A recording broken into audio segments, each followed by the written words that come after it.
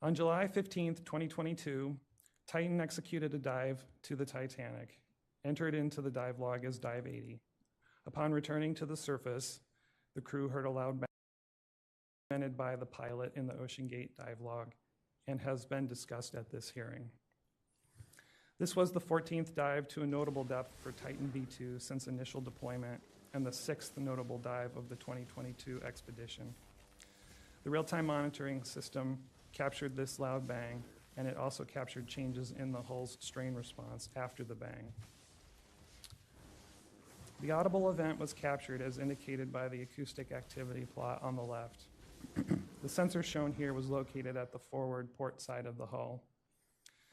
The horizontal axis displays time, and the vertical axis, again, displays both acoustic event amplitude and dive depth, I'm sorry. The acoustic activity increased upon returning to the surface leading up to the event, which is indicated by the red arrow. Several strain gauges also responded to this event. The graph on the left shows the hoop and longitudinal strain responses during the dive for Group 4.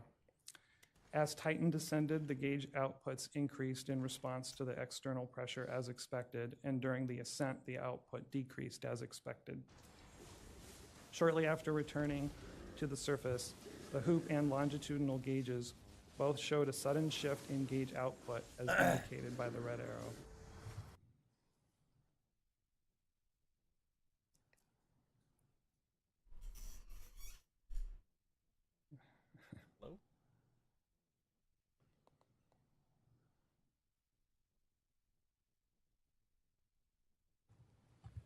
Hello? Lieutenant Steele, could we go back and try to get back on that page? It looks like it's I not thought loading. it froze. Okay, well, we'll just have to proceed, unfortunately. And so this is also presented in the materials lab factual reports. So if need be, interested in individuals can refer to the factual report. When plotted together, one can see that the sudden change in strain gauge readout coincides with the large acoustic event. Dr. Kramer, Yeah. I think this is important. Why don't we take a 5-minute recess to see if we can get that slide to, show that to function? Is there Yo, how many stages balls is on that this? slide What that the should be loading? It essentially shows I should've both the, for whatever reason, it's not plotting correctly. It shows an overlay of the acoustic emission and the strain response for the, 30-minute interval after it surfaces. But it's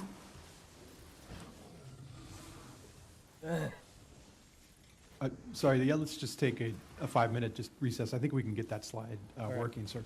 okay. We will reconvene at 9:18.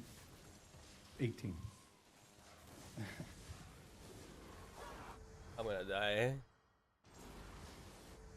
Oh, I mean, in real life too. Oh. Whew.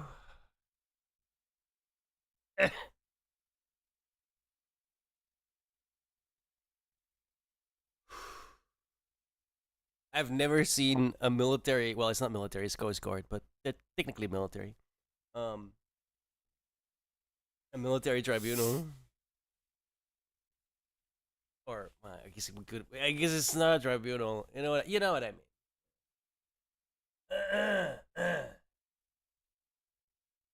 I know I sound horrible, by the way. Sorry, I can't help that. I mean, I could mute. That would help it. Ugh.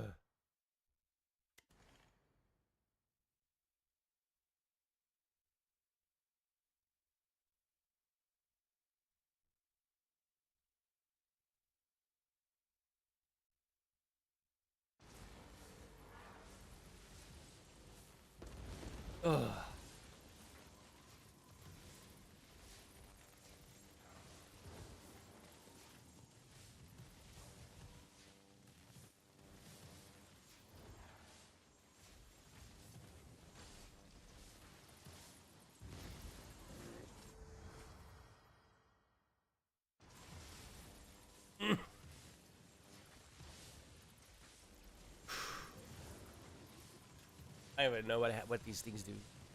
Shoot stuff at me, I guess. Oh no.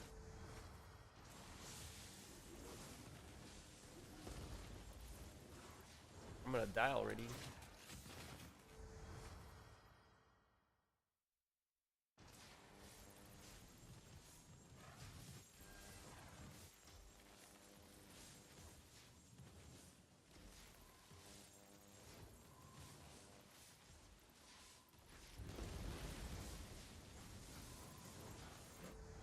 This is gonna hurt.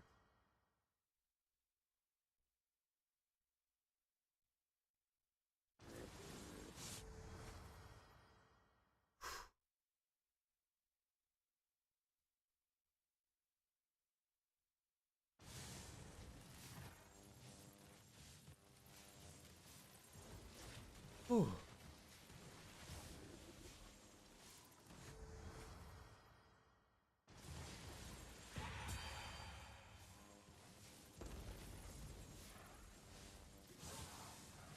Yeah, it's one death.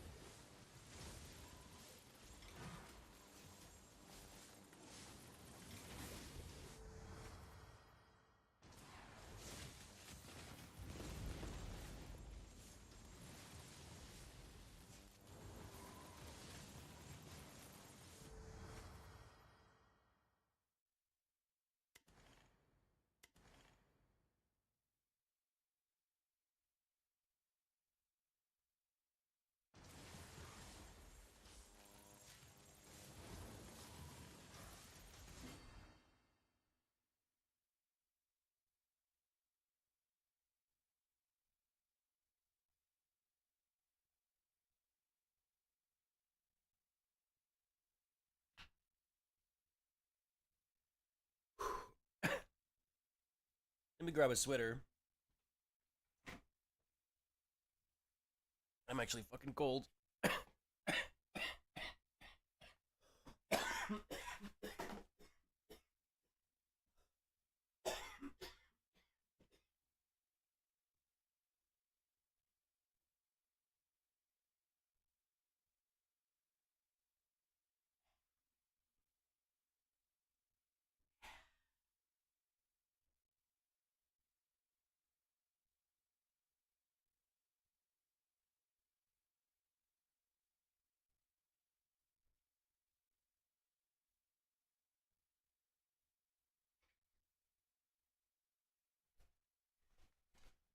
Ugh.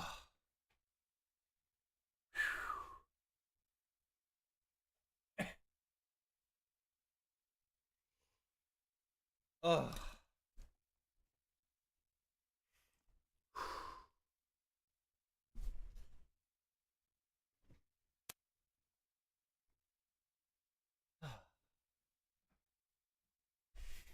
I go to school not even for a month already picked up COVID, dude. It's fucking ridiculous, bro. This is why I don't go outside normally.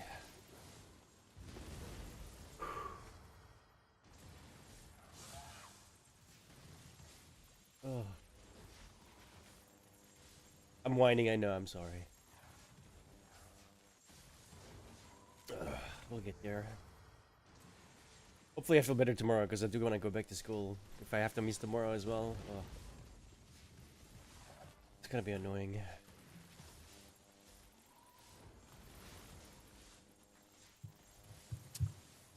Right, thank you. So,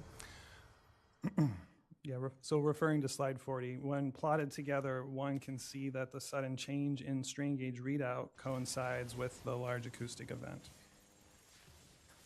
Sherlock's powerful strikes. Some of the gauges showed a change in strain response after dive 80. Oceangate strain data was typically, and perhaps always, plotted as a function of time. The changes in mechanical response are easier to visualize by plotting the strain against dive depth, as shown here for the hoop strain at gauge group 4.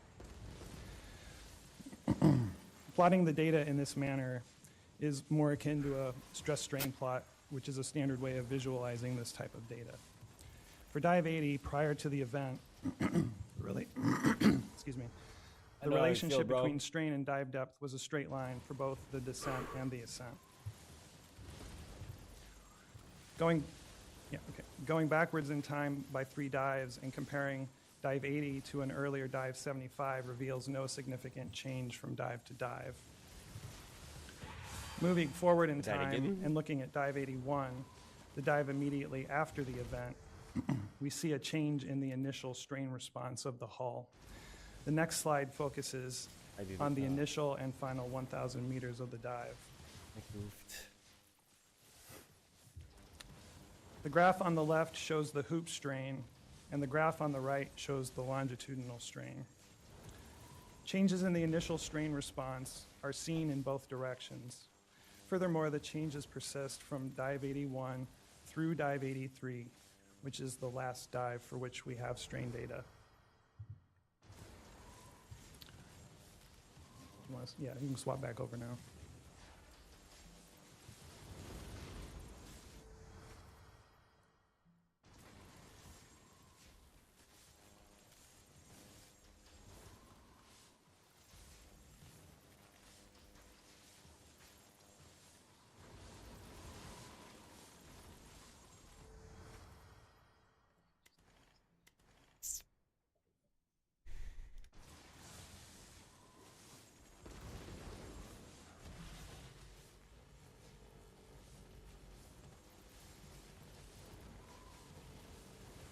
So, next slide. Okay.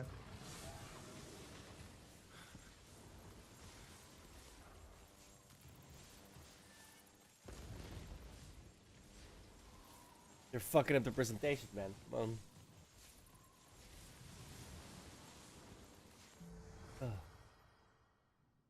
Okay, there we go.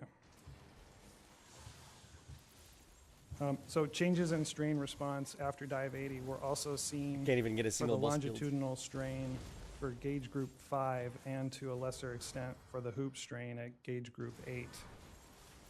Those changes also persisted for dives 82 and 83.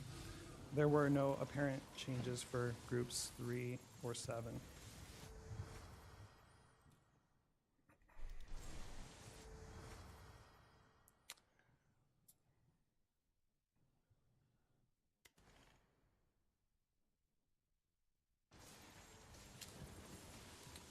Oh.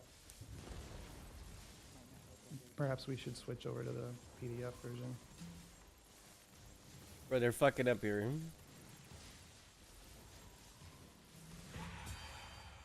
Someone clearly never got IT schooling. Agreed. Lieutenant Steele, let's just stick with Yeah. the PDF.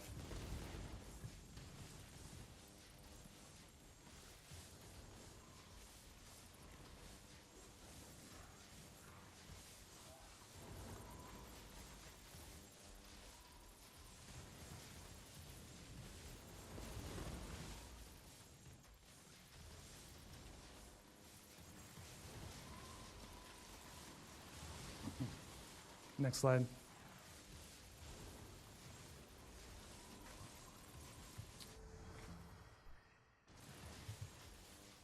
Make sure I get my bearings right here. So the acoustic emission response at the forward port side sensor showed a slight initial increase after dive 80 and a fall off afterwards. Here we see the response for dive 80 and its spike in acoustic activity after returning to the surface. Looking at dive 81, there was an increase in acoustic activity during the descent, and once again an increase in activity after returning to the surface.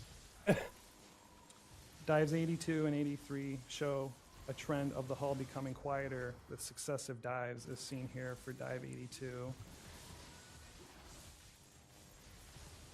Next slide. And here for dive 83. One note about dive 83, this dive did not take place at the Titanic wreck site and did not go to the same depth as the other dives. According to the dive log, it reached a depth of 2,954 meters. This is the last dive for which acoustic emission and strain data is available. For the final part of my presentation, I'll go over some images of the Titan wreckage, where we will see that the hull encountered a significant amount of delamination, the majority of it within or adjacent to co-bonded adhesive interfaces. This image shows the Titan wreckage as it was discovered on the ocean floor. The aft dome, aft segment, top rail, side Bro. rails, and the aft Supposedly they found like paste inside of here with DNA in it. What was left of the people? Like literal paste. Just like that. You know? portion of the composite hull were located together. The forward dome, shown to the right, the forward segment, and the tail section were each found by themselves. Much of the forward hull had fragmented into multiple pieces spread around the ocean floor. One segment of the hull, near the top of the vessel, though, was intact nearly along its entire length and also stayed with the main wreckage. This is an image of the single layer piece that was recovered and examined at the laboratory. This piece was located approximately 350 feet from the main wreckage and had a piece of lead wedged in a crevice. Here's another view of the main wreckage. From this view, two notable pieces of the wreckage are visible and indicated. One is the piece that extends nearly the entire length of the hull near the top, and the other is a piece on the port side as indicated by the white outlines. Yo, Joe, what's up? How you doing? This image shows these two pieces laying flat on the ocean floor during a recovery mission. Both pieces, and in fact much of the hull, had delaminated into multiple shells or layers. A cross-section image on the right illustrates where these Feel terrible. delaminations occurred. The first shell consisted solely of layer 1. The second shell consisted of layers 2 and 3, and finally the outermost shell consisted of layers 4 and 5. The delamination between the innermost shell and the middle shell. Yeah. Let's go back, Oof, indeed. actually. Bro, my head is like... I feel terrible. Yeah, this thing. It's on my wish list, I'm pretty sure. It came out, right? I'll go ahead and give you a cue. You for should get next WoW slide. first, man. Yeah. So the right, no, I kind of lost where. So the It says sorry, I lost where preload. I was. So 1 the, October. Yeah. the delamination between the innermost shell and the middle shell occurred within the adhesive at the layer 1, layer 2 interface for all the pieces that could be examined. But yeah, it's on my wish list. This was seen earlier on the single layer piece at the forward end of the hull, and it can be seen here for the layer that's labeled 1 at the lower right of the image. Another layer 1 piece is hidden on this image, but is visible on the next slide. It too shows separation within the adhesive. Well, free to play, right? Let's be honest. The delamination between the middle shell and the outer shell shows a more complex separation Like pattern. Star Trek Online For the and piece that was Star located Wars, on the port side, the Old shown Republic on the are left, also you can see the green free to adhesive at play. the top of layer 3, Right? consistent with I have separation never not within the paid for adhesive. it. Next, okay, good. Looking at this same piece, Hell, I own a lifetime with the sub outer on shell Star Trek removed, Online. we see that toward the aft end, there's technically a I'm mixed not paying for region it where anymore, some of but- the separation took place within the adhesive and some within the adjoining composite layer. At the forward end, there's also a square patch of composite material still attached to the surface.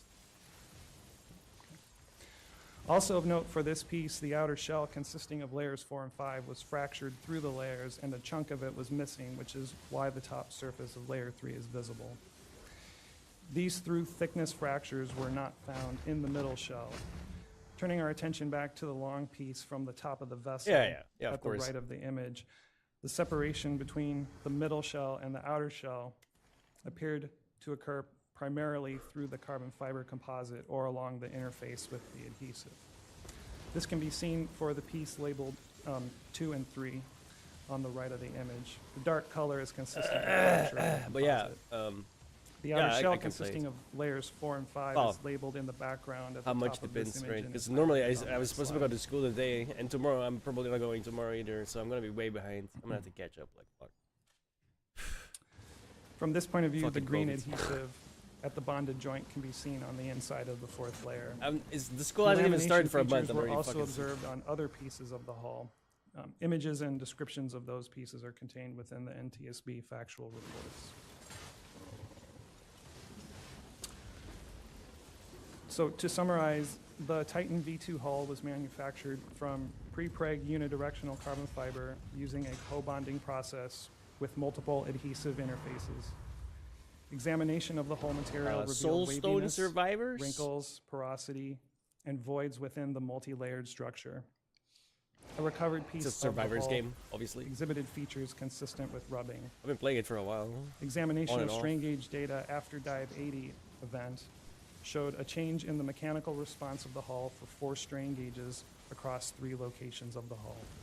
Those changes Yeah, it's persisted kind of from fun. dive to dive. I can't As complain. just it's pretty fun. described, the composite hull showed significant delamination into 3 shells, a shell comprising layer 1, a shell comprising layers 2 and 3, and a shell comprising layers 4 and 5. This brings me to the end of my prepared testimony. I would like to thank the Coast Guard for the opportunity to present these findings and would be happy to answer questions at this time. Dr. Kramer, thank you for that thorough presentation. and There's all of a the shit ton of forensic, characters. I'm playing a character. forensics I working have up a to that. level 1, Really so I'm appreciate, doing horrible. your time and also collaboration with the other substantially interested I have a hard states time to the killing the bosses. investigation and the Coast Guard. Lieutenant Commander Williams has questions for you, sir. No? Dr. Kramer, can you explain to I'm me about to how die. a wrinkle would form in carbon fiber? So the way that the wrinkle likely formed for Oceangate was during what would be called a debulk, or from vacuum bagging.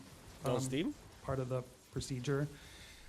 To consolidate the layer, they would wrap the entire assembly in a impermeable bag and then apply a vacuum. This is to try to remove the excess voids or excess open volume. That causes a compression or consolidation of the material against the mandrel or the form. As you noted, the second hull, or V2, was cured after each 1-inch layer in an autoclave. Can you explain to us what an autoclave is and its purpose? Sure. So an autoclave is an oven where you can increase the atmospheric pressure. And so the purpose of increasing the atmospheric pressure is to increase the external force on the composite I didn't as get it is very far. curing, so that you can remove as much voids and porosity as possible and consolidate the material as best as you can. Thank you. Oh, $60. I'd It's on like my to wish go list back already. to the diagrams that you have outlined on slide 33. Lieutenant Steele, could you bring Oh, up yeah, slide yeah, I 33? see this. Yeah. Yeah, mixed though.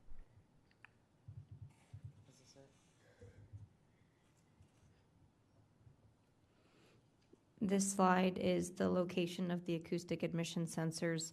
As you noted, the blue sensors means that the sensor stopped was paying for working, Game and the Pass. red means that there was no acoustic activity detected. As we know, Channel 2, Channel 4, and Channel 7 all had full-scale acoustic admissions. You should have a laser pointer in front of you. Can you show me on your diagram where those sensors... I'm sorry, I don't think it's in front of you. We have to go grab the laser pointer for you.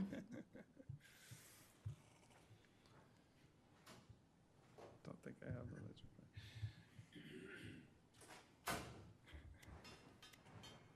pointer.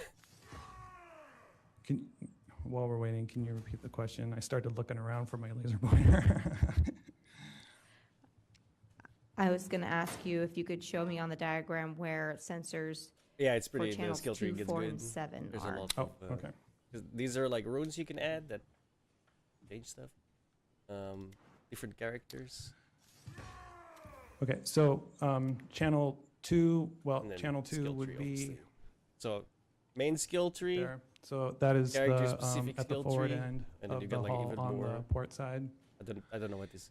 Channel 4 would be in the middle of the hull at the top. and, sorry, can you remind me again, what was the? In channel final one? 7? Channel 7. I believe this is channel 7. I believe channel 7 is. Yeah, I noticed you've been playing that. Also at the top of the hall at the aft end. We also noted from the real-time monitoring data that channel 6 and channel 8 had acoustic admissions, but they were not full scale. Can you show me where channel 6 and channel 8 are located on the diagram? So channel 6 would be on the aft titanium segment or ring, and channel 8 would be right here on the lower port side at the aft end of the hull. Earlier, we had discussed that the acoustic emission sensors 1, 3, and 5 had little to no activity. I wanted to confirm that AE sensors 1, 3, and 5 are the ones shown in red on your diagram. That is correct. I was a little close to the mic. In your presentation, you noted that there was dust present in the peel ply impression between layers 1 and 2, which is slides 26 and 27 of your presentation. I wanted to confirm that the test that you conducted showed that the dust was consistent with being the same material as that of the adhesive layer. Definitely reroll.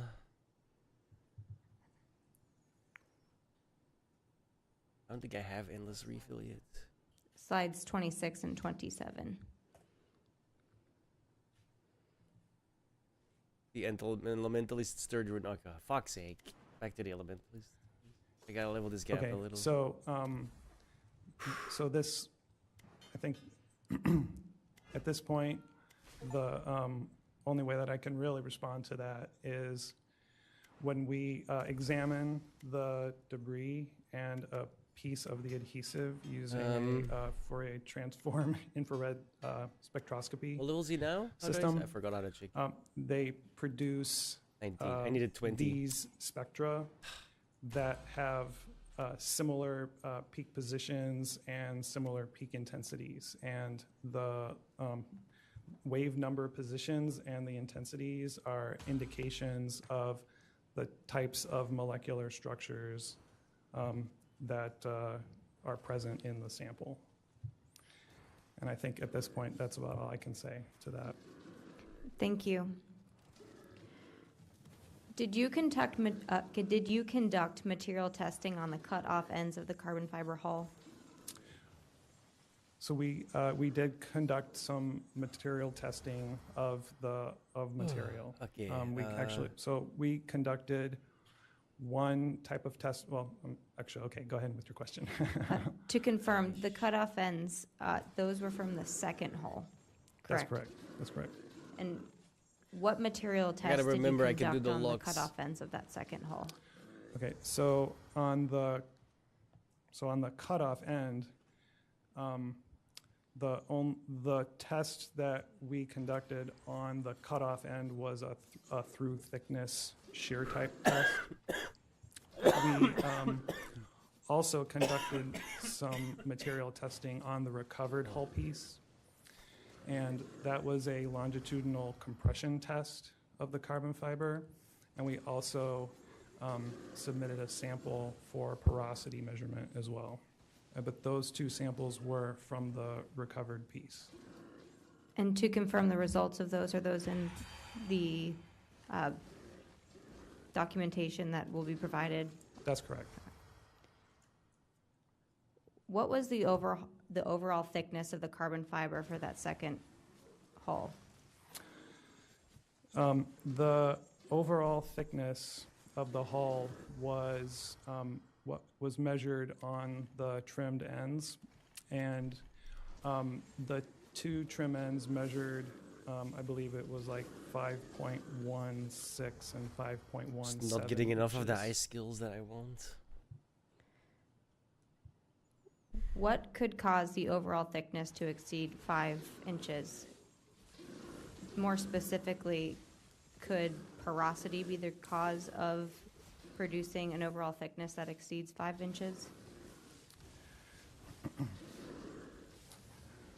Well, I think the best way that I can answer that question is to note that the that the material in question does have some data available for it as far as what the expected porosity content is, and the expectation is that the porosity content should be in the vicinity of 0.4 to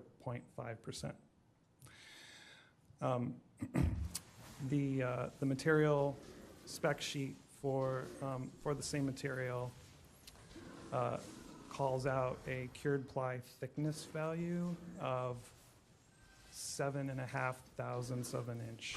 So 20 of those plies should have, on average, a thickness of about 0.15 inches.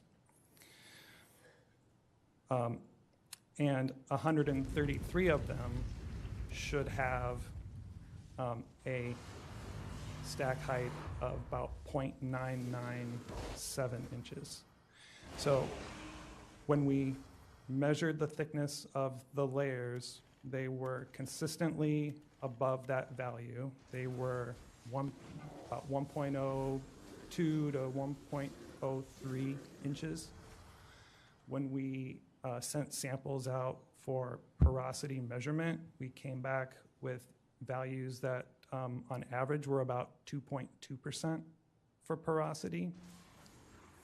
And when we looked at the structure of the composite, The we more you hear noted about this that Oceangate at thing, the worse base it gets. of the Dude. layer, there was no visual indication. It's of surprising they got porosity, 80 but dives when out we of it. looked towards the top of the layer, as we showed in the image, there was an indication of porosity. And so, obviously, porosity is open volume, and so that is certainly something to be considered. The only bad thing about Stockton Rush seemingly dying is the fact that he took out 4 people with him. The shit dive was bound to depth happen. strain curves that you presented, I wanted to confirm that you developed those curves, and this was not something that you received from Oceangate. That is correct. Speaking specifically about what you found, after dive 80, were you able to tell the difference between the strain curves when you looked at the strain curves developed by Oceangate? Or more specifically, was there an obvious deviation between the strain curves developed by Oceangate, or was the only way you noticed the nonlinear response of the strain at shallow depths was by graphing this information in a different way?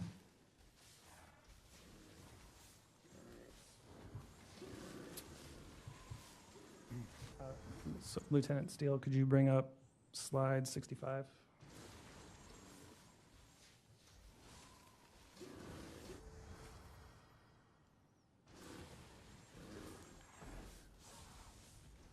So this slide here shows the hoop and longitudinal strain gauge output for Group 4 for dive 80 and for dive 81.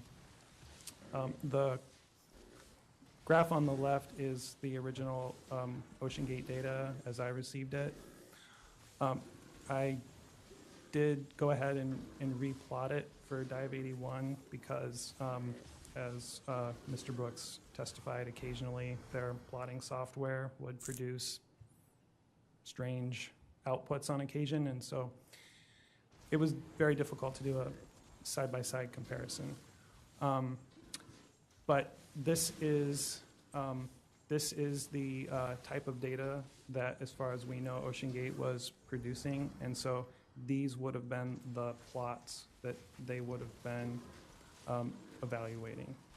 And so I guess it's a matter of opinion as to whether one can discern the changes in strain output from these graphs.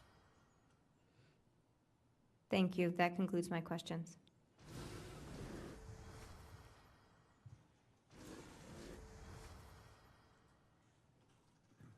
Dr. Kramer, Lieutenant Commander Whalen has a question. Thank you, Dr. Kramer. When you measured and we had just discussed measuring the thickness of the version 2 hull, and the number was approximately 5. What was 5 point? It's somewhere between 5/32 and 3/16 above the 5-inch, the nominal 5-inch thickness. Yeah. Did you do the same tests on the version 1 hull? Or the same measurement, I should say. I did do a thickness measurement on the version 1 hull. And what was that?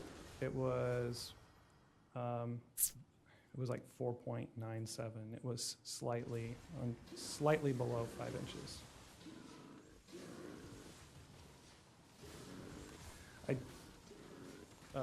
Lieutenant Steele, can you? I do have a slide where I. Lieutenant have a Steele is visual apparently the comparison of man. Those two, you can Yeah, bring but- that up. That's slide 63. He's got to do all this shit.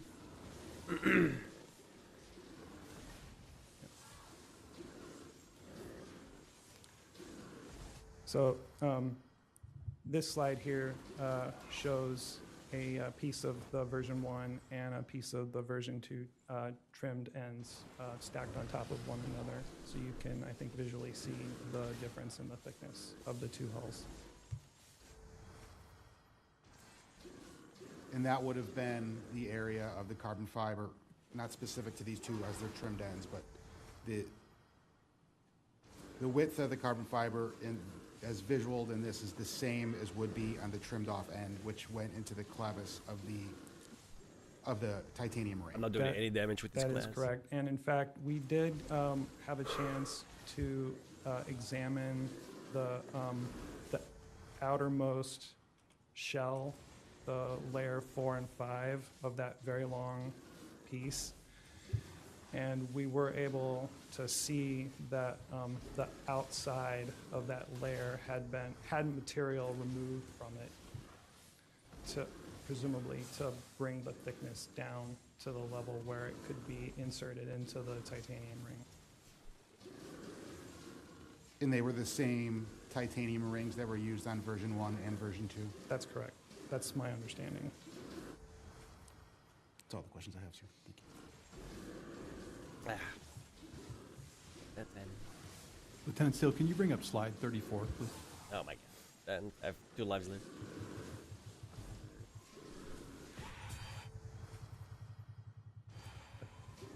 Dr. Kramer, I'm going back to the acoustic emission data from Dive 76. And this question comes down to, I'm trying to figure out if the acoustic sensors were inoperable or just maybe hearing less noise prior to the Dive 80. And we had previous testimony that this could, the lesser acoustics could be due to a scaling issue from the different graphs. And that's what I want to ask you, sir. Looking at this, is the potential for channel 1 to be a scaling issue? Are these the same scales? Well, so these two graphs, these two plots are the same scale. So in your opinion, is it likely that the other acoustic sensor is either highly degraded or inoperable? I don't think that I'm in a position to answer that question. I'm sorry. For Dive 80, did you see any indications of a acoustic reading on on channel 1 for the loud bang? I think it's fair to say that Last dive. for any dive that we examined in 2022, on the plots, we didn't see any, on channels 1, 3, and 5, we did not see any indications of notable acoustic events. There were, as you see on this slide here, the right graph, the forward starboard sensor, there are occasional blips, like if you look, well, yeah. So there are occasional blips like the one that you see, but in general, they do not show the same type of acoustic characteristic that the other sensors show. And sir, now I'd like to talk about the sanding of to fair the hull after each 1-inch layer was applied. Do you know if that sanding was done on carbon fiber layers that were longitudinal or cross-sectional? Well, so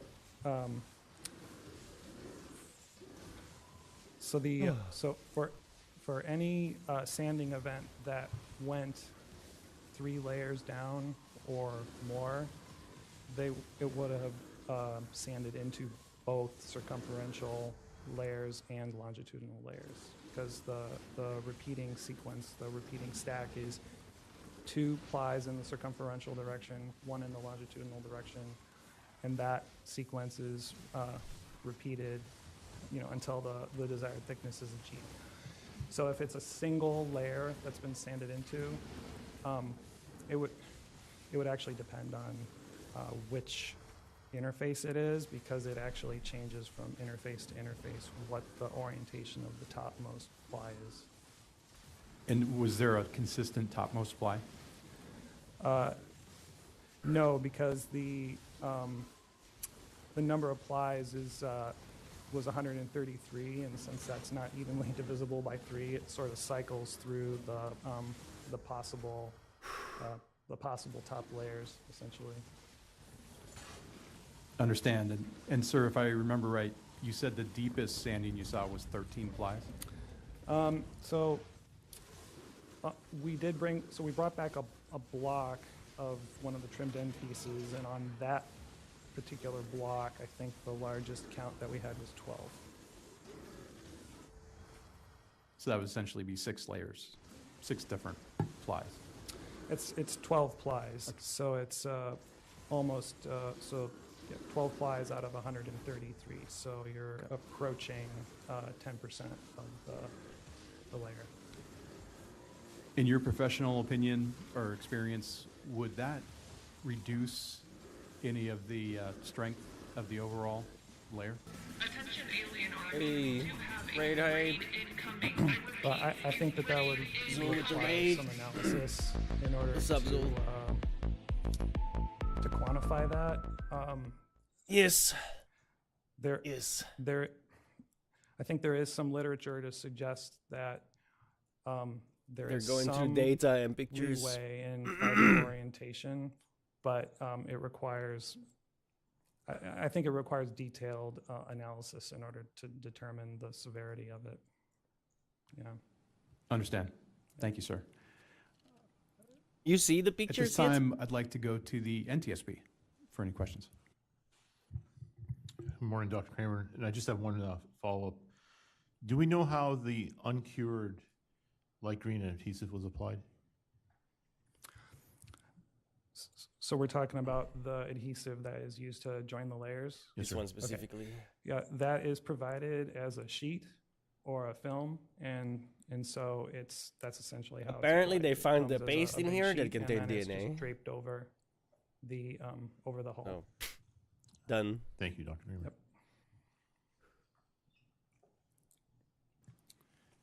At this time, I'd like to go to Oceangate for any questions. Thank you, Mr. Kramer, for your time today, and thank you for your analysis. Is it correct that the issues you just discussed in your presentation do not relate to the viewport that was used on the Titan at the time of the implosion? Oh my god. Covering her ass. Her dare ass. So I did not discuss the viewport in my presentation. Thank you.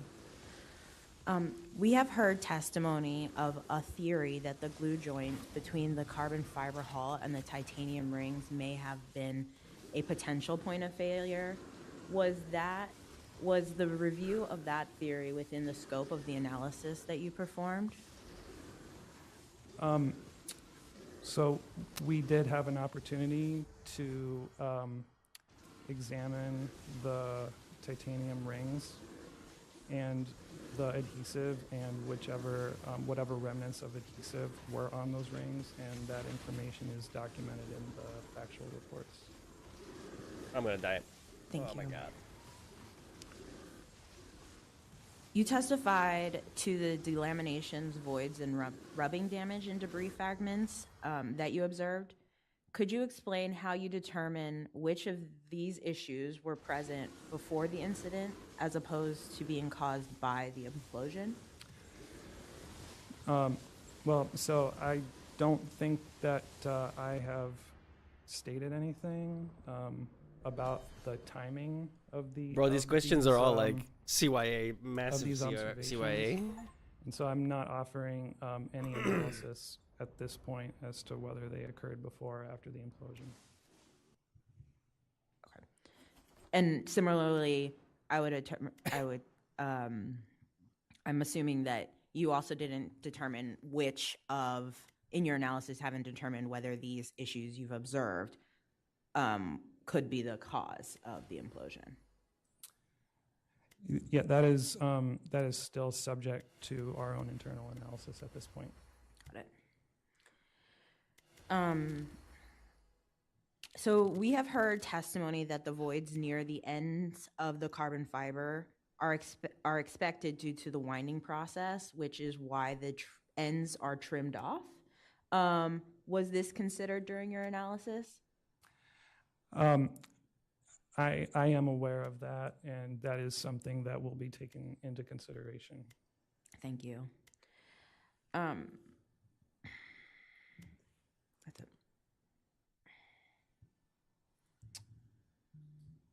Okay. Thank you. Thank you, Mr. Kramer. We're done with our questions. I need to get this At guy this leveled time, up for a specific. Before group. I'd like to take a 10-minute recess just to make sure there's no final questions for you, sir. And we'll reconvene at 10:05. Okay. Thank you.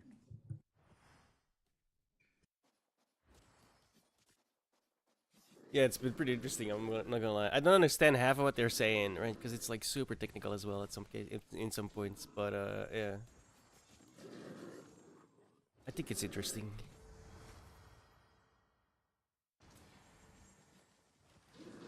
Should have locked the blue one.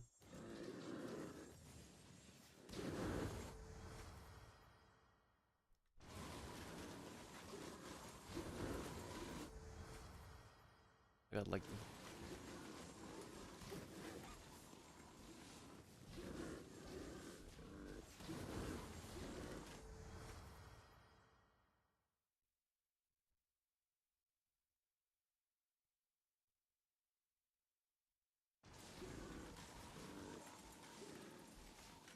10-minute recess. That means I'm gonna turn the sound up for 10 minutes.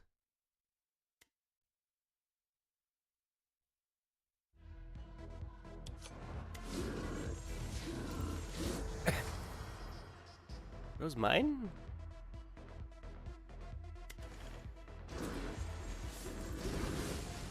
They were.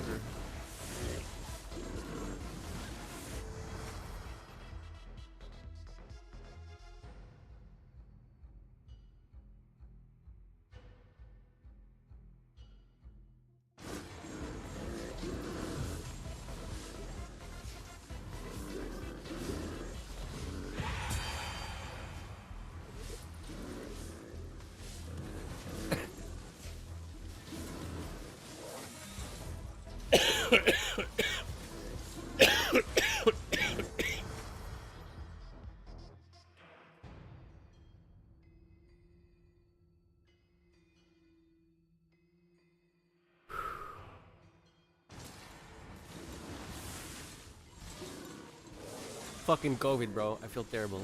It's really annoying.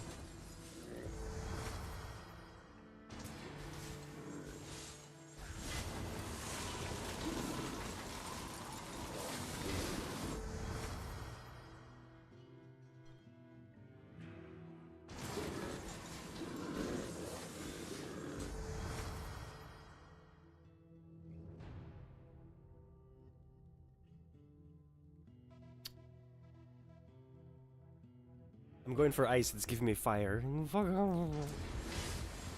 Unbelievable.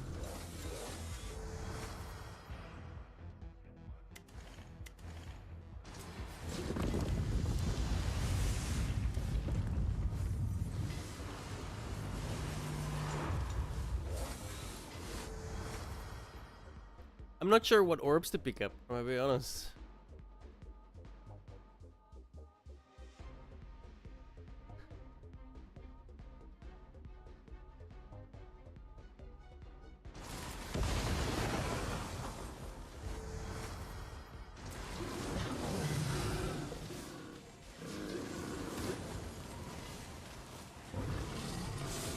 I'm just picking them all up, dude, whatever.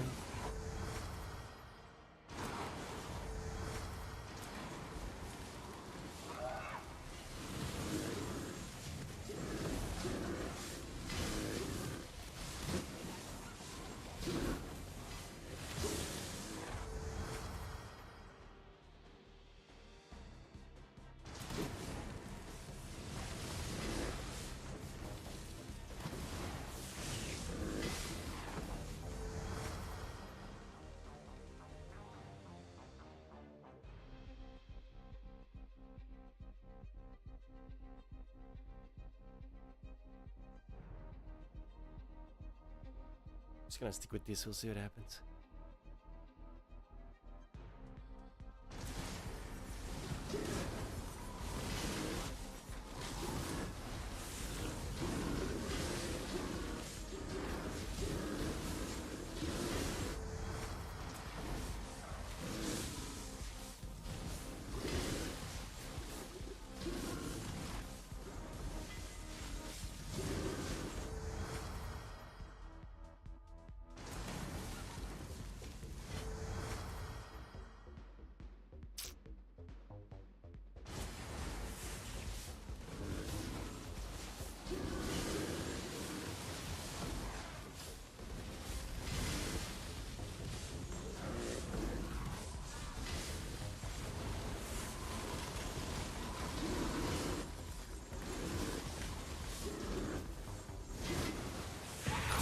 I'm getting my ass handed to me now.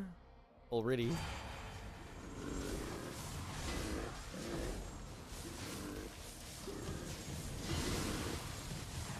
I need movement speed, bro. I'm so slow.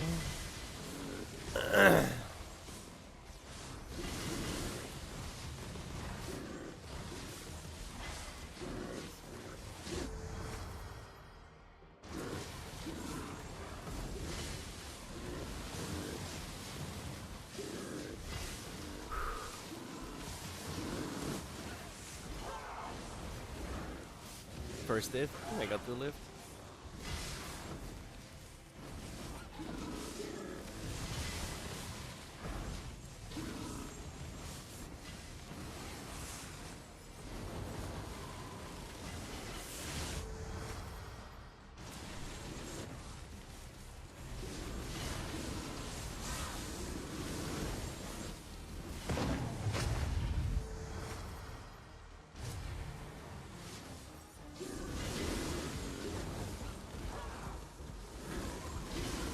Kill the boss somewhere.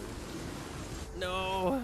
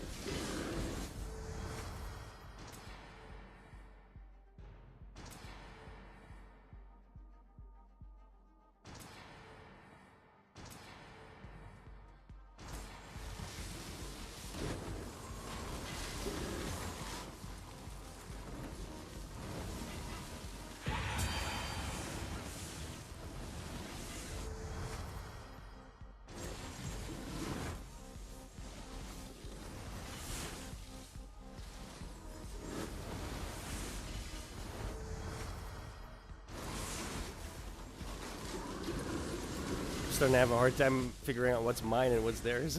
Whoa.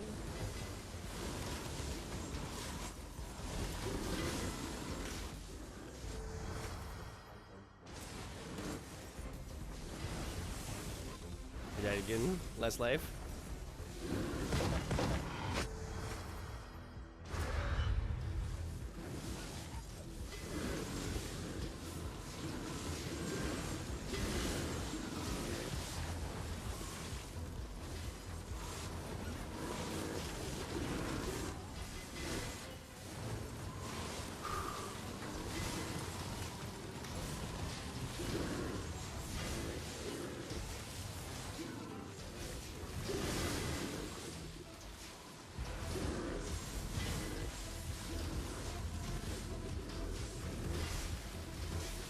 I'm fairly certain it's because I can't kill the stones fast enough.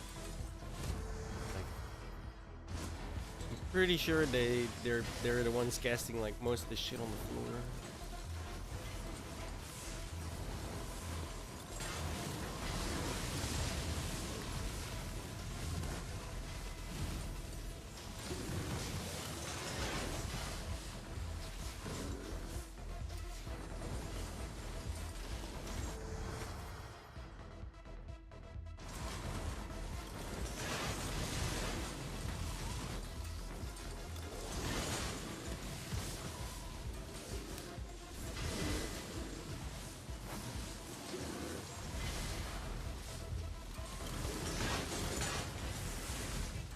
Ouch.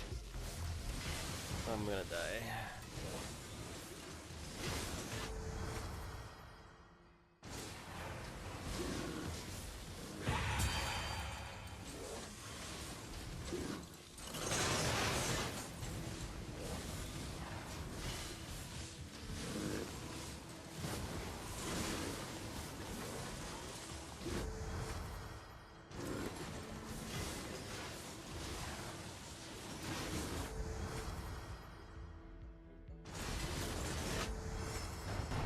Nice.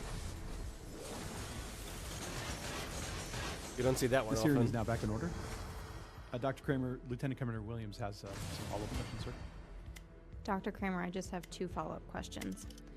We heard testimony earlier during this hearing that using cutoff ends of the hull to produce witness panels to conduct mechanical testing of carbon fiber is a standard used in industry. Would the cutoff ends of the hull that you analyzed be representative of this to be used to conduct mechanical testing?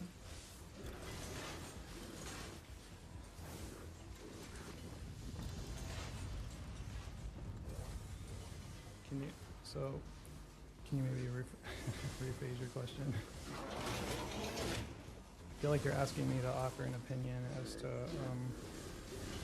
to whether this material would be, well, go ahead. To restate the question or to rephrase the question, the cutoff ends that you analyzed, is that consistent with what would be used to make witness panels?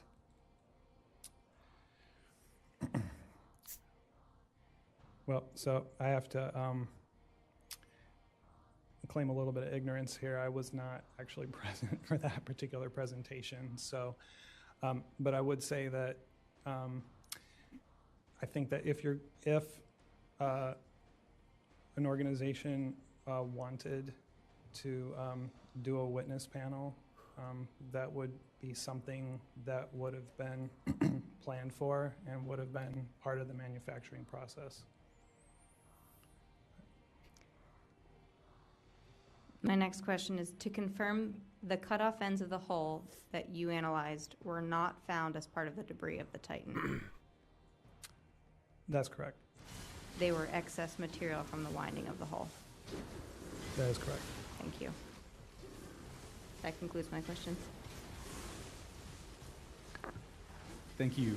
And for the record, I want to state that the cutoff end caps were maintained and provided by Oceangate from their Everett facility. Just to clarify, you mean the trimmed ends? The trimmed ends, yes. Of the carbon fiber, not the end caps, just to be clear. Right, and I'll rephrase. The trimmed ends from both the first and second Titan hulls were maintained at your Everett facility and provided to the Marine Corps.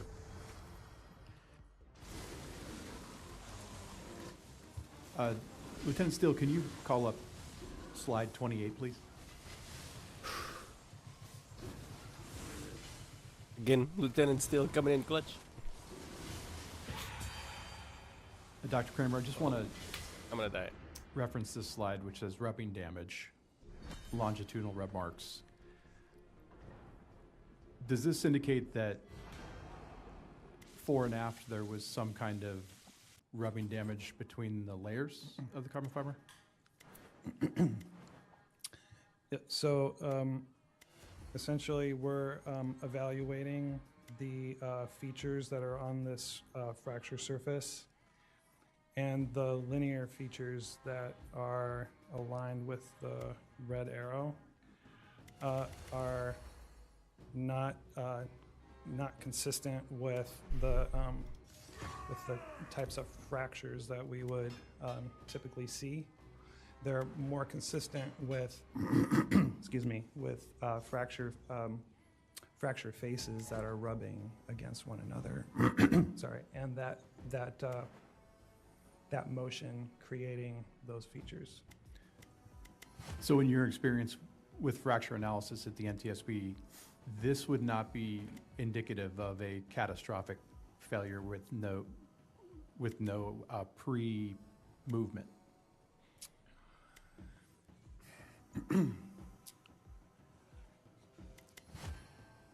Well, I think, again, that starts to get into the issue of correlating observations with timing, Okay. and that starts getting me into analysis. Understand. Thank you. Lieutenant Steele, can you call up the slide for dive 80, please? YOLO glass cannon. Why not?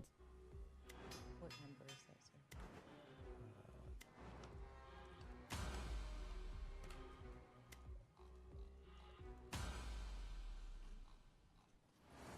It's slide 38.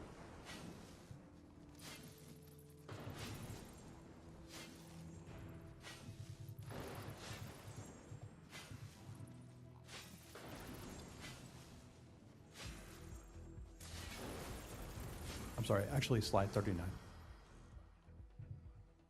is the strain gauge for response for dive 80.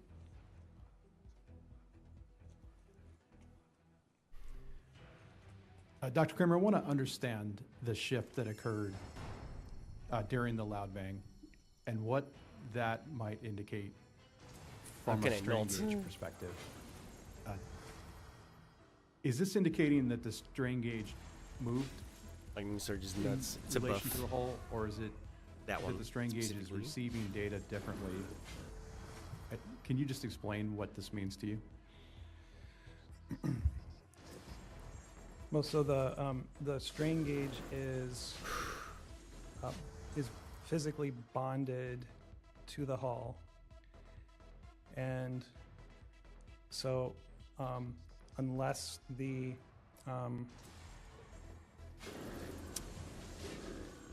also any changes in the strain of the hull are expected to be reflected in the readout of the gauge. And so that's what we're seeing here. I guess maybe I'm not understanding your question. Does this mean that the hull is now experiencing the strains in a different manner? So it means that it means that there is a sudden change in both the longitudinal and the hoop strain at this particular location of the hull. And we see this type of response for this is gauge group 4, and we don't see it for other Duration gauge 13 groups seconds, cooldown such 12 as seconds. Group 3. AKA it lasts And longer so than the cooldown there's is, so it'll a, always be up now. Oh, there's Blade a Storm, perfect. That's the best. Change in best the skill in the game. strain in the hull that is occurring at this location that opinion. is not occurring at other locations. Is that something that would be problematic if you were monitoring strain gauge data?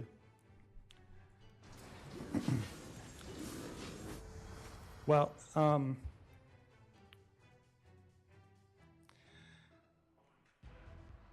without offering my own opinion about what I would do as a engineer, I guess I would just refer back to Mr. Brooks's testimony about his concern about it and other people at Oceangate. Thank you. Oh, and can you confirm where strain gauge 4 is on the hull? Do you remember? Well, so we do have a document from the Deep Ocean Test Facility that shows the strain gauge layout. But based on Mr. Brooks's testimony, there is a little bit of uncertainty at the moment as to exactly where that gauge is. And so I think at the moment, I'm hoping to get that clarified shortly so that we can be more specific about that. Yes, sir. Okay, Yeah. that remains under investigation. The Yeah, exact location. Yeah, the diagram from the Deep Ocean Test Facility does provide a location for it. We just need to confirm whether it changed or not. Thank you, sir. Mr. Fawcett?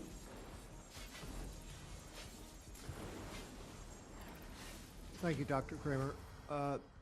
Will a sound make a movement that's detectable by a acoustic strain gauge? All right, correction on that, on a strain gauge.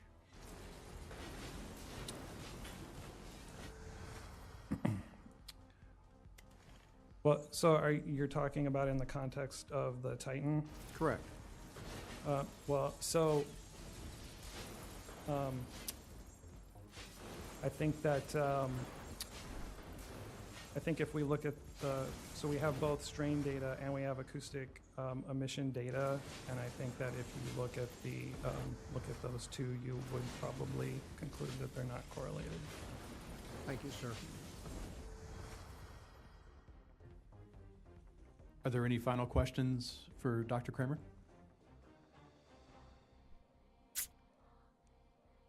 Dr. Kramer, is there anything that we haven't asked you that you think would be valuable to the board at this time ahead of your analysis? No, not at this time. Thank you.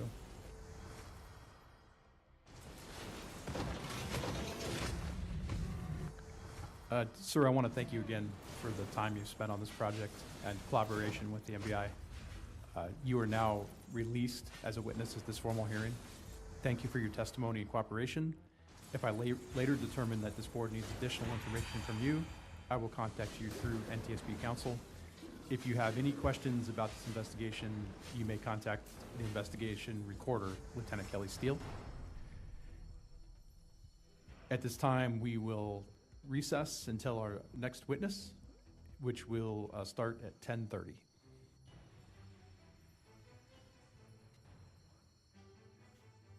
We live in crazy times, dude. The fact that we can just get to watch this and stuff, I love it. Well, the fact that we get to watch it, I mean, obviously.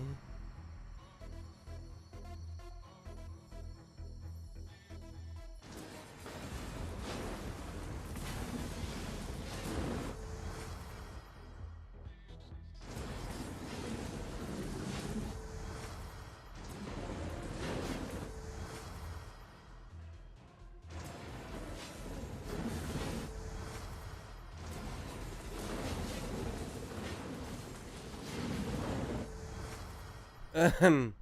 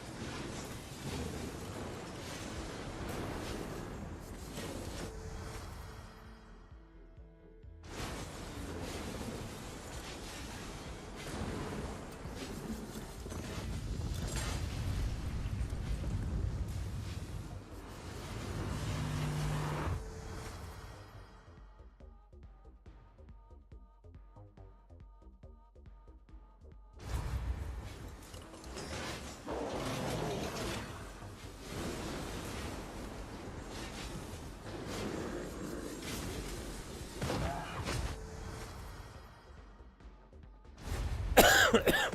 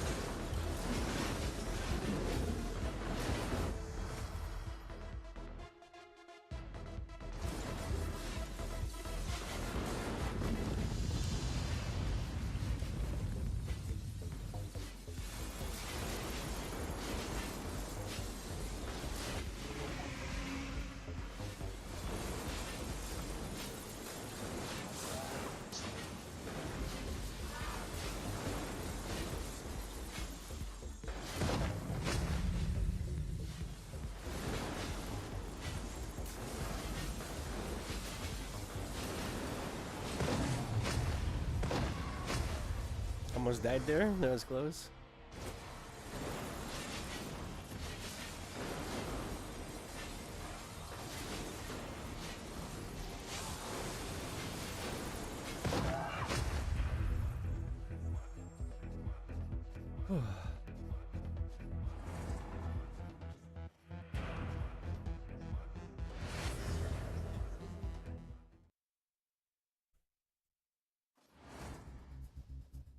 Should be back momentarily.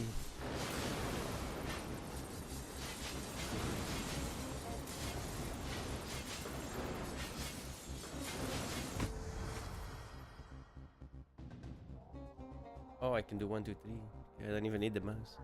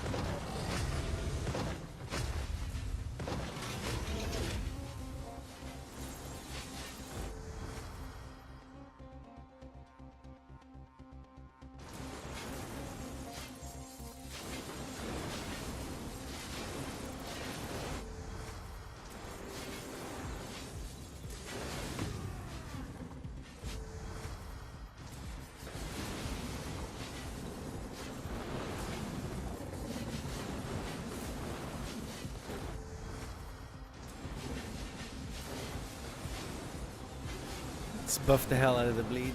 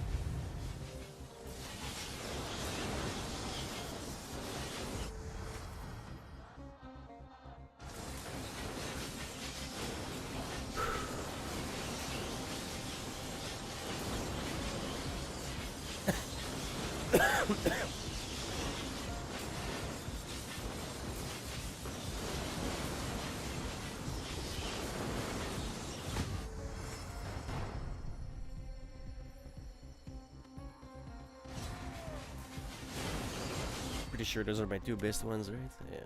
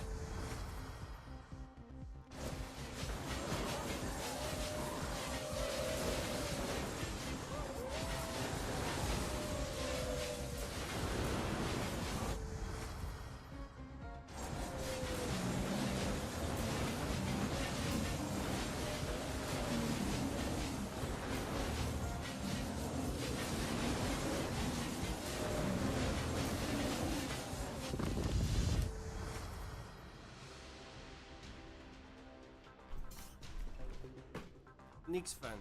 Kom hier. Nope. Fuck off.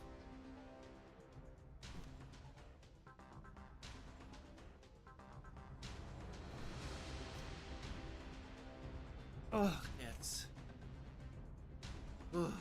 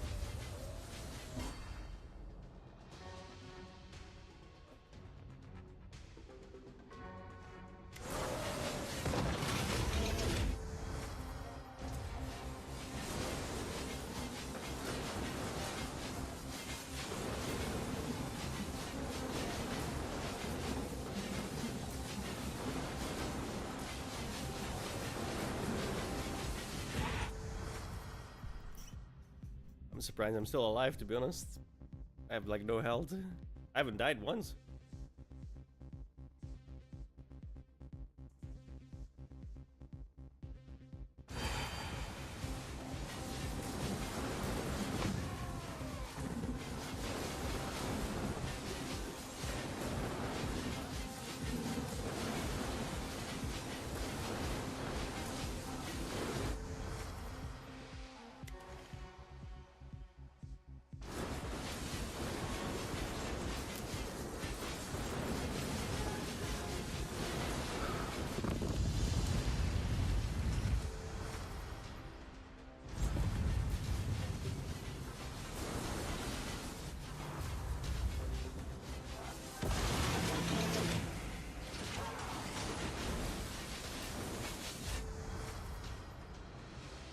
Two of them are dead already, they just don't know it yet.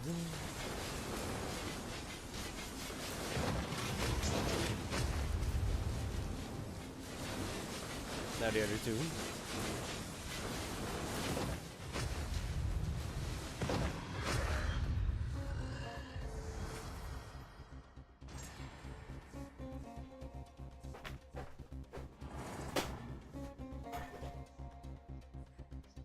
What are you doing? Hey. Miss. Fucker. Come on, fuck off. Not in the mood for your shit today.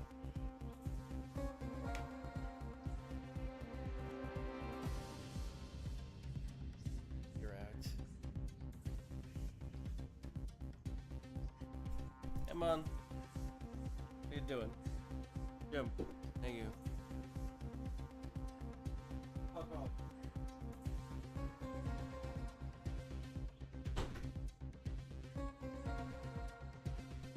Fuck's sake. Yes.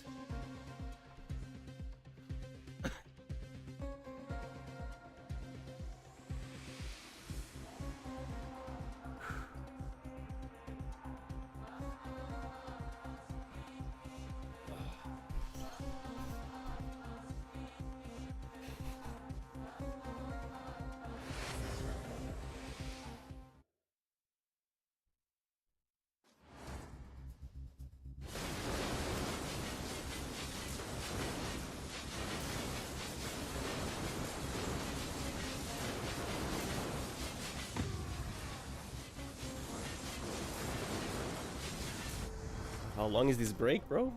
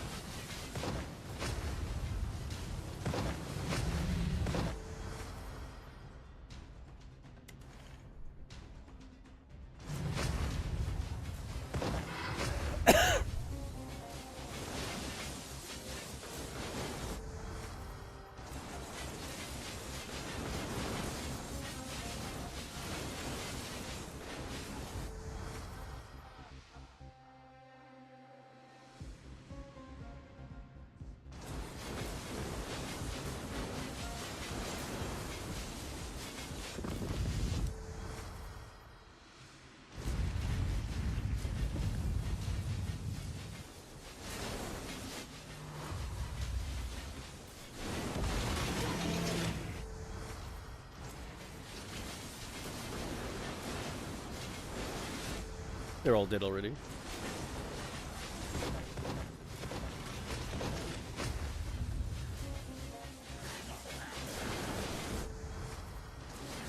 Bleed is pretty good.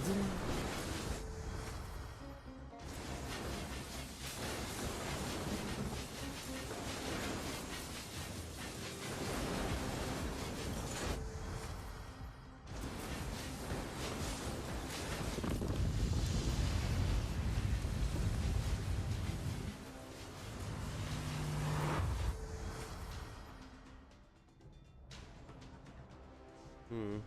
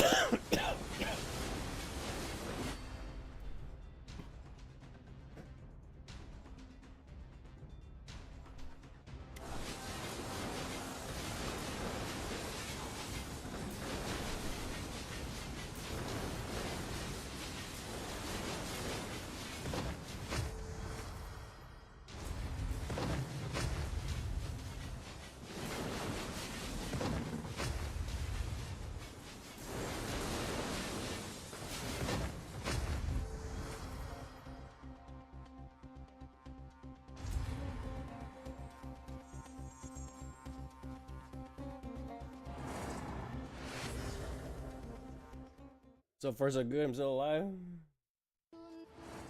Oh, my first life even. It's nuts.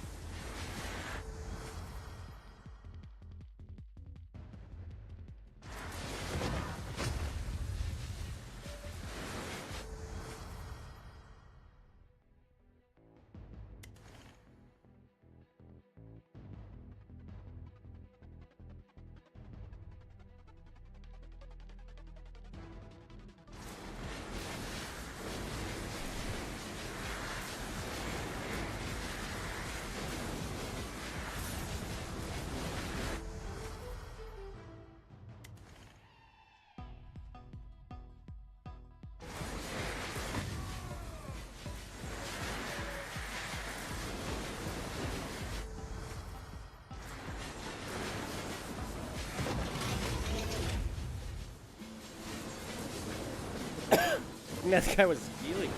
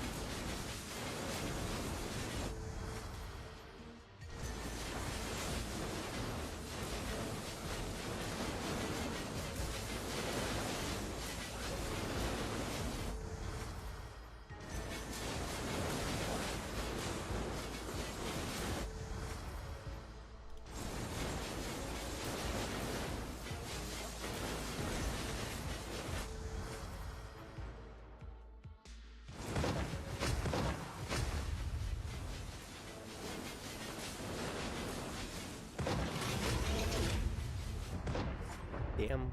Wow, I instantly died. What? That sucks.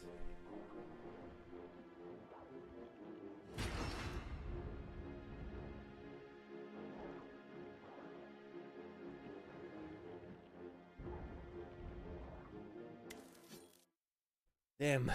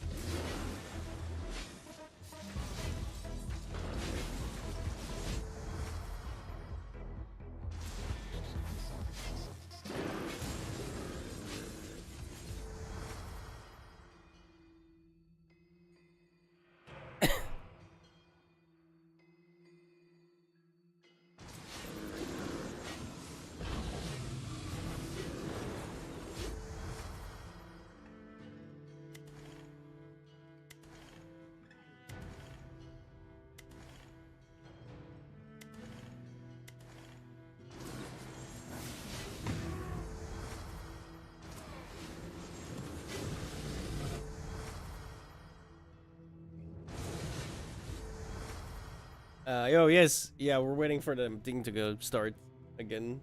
I think they're having lunch. How you doing, Shadows?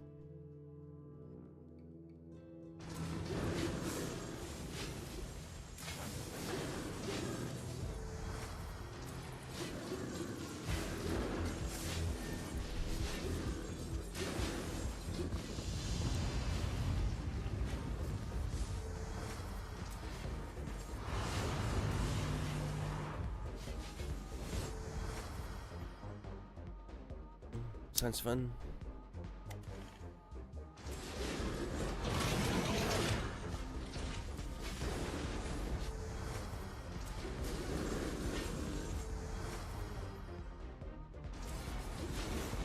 Me, I'm trying not to cough.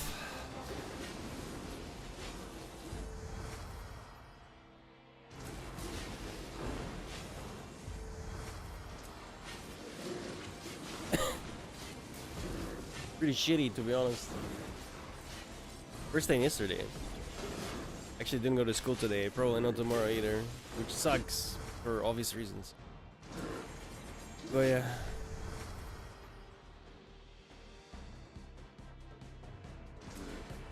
Not much I can do against it.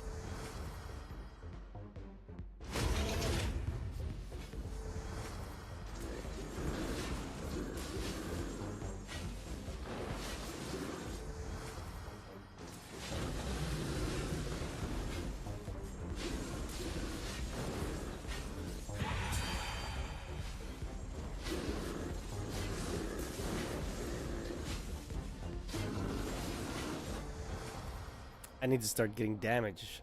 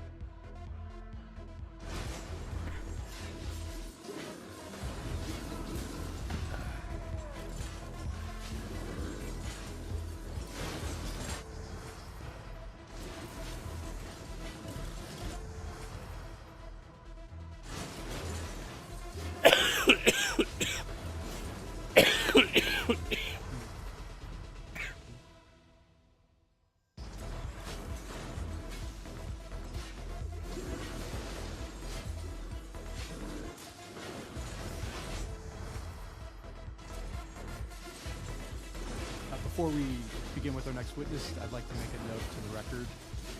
During this morning's testimony by Dr. Kramer of the NTSB, Dr. Kramer provided both oral and written acknowledgement and thanked the Transportation Safety Board of Canada, TSB, for its feedback to the factual report.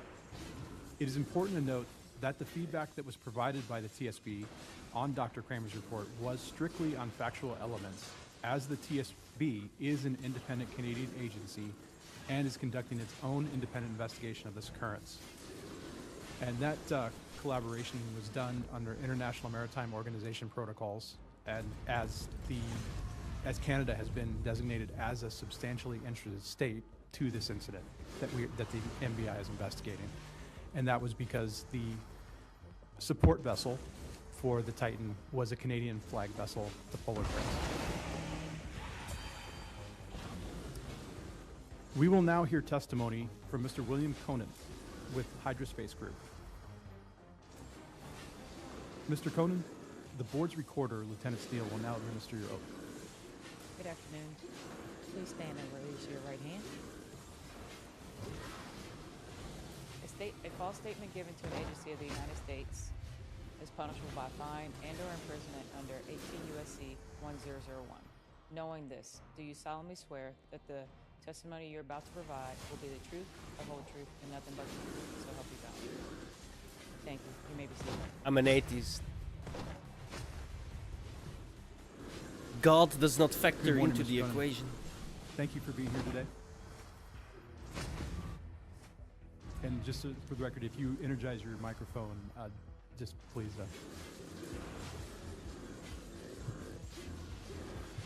You should have a green light when you're active. I have a green light. Good morning, Mr. Chair. Thank you, sir. Lieutenant Commander Williams will start out with the line of questioning. Good morning, Mr. Conan. Good morning. First, thank you for being here with us. As we ask questions, we will take breaks, and if you need a break, please let us know. All of my questions are related to your background, Hydrospace Group, your involvement in the submersible industry, and your interactions with Oceangate. My first round of questions is just related to your general background. Could you please briefly describe your educational background? Well, that might be difficult to be brief, but yes. I'm a trained engineer. That's funny. I studied at McGill University in Montreal. Did my bachelor's and master's degree in electrical engineering, and with specialty in electromagnetics, wonderful things, and gravitated from space into the hyperspace direction. If it may please the board, if it's the right time, I would like to give some more background information, which I believe might be relevant if this is the proper time to do so, because I believe. Yes, that's fine. Commander Williams. Yes. There's a lot of interest. First of all, it's a privilege to be here this morning, and to be in front of the board. Applaud your work. This is hard stuff to do. It is difficult, it is complicated, but it is very important, and Let's suck it up, move on. That we deal with complex stuff, and the public has many, many questions.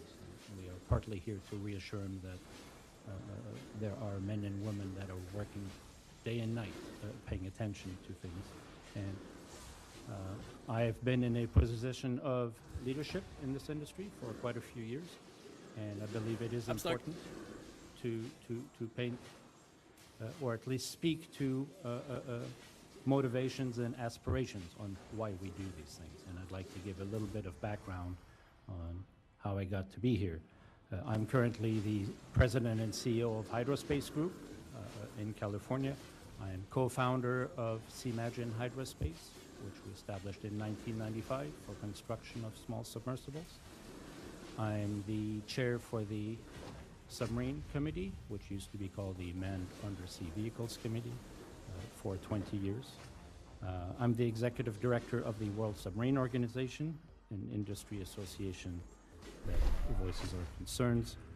I'm co-chair for the American Society of Mechanical Engineering, the Safety Standards Committee for Pressure Vessels for Human Occupancy. We will be referring back to that. It is an investment into the future and the professionalism of engineering. I am been for more than 20 years a member of the Special Review Committee for the American Bureau of Shipping that reviews yearly what the rules are governing manned submersibles. I was a member of the Deep Submersible Pilot Association, which was established in 1968 in Houston and California, and is one of the first instances of members of the industry back then, pilots, grouping together, addressing the need not only for design standards, but also for the manned aspect or the crew aspect for training pilots and so forth. The Deep Submersible Pilot Association, referred to as DSPA, is known worldwide. It disbanded in 2014, and it has been in the endeavor to continue that tradition of training young people and bringing up professionals that we are reinstating it as part of the World Submarine Organization. For all the young people out there who are wondering what they should do with their life, we're here to tell them there is a lot of work to be done out there. The oceans needs people. This guy likes to hear himself talk. Knowledge is not a commodity. It is not something you type onto Google. Knowledge is a responsibility. It comes with duties. It comes with care. It must come with reverence. That's why we teach our children to go to school. The only way knowledge works is we write it down, the next person reads it, remembers it, and carries it forward. It is very dangerous to ignore acquired knowledge or dismiss such knowledge. That's how engineering works. The duties we have as leaders, we all know, we're all old enough to understand what the burden is of that responsibility. We need to make sure young people know that as well, and we bring them forward. To that extent, I'd like to just briefly, for the benefit of the board and anybody listening that's wondering, well, where does all this come from, give you some background. Bro, that's what you were doing. I was born in You Germany. gonna give background of your background? Dude, just like this my fucking father guy. and all the many generations before him, I was born on a farm. We grew up on a tradition Nobody of cares. independence, hard work, reliance, resourcefulness. You gave your qualifications. Get on with paying it. attention.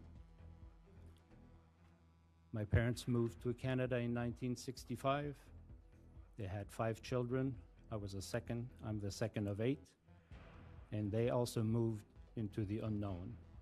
My tolerance Their for bullshit is aspirations like to this continue big right farming now. hundreds of years of farming tradition. Yeah, in apparently, right? Germany, they Jesus carried fucking over Christ. into the new world.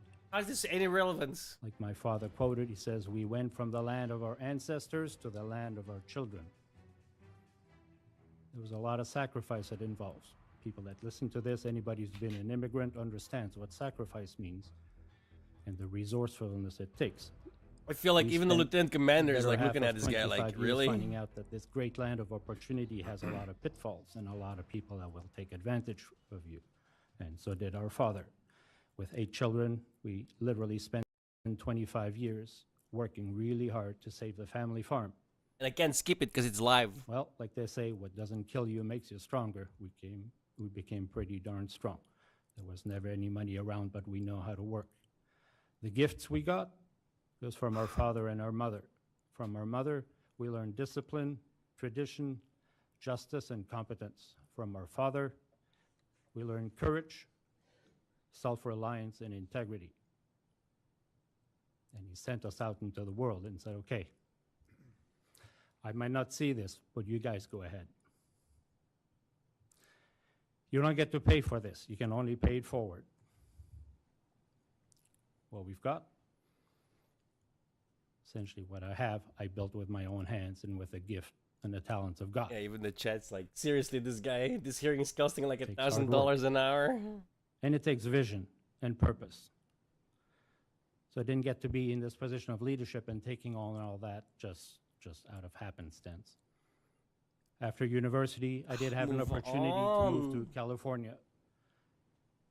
Wasn't crazy about getting a job. I suppose it's a farmer in me and the sense of independence. Someone says, here's $600, go to California, open a new office for some engineering services. A lot of interesting stories there, but just like my father was moving into the unknown, it wasn't the first foray for us either.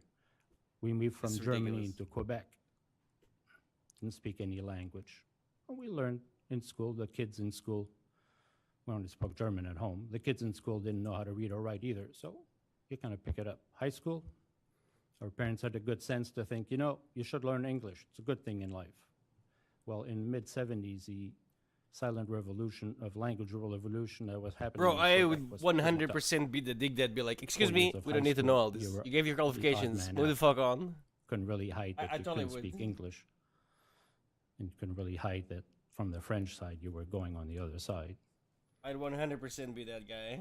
Being the second of 8, we learned, certainly pushed ahead of everybody else and lead into a difficult position. Moving to Canada, I remember when we were told, we didn't know what was going to happen. Going to high school, I was the first one to go to university. Someone forgot to tell me that was supposed to be the best years of my life. I was just scared for 4 years. But that's how you lead. And you have to kind of just charter a course and keep your head Bro, down. this guy That's is what giving took me to Dr. California. McKay So I had plenty of vibes experience. from Stargate 25 Atlantis. Years of If life you know, you experience know. so how do you chart? Well, the 3 years in California, you can be ahead of your time. I brought some very advanced computer simulation technology. You'll hear some of it from Mr. Bart Kemper for stress analysis, which is used everywhere. Well, we had developed at the university the equivalent type for electromagnetic analysis. It's quite advanced. It turns out it was 20 years Oh, didn't early. you hear? He's been a leader in this industry for We use 20 the years now. technology today. It was meant for mainframes back then in the late 80s. People thought, oh, you could run it on a PC. The chat. Well, In about a half an hour, he'll talk the about that computers one do today time as in a 1 minute child, used to somebody take 3 trampled on days. his sand Industry castle. wasn't ready. But Valiance gets paid off too. So after 3 years of hard work in California, it did bring me in touch with a lot of different people in industry, and I found a place at a space company, Schaefer Magnetics. Mr. Ernie Schaefer, forever in my life will be grateful for him. Bro, He was we're my not talking business about you. grandfather I Oh never my had. God. He Like, I'm taught me sick how to and run I'm feeling business. even worse Schaefer just from Magnetics listening to was this guy. making Rat space on. systems. It was absolutely fascinating. The company worked on space exploration vehicles like Pioneer, Voyager, When you ask your Mars girlfriend Observer. how her day I was. worked on Hubble Space Station, Yo, that's a Cassini. good one. Iridium. Iridium was This guy's fucking name I want to tweet out about it. I want to tweet Most directly at satellite him. Bro, systems in the nobody cares. early 90s. If Move on. NASA built 3 or 4 satellites, it was a lot. Ugh. Iridium was planning to build 66 satellites. That was unheard of. Oh, those were some real frontiers. It was absolutely fascinating. As a boy that milked cows in Canada, to be in California working for NASA, JPL, the European Space Agency, Japanese Space Agency, that was amazing. Absolutely best job I ever had. It's the only job I've ever had. But serious business. You do realize that every single thing you touch, every single detail you do, people and the mission specialists on these satellite systems, they'll spend 30 years on this thing. And the success of that mission depends on all the hundreds of people that touch every single little bolt in detail. Because if that fails, the mission stops. See, this I get. It's very... it Why you're talking focuses about on this specific part, I get. Nobody competence needs is to not know you grew up on a fucking farm, bro. Nobody And I gives a love shit the about job. you. You're here because we give a shit Well, to about my something wife's else. chagrin, Okay? I figured I could do more. What the fuck? So by the time I got my green card, This is actually pissing me I off, started man. this Like submarine I, company. I don't know why. I shouldn't, right? It's just why would yapping. you do It's just, something oh like my that? god. Like I said, I have zero tolerance for bullshit right now. well, that's where it comes down to having a sense of where do you need to go. Oh, And God I makes feel funny terrible. things in life sometimes. I'm taking it out on him. I'd never seen the ocean until I was 25 years old. We literally were milking cows. My friend was getting married I in saw the Mexico, ocean when I was 2 ended years up in old, Acapulco, so and the apparently you first suck. time in my life I put I on win. a snorkel. I'd seen the ocean. River, it's a dark surface, there's stuff underneath. I really wish I could skip this. I put the snorkel on and I didn't realize how profound the experience was going to be. But I found out that I saw a world I couldn't imagine. In retrospect, it was very humble, but it was amazing. After about an hour of snorkeling, I realized that I'd only had my eyes below the surface. And I was shocked that I thought I'd been diving for an hour. And I realized that this entire world that you have never known is so amazing. You could have been on Mars with life on Mars. It would have been the same feeling. Was not 10,000 feet away, but it was just an inch below the surface. It stayed with me. By 1993, when I quit my job at Schaefer Magnetics, I had a different vision. And it combined Imagine all being the poor work lady that has to sit there from with the farming. camera like directly at her, and you have to stay serious when this Everything guy we is just learned yapping that about we random lived for stuff our sense nobody of gives a values, fuck the, about. the reason of being of agriculture, that it feeds the world. The level of productivity that we do today, that the world relies on for agriculture, is tremendous. And it is about productivity. That is the point. I remember my father in Germany sharpening his scythe because he was going to cut grass for 3 cows. He'd spent the whole morning cutting it by hand. How old is this guy? This is 1964. His father, was he a not Nazi? 1864. Did I again? drive today. This is 1964, not 1864. 19. Okay. I drive today Father's through 20 the years old. valleys of California, and I see these large machines. You sure you want to say this Cycling out loud, these bro? machines. The person sitting at machine in one morning can probably cut 1,000 times of what my father would cut by hand in one morning. Both people working hard. Productivity is not supposed to make your life easy. It is supposed to get more done. The ability in 50 years of my lifetime to see a change in productivity, not of 10 or 20%, not 10 times, but 100 and 1,000 fold, is at the root of how we maintain our society today to feed everybody. It speaks to the agency we have on land and forest management.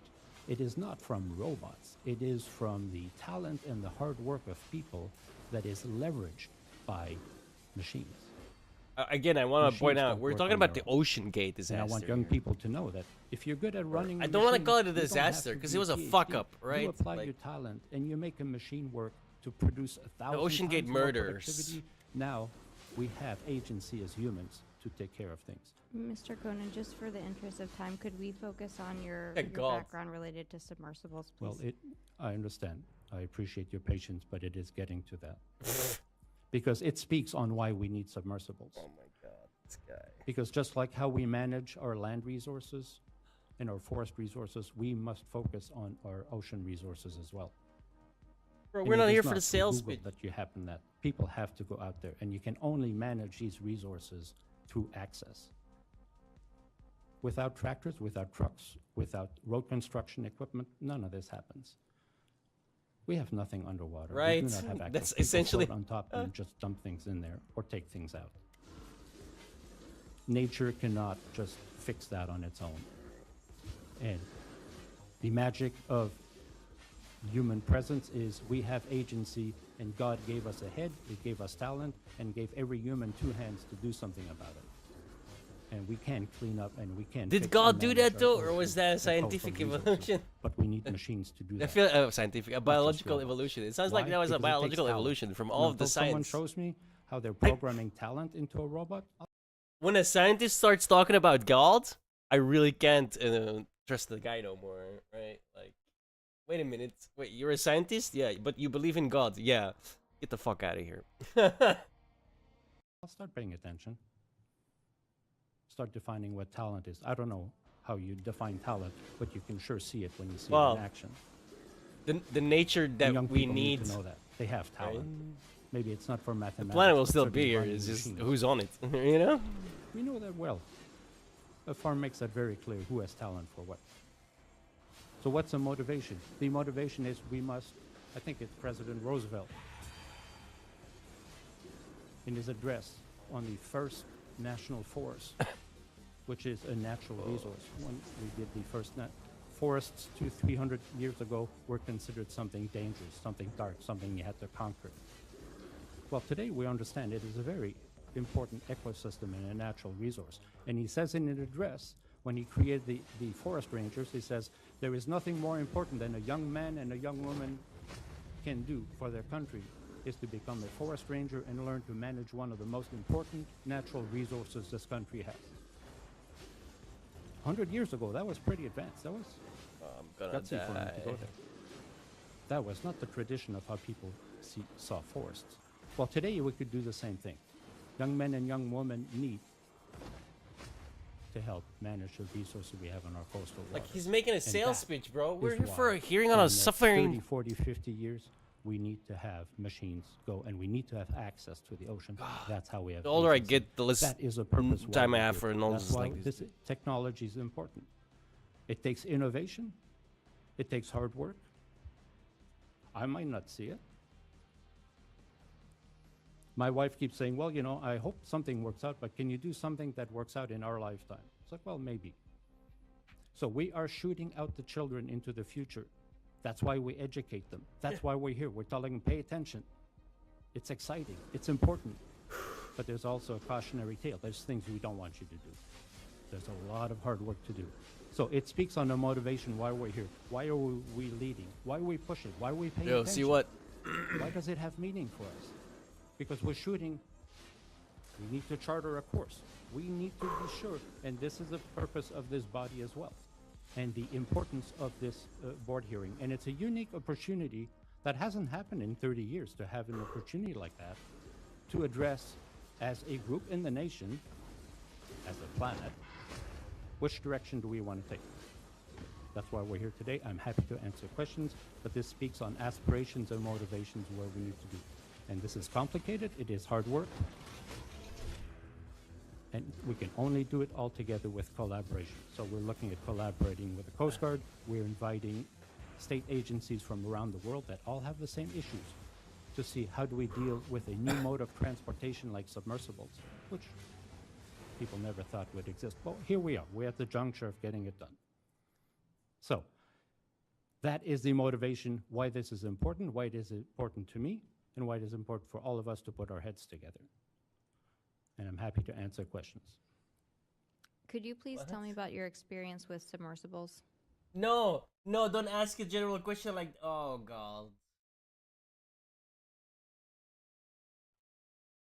Yeah, we're gonna watch Bert's video first because he's gonna yap for another hour.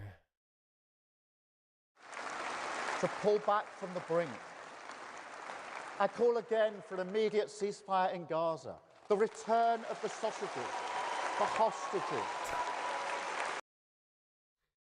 The return of the sausages. Woo! Hostages, the Gaza, the return of the sausages, return of the sausages, the hostages. He acts like he didn't say anything wrong. That's the funny part, bro.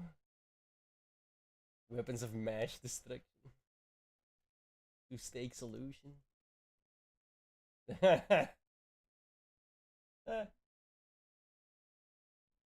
Oh god, all the puns, bro. This is so dumb. From the gravy to the pea, the sausages will be free. Oh my god. Don't make me laugh.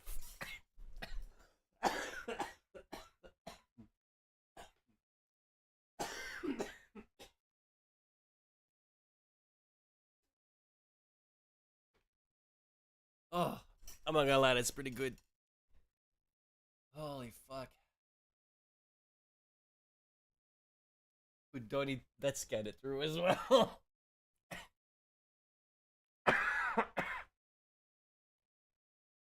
Mash immigration.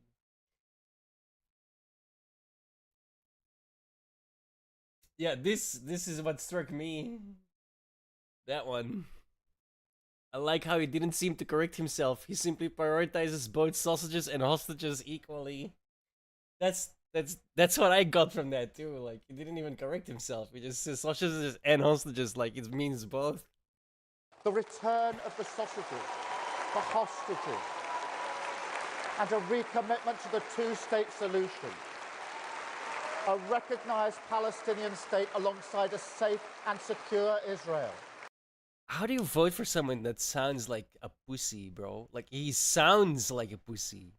Every time I hear this guy talk, I get beta vibes. Yeah, oh, alpha, beta, blah, blah, blah. It's just, he strikes me as not someone I would want in leadership of a country. And I don't know anything about him, right? I don't know anything about him except for what we've heard in the last, ever since he's elected, right? Which is all bad, let's be honest. But just from the way he looks, the way he acts, the way he talks, I'm getting like massive beta vibes. Like, it's the only way I can explain it, right? And I'm not like I'm not really like I'm an alpha, you're a beta, blah blah blah. I don't really give a shit about that. It's just like I don't know how to explain it otherwise. You know what I mean? Because like the whole alpha and beta shit, I think is complete nonsense anyway, or not complete nonsense, but it's like it's co-opted by fucking retards. You know what I mean? Like the red pill, the guys like the Andrew Tate. Andrew Tate is not an alpha, dude. Andrew Tate is just a fucking criminal. Okay, there's a difference. But yeah, bitch boy. Yeah. He seems very, yeah, not someone you'd want in control of your country's military for starters. You know. Sure.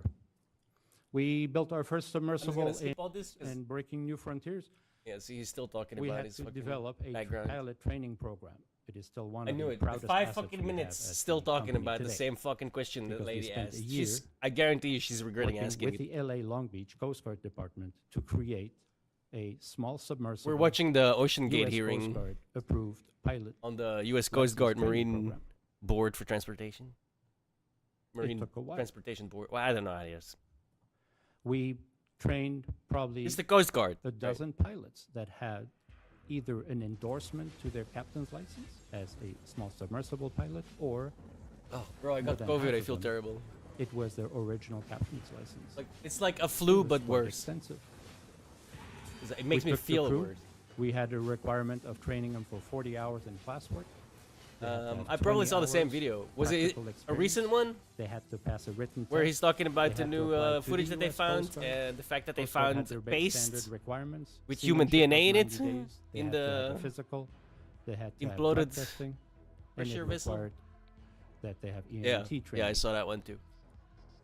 When they applied to the Coast Guard and they passed for entry, the Coast Guard would administer an exam on our submersible. It's an exam that we gave the Coast Guard a number of questions to, and they had to administer to the pilots.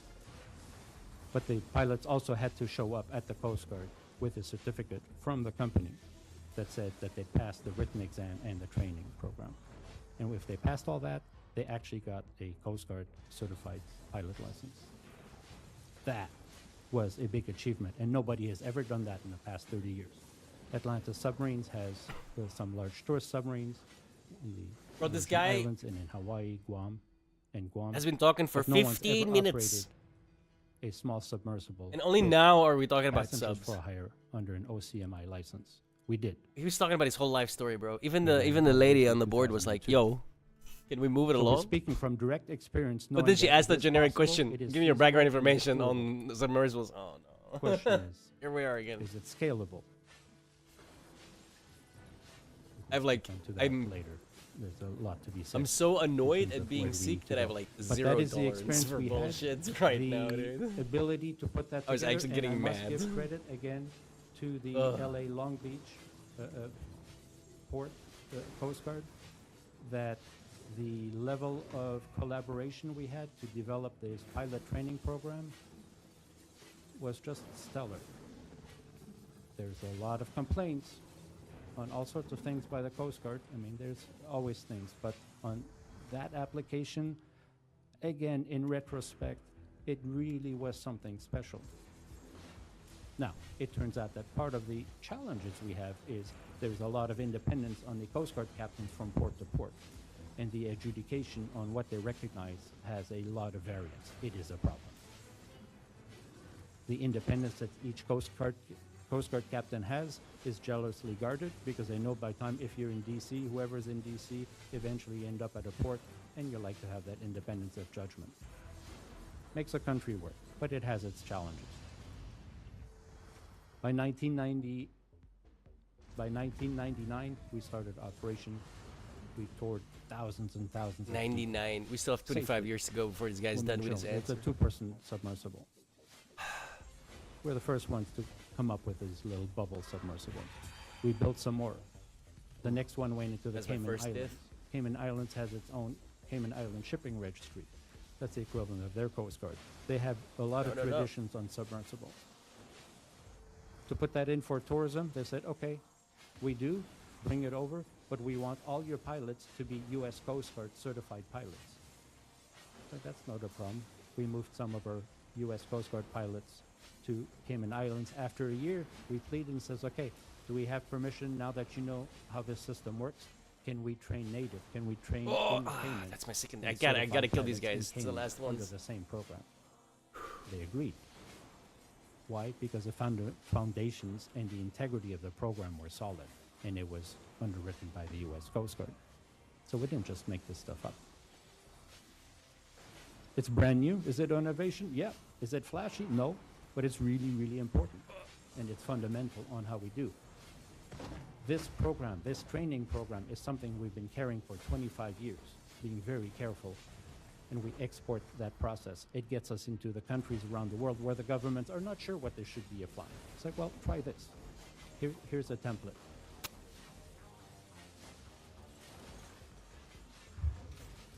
We have built 16 submersibles today, over 25 years.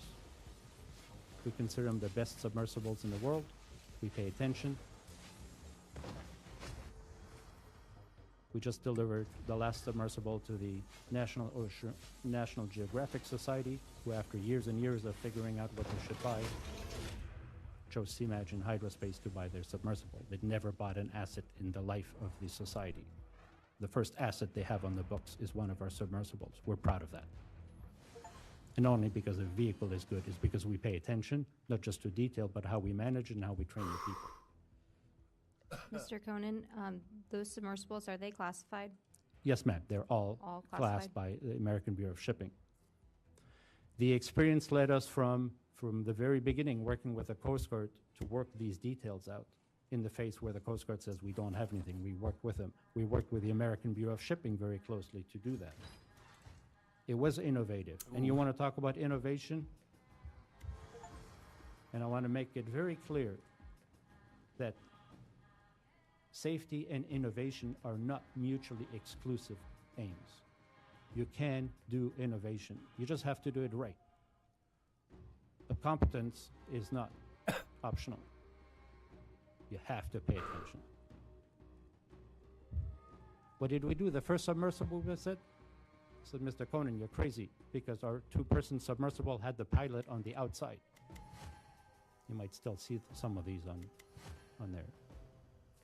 So we had two people inside the bubble and the pilot was outside. Who makes a submersible with a pilot outside? Well, it was a very nice, little, comfortable, it's like a limo tour. You have a lot of privacy in your own little cabin. Moms and their kids would just live it. Who's got the endless refill? That was unheard of. Not only did we get it ABS class, we got it through Coast Guard certification, and we got it under pilot training program. So nobody can tell me that it's hard to get innovation through. We are making very deep submersibles today. They're all classed. We work with ABS, very closely with ABS. I've been on the special industry committee. ABS invites industry to help them write their rules and review their rules. They have a special committee on submersibles codes. It's voluntary. You don't get paid for this. You just invest your time and energy into it. So I've been with ABS There's no way I'm on probably the gonna special die, but committee whatever. for more than 20 years. It's collaborative effort. This also brought me to the next phase of taking over the chairmanship of the Marine Technology Society Committee on Manned Submersibles. That was in 2003. Most people thought, you know, submersibles, this is all going to be taken over by robotic systems.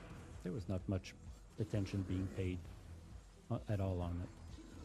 had very humble beginnings, but I pushed coming from space, where it was a professional industry, where there was engineers, thousands of engineers working around the world with conferences discussing technologies, regulations, and all that within that industry.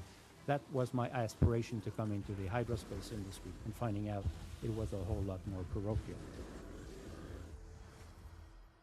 Well, that's where my mother spoke to me and saying, there needs to be better traditions than that. And I set up the first conference where we'd invite all professionals from around the world to meet one place for 3 days, and everyone sit around the table to discuss manufacturers, operators, regulators, owners, enthusiasts to sit at the table and work out issues and talk about the latest technologies, the latest expeditions, the latest operations. What are the foreseeable regulations that are coming in? And invite the regulators to listen in what the industry was done. Well, in 2003, I can tell you it was very humble.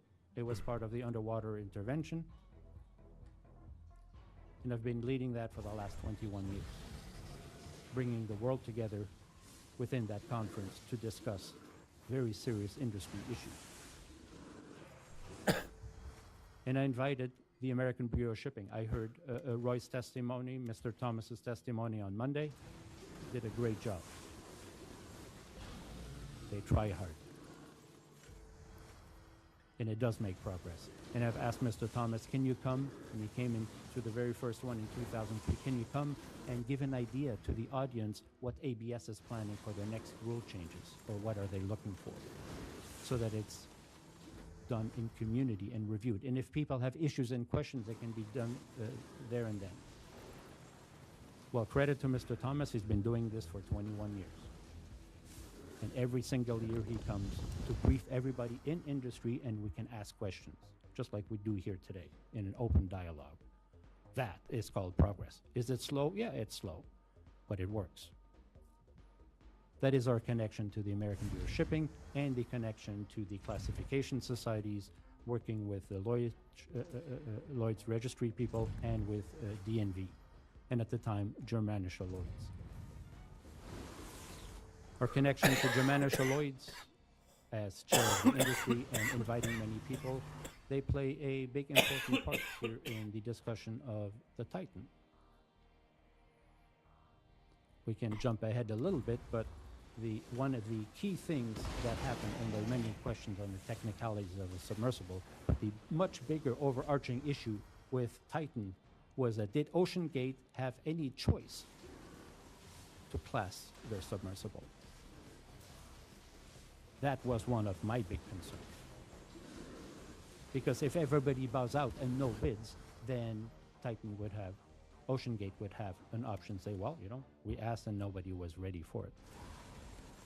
Well, Mr. Thomas did say, ABS said, hey, we have to no bid. We do not have any knowledge on the technology for carbon fibers, which is fair enough. Lloyd's Registry, the discussion yesterday, I believe Lloyd's Registry did attend the dives in the Bahamas. They were right there. They witnessed the dives. And after the dives decided they were not going to bid on it. So it only left the DNV group.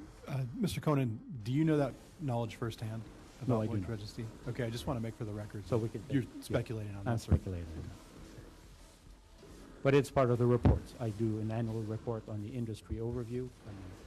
That is part of the something I do. One of the very first things I did coming into the submarine industry, one of the first persons I contacted was Captain Don Walsh in 1994. He was in Long Beach, and I talked to Dr. Walsh. Getting my ass kicked already. The first thing I did is I asked him for a report to give me an idea of who is doing what. The report on the state of the industry back then, 1994, 1995.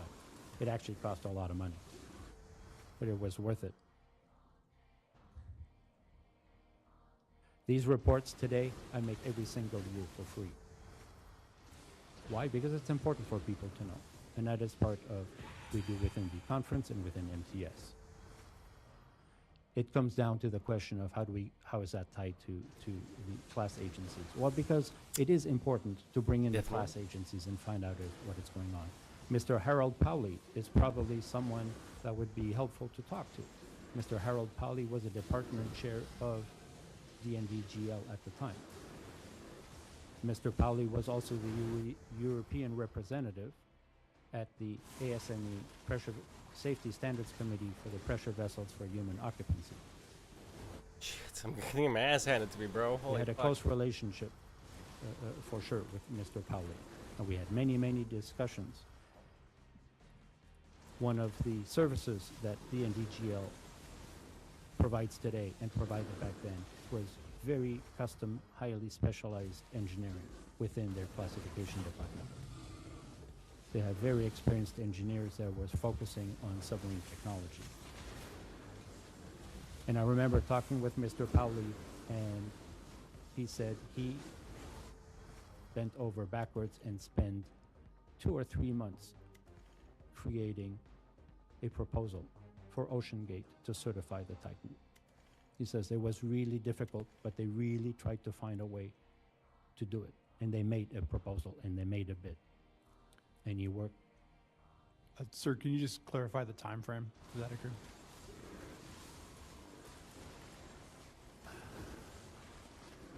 This would be 2018, 2019. Thank you. Yes. It was early in. They were looking. It was at the time when they were doing the Bahamas as well. It was an issue. Can you actually class something like that? I'm sure Mr. Powley would be more than happy to share some of that. He is retired now. He's in Germany. But to contribute. Because he spent a lot of hours and a lot of energy that he got flack for because they weren't being paid for to come up with a proposal. But it was important. And like much of the other stuff, it was rejected out of hand. Objection, just to clarify again, the basis for the information is Mr. Conan's discussion with Mr. Mr. Harold Powley, department chair of DNVGL in Hamburg. Understood. And he communicated that information directly to you, Yes, sir? yes. Because there is a sense of part of the leadership and the discussion we have is to find out what is happening, what do you do? It's like, okay, this is really important. And Mr. Powley understood that, and the GL group out of Hamburg had the capability to do that. Fuck. No, it wasn't particularly cheap, but that wasn't the point. It would take time and it would cost money. But somebody stood up and says, yes, we can do this, we can work with it. Did you actually get a chance to review that report, sir? No, I was not privy, no. But I'm sure Mr. Powley would be happy to provide that information, and it's really important. But it does also say that within this industry, when the public is asking, okay, is anybody paying attention here? Yeah, we were paying attention. We have hundreds of thousands of engineers silently working day and night doing these things. Nobody knows. We don't need to have adulation for it. We just do this because we're It didn't go so well. And that was exactly one of those works. And I don't think Mr. Powley really minded doing all that work, but it was highly disappointing on the casual rejection nature that it was received at, because it was an important step for them to step up and provide that proposal. So in terms of industry experience, submersible experience, going all the way through working with, I need not way just more working with the elementalists because class the word I need agencies, is but like here. engaging them in the dialogue with industry and making sure industry has a dialogue with the class agency. Sucks.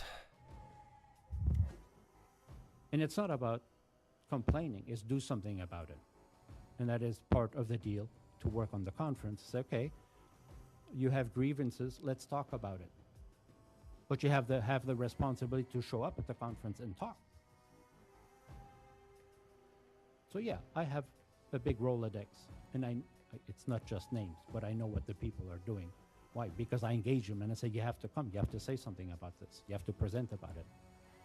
Stand and be counted, you're part of the community.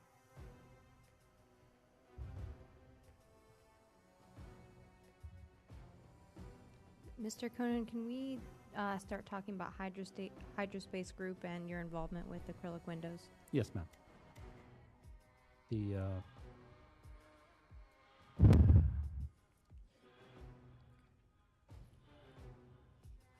let's go back. We have been making acrylic windows. Acrylic windows. In the conversation we're talking to, are very specifically acrylic windows for pressure vessels for human occupancy. So, just for definition, we will call these PVHO, pressure vessel for human occupancy. It is a very important field. I believe Mr. Stanley spoke about it. Other people might have spoke about it. It is a very unique code on this planet today, without big over-exaggeration.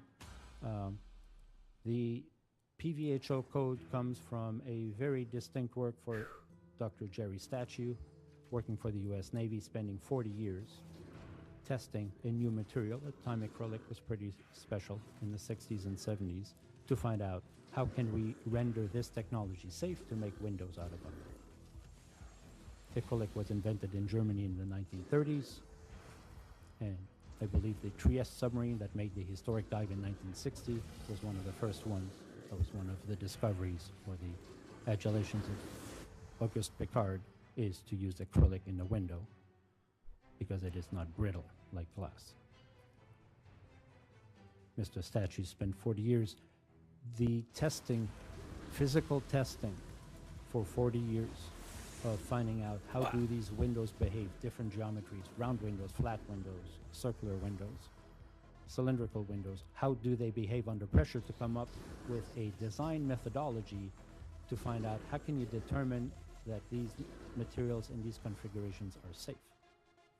This led in 1977 to the publication of the first ASME PVHO safety standard. I have looked. There is no other country that has a basis of data, of testing, to come up with an alternative, which is why today's ASME PVHO code is a de facto international standard document. It is central to all the discussions we have over here. ASME PVHO is part of the CFRs in this country. It is the law. It is often not mentioned. It is central to this. And what does constitute a PVHO? A PVHO is any pressure vessel with a pressure differential of greater than 2 psi.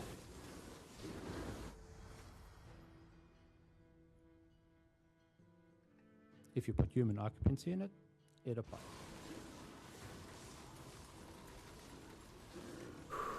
We have other great national issues with that, especially where medical devices are involved and where we have an epidemic of illegal chambers in this country being propagated. It's a great concern to the PVHO community, and people forget that they think PVHO only applies after 15 psi pressure, and it's 2 psi. It's a big problem, not related to this cause, but it is a big national issue. ASME PVHO is a very powerful, very important part for the future and the innovation we need.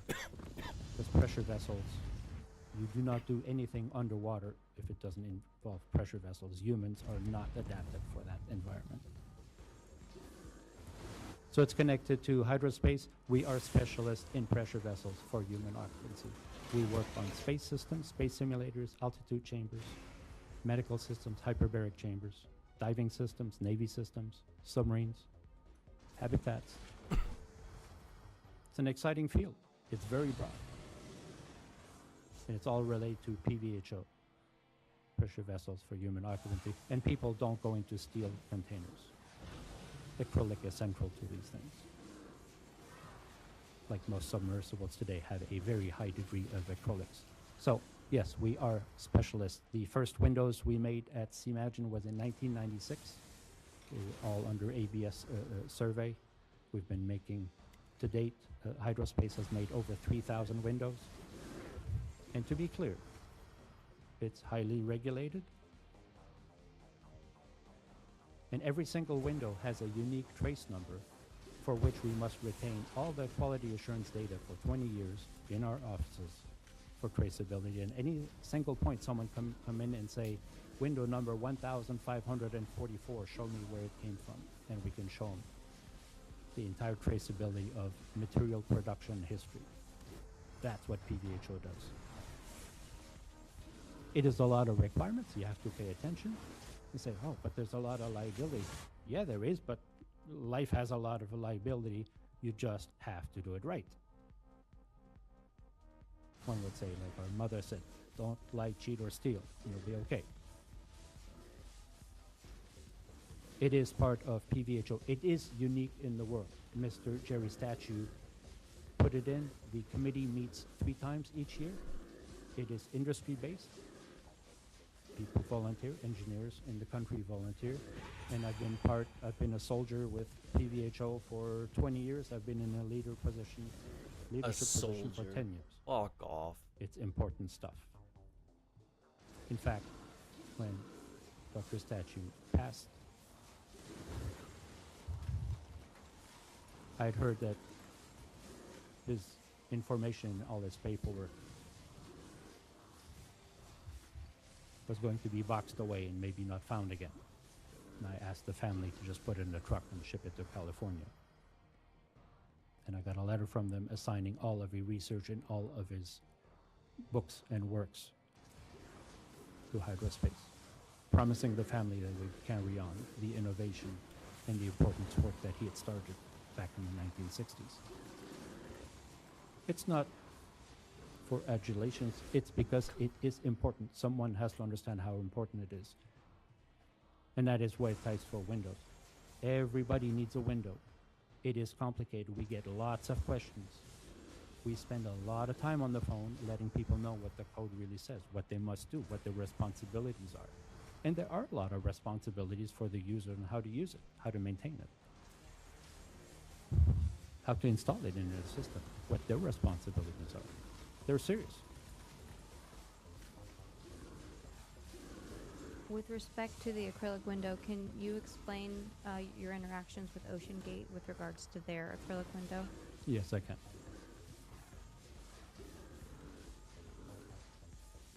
Oceangate had an interesting idea. There's a lot of talk about what are the shapes of the windows. And they're flat windows and round windows. The Romans figured out that. Goes back to the time of the Romans. Say, how so? Well, because people figured out if you needed a doorway, you could have 2 posts with a flat beam across. Made a good doorway. The Romans figured out, hey, you know what? If you make an arch, it's a lot stronger. The invention of the arch was a huge human discovery. Seems trivial, but it isn't. It allowed the Romans to build the Colosseum that still stands today. The cathedrals, all the arch. The power of the arch is what makes I should acrylic do something windows less really dangerous. strong for holding Get under more out of pressure. it. You can make flat windows, but they're not going to be very large. To put that in context, the Alvin window. The Alvin is a deep submersible for the United States. It's rated to 6,500 meters. Most of all these deep 6,000 and deeper submersibles for research all use flat windows. They're very thick. They're in the neighborhood of 5, 6, 7 inches thick. But they only have a diameter of 7 Oh, they're already damaging 5, me, 6, dude. 7 What the fuck? inches. It's not a big diameter. Works fine. If you want larger diameters, you need to go, you're best off to going to an arch. They call these spherical sector windows. The outside is round and the inside is round.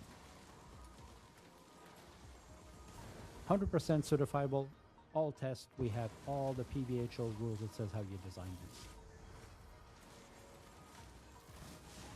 The issue is when you have a spherical window, you do not get a deformation, but you get some demagnification effect. When you look through it, things look a little bit farther away. So, well, that doesn't really make any sort of difference. But if you're trying to sell a thrill ride, you want to say, well, I want things to look closer. Okay. Flat windows do not have this visual effect.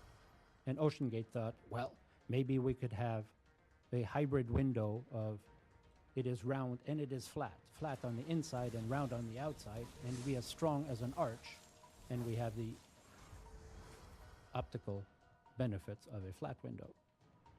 Well, it's worth looking into it. It's an idea. We don't know. It's a non-standard window. You'd have to do testing for it, but it's worth trying out. If it's important for your business, figure it out. You want some better optical effects and the strength. And that was a communication we had with Oceangate. So sure, they designed the window. We did, and said, look, you need to do a bunch of testing. It is a non-standard window. This is PVHO. We cannot certify to PVHO because it's non-standard. It can only be rendered safe once you do the testing on it. Now, there's a lot of question today on, well, what if it's something that doesn't exist? I mean, there's no testing standard.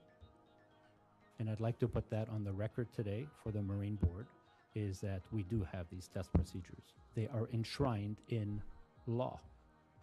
Sir, I think I could actually bring that up. Lieutenant Steele, could you bring up Coast Guard Exhibit 105?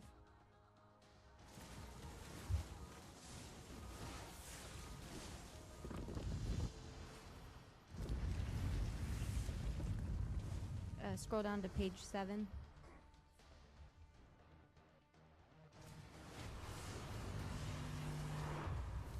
Well, that was a good picture, the very first one they had. Just a cross-section. Can you go where you see the window, the cross-section of the window? I think it was your first page. Yeah, right there. That one right there. No. One more. Right there. Is this what you were describing earlier? Yes. So you can see on this picture over here what is the traditionally approved acrylic window, which is spherical sector. You see the two arches on the outside, on the inside, and you have that little extra piece of acrylic that fills in the center. And that little extra fill into the center gives you an optical effect. It's like, well, is it as strong as an arch? Is it as strong as a flat window? What does it do? It's like, well, you have to find out. You either use computer analysis to find out, or testing it, or a combination of the two. But it is considered a non-standard geometry. Right? Lieutenant Steele, could you move to page 7?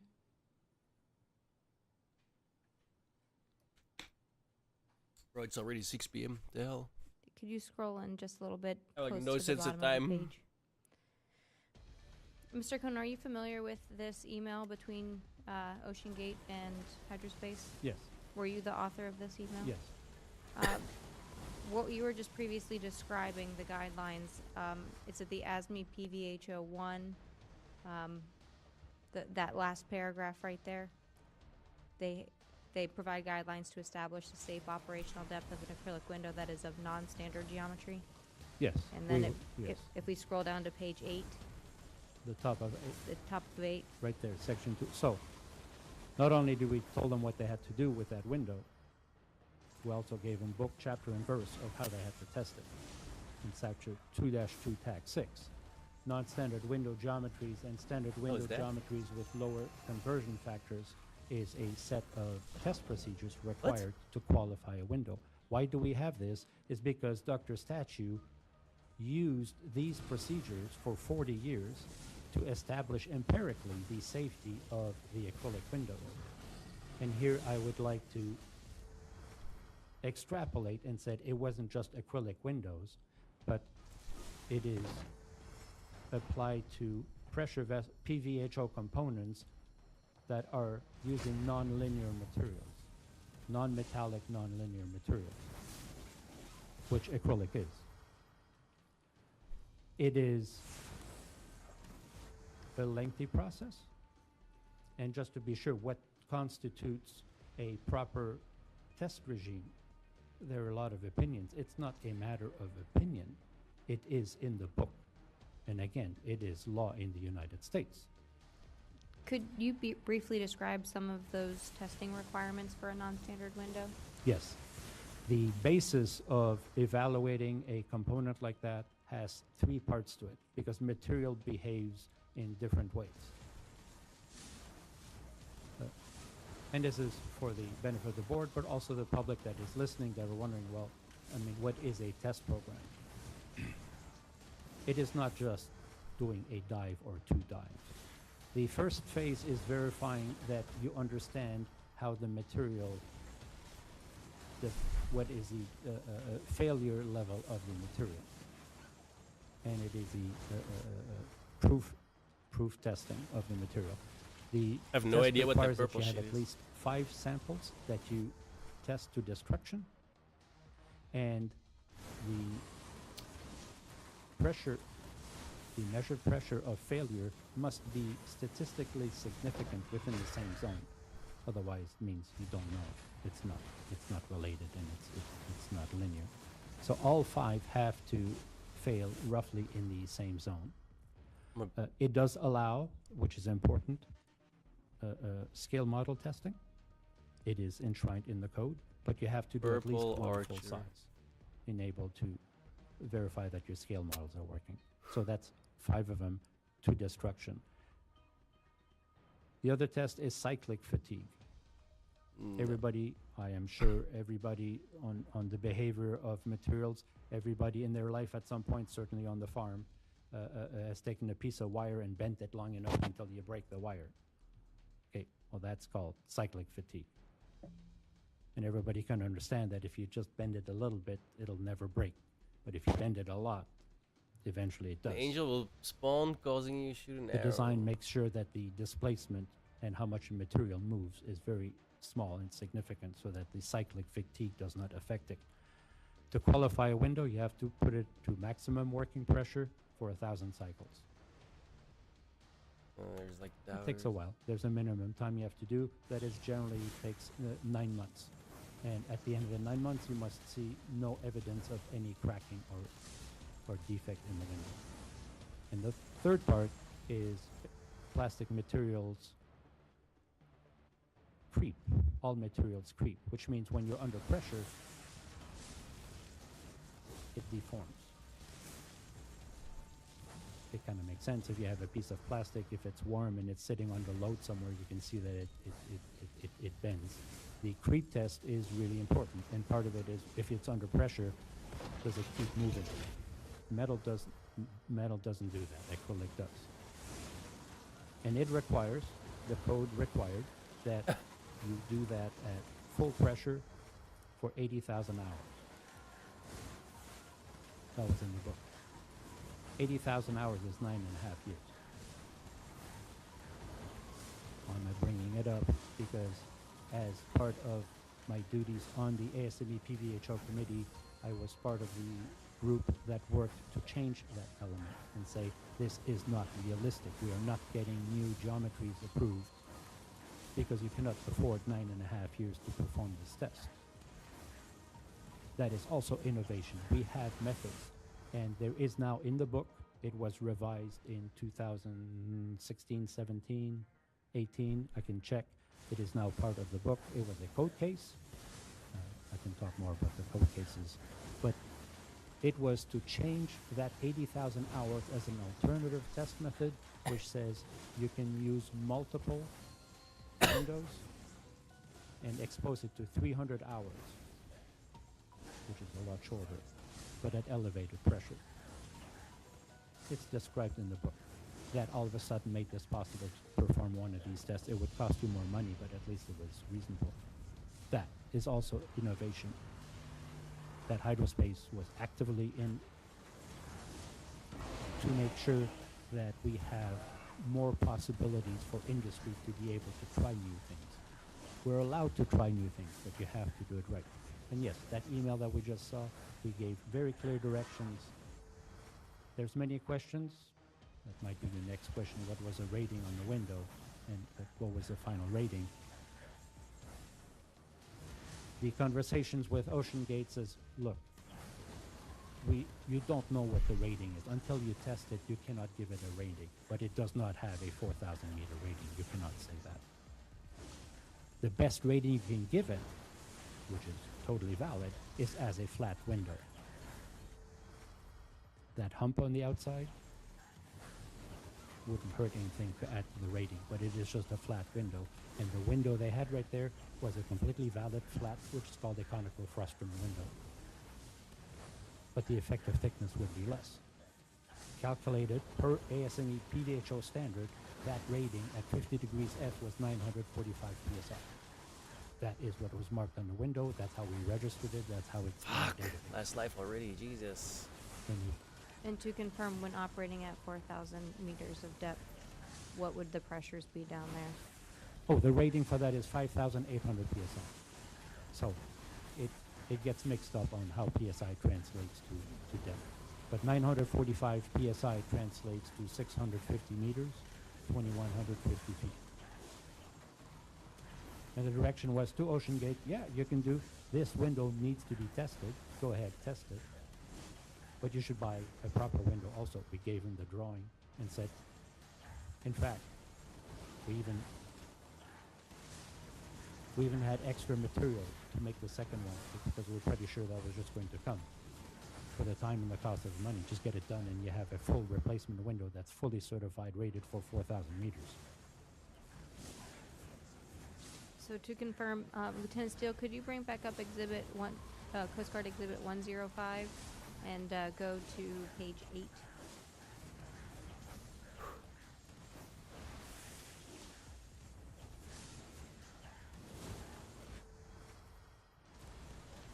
What you're speaking about, Mr. Conan, are you talking about that second paragraph saying that you would consider in parallel task of fabricating a spherical sector dome? Yes. Can you just explain what the purpose of that would have been? Well, it is to do the testing and operation with the submersible while they're actually testing the hybrid window, which was meant to go into a test jig for doing pressure testing, not to be running a submersible.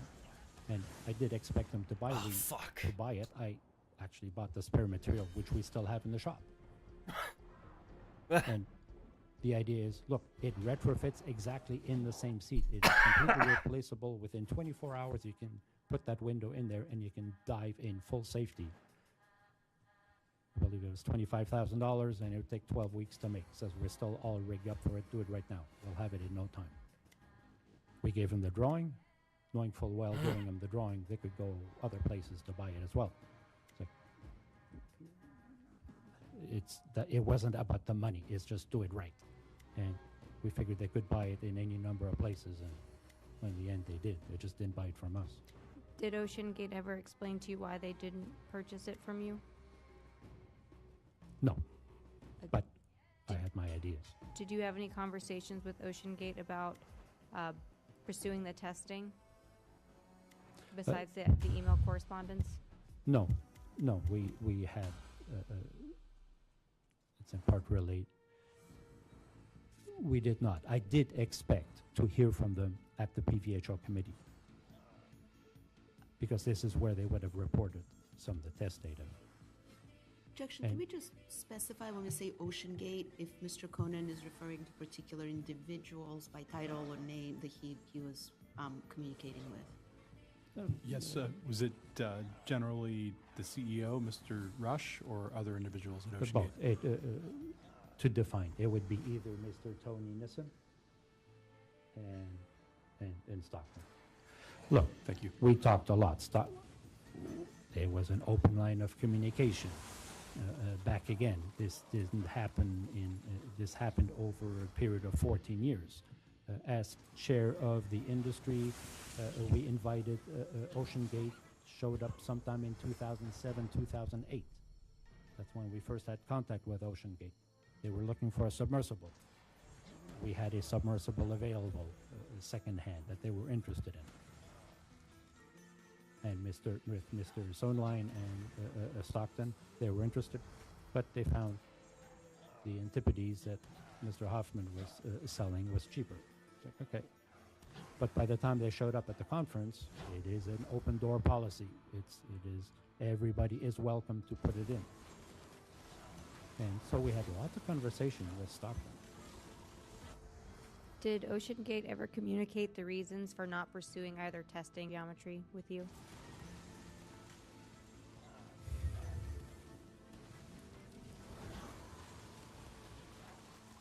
something happened at Oceangate, and I believe APL got the same feeling, because for many times before, there was a lot of conversation of all the testing they were going to do. And they changed their mind. Somewhere they changed their mind. And I don't know when it happened, but there was a change. And it is somewhere around the time where we delivered the window. It's like, what do you mean you're not? You know, you need to be doing the testing. And it was left as a hanging chad, we'll see. It's like, no, this is not optional. And we discussed, and that's why we made it very, very explicitly clear to Mr. Tony Nissen and to Stockton that the rating of that window was 945 PSI, and you have a duty to test it, and this is how you have to test it. And if you want to do anything else, buy the spherical window, because that is, it is fully rated, fully tested, we understand it. Lieutenant Steele, could you bring up that same exhibit again, Exhibit 105? And can we move down to page 25, please?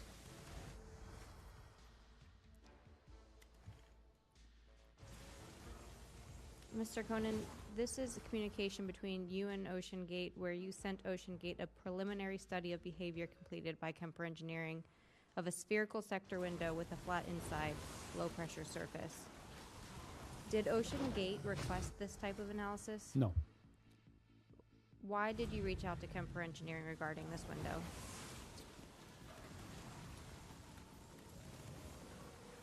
Because this is part of the innovation, is part of the knowledge we have, and is to communicate to, it is open source information, it is to communicate to Oceangate, look, there is testing involved, but there are also other resources available.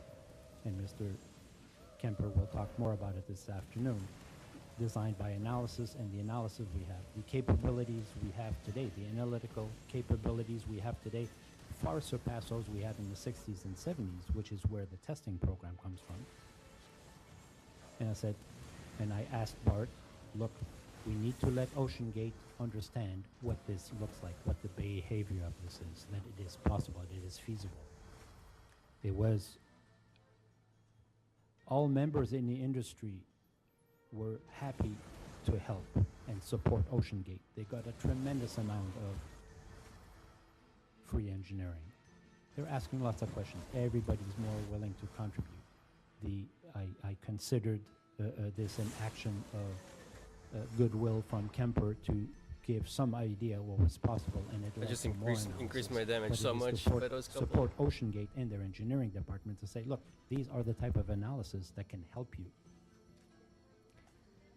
Lieutenant Steele, could we move to page 13, please?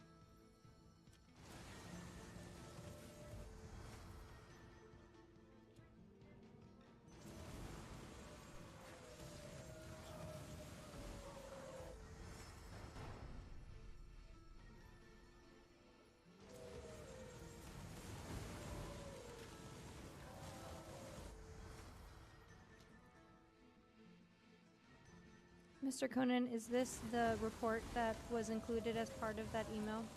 Yes. And this was provided to Oceangate? Yes. I'd like to bring your attention to conclusion number 2 that states the specified Cyclops design, which we now know was Titan, at 5,800 PSI indicates significant strain that is consistent with potential short cycle failure modes. As this was provided to Oceangate, did you ever receive any communication back from Oceangate regarding this analysis?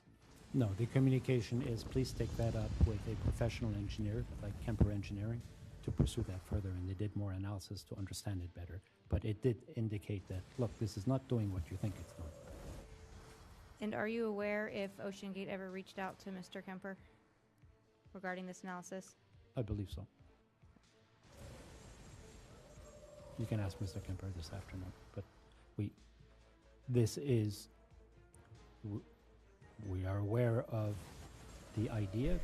It's a good idea, but there is a process of doing it to evaluate it. And we just wanted to make sure Oceangate was aware that there was expertise in the country to perform these analyses and to support them. Lieutenant Steele, could you now bring up Exhibit 080, the quote from Hydrospace Group to Oceangate? And page 1, please.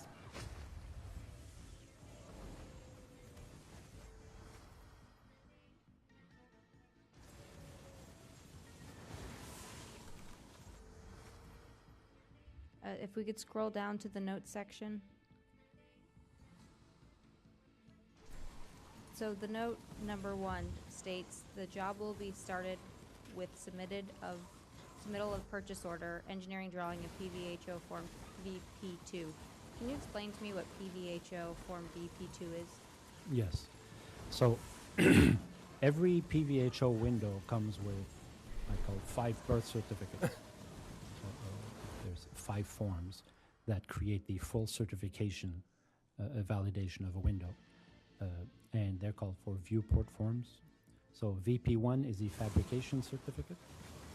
VP2 is the design certificate. And this is where you have to report all the design parameters that went into the calculation for the rating of the window. That must be performed by a professional engineer, and this is generally always provided to Hydrospace for the fabrication of the window. We cannot provide a fabrication certificate if we do not have a signed design certificate for it. And did you ever receive a PVHO Form VP2 from Oceangate? No. So did did Hydrospace actually construct a window for Oceangate? We built the non-standard window. This quote was for the certified window. So this is a quote for the spherical sector round window. I actually think we might have the quote for the non-standard one. If it was, we might have to go down a few pages. Let's see, go up.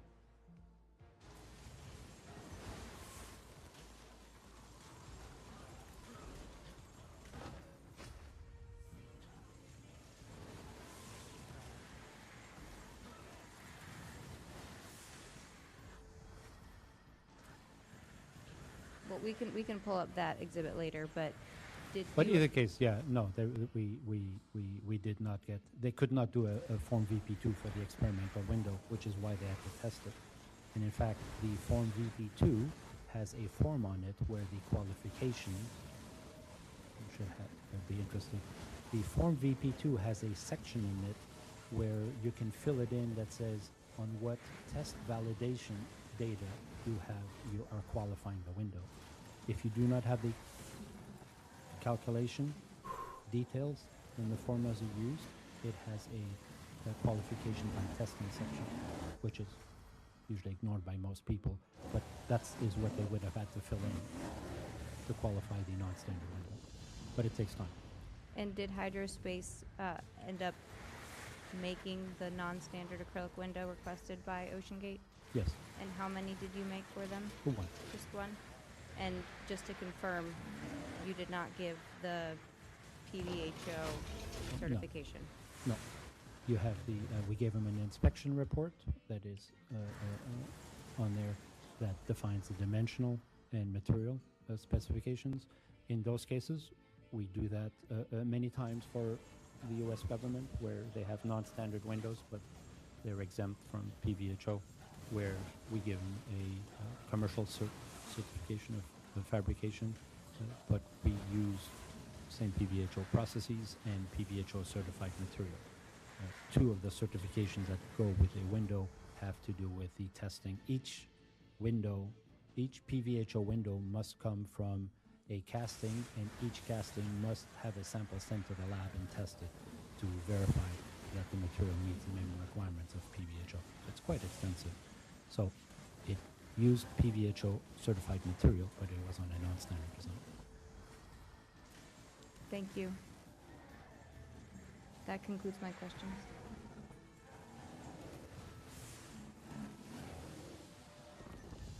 Thank you. Commander Whalen has a question.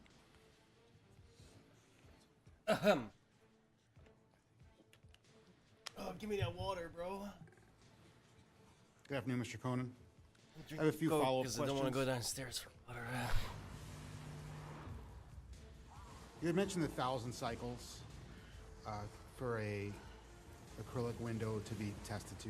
Is that to the rated depth? Yes, it is. And is that for a certain period of time or just 1,000 cycles to depth and then? There is a profile where there is a maximum rate of pressurization, so the ramp up time, the hold time, and the ramp down time is predefined. It takes a while. And you had stated that you had only, I'm going to use the term built, but created one window for Oceangate. Yes. Were you aware that there was another window created based upon the window that you created being damaged in 2019? I did learn, and I figured they had to buy a proper window somewhere, and I suspected from, well, Stockton wasn't very happy with me at some point, and they had the opportunity to go buy them anywhere, and I understood they went somewhere else. Recorder, can you please bring back up Exhibit 105? Page 1. And in the bottom right, it has a drawing number. Do you see that, Mr. Cohen? Yes. It's 15 TAC 040 TAC MEC TAC 000461 Rev B. Yes. And what does that mean to you as a builder of this acrylic window? That's a number that's assigned by the manufacturer to identify the window. So it's to this drawing, correct? To this drawing, correct. So you would build it to the specifications of this drawing? Yes. And as you built it to the specifications of this drawing, it was rated to the PSI of 945 PSI? That's what we assigned, and for the avoidance of doubt with the director of engineering of what they thought this might be rated to. Flamethrower is starting to that do some serious damage. The PDHO rating would be for that window. Lieutenant Steele, can you please bring up Exhibit 106?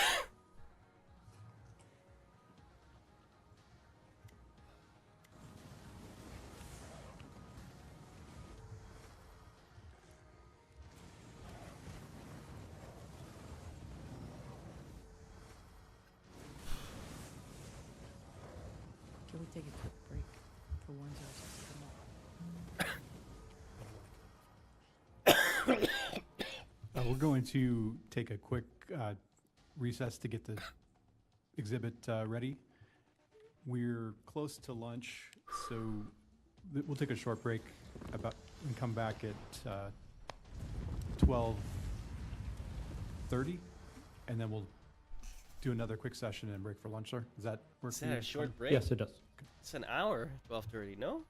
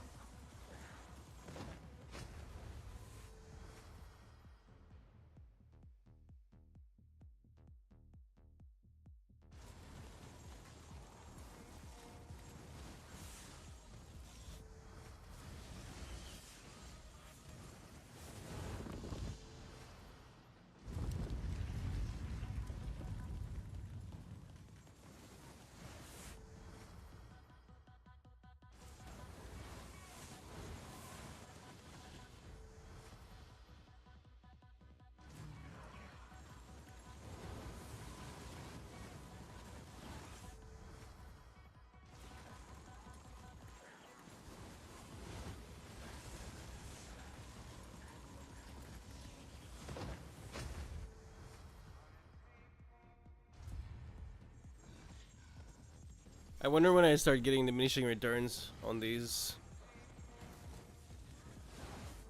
Like no idea.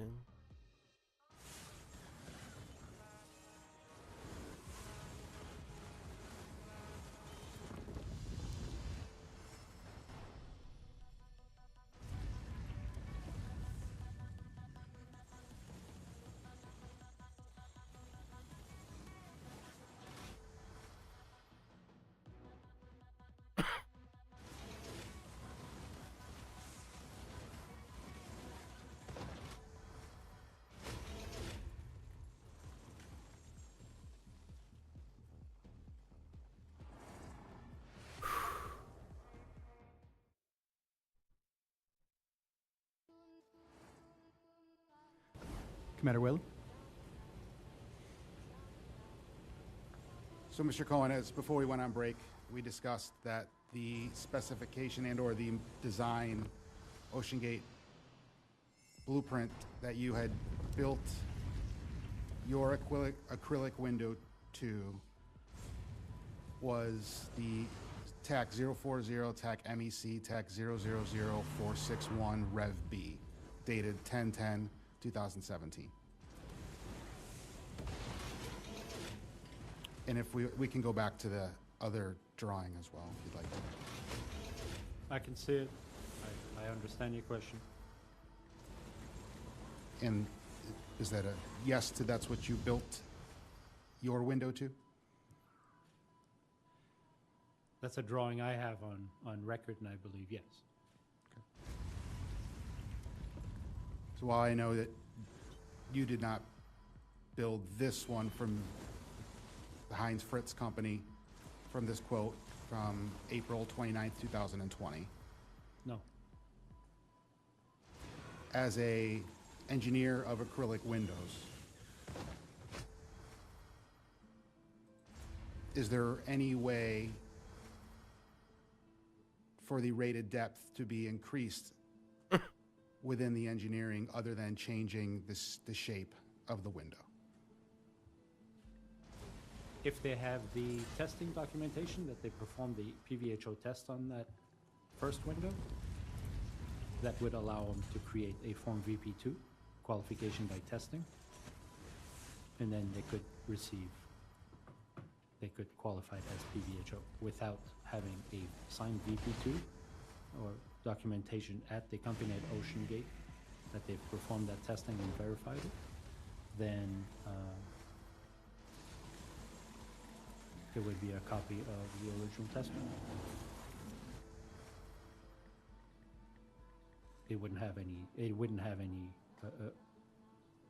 pressure rating any more than what we determined it to be at 945 psi. Thank you. Mr. Conan, I have some follow-up questions on the testing that you mentioned earlier.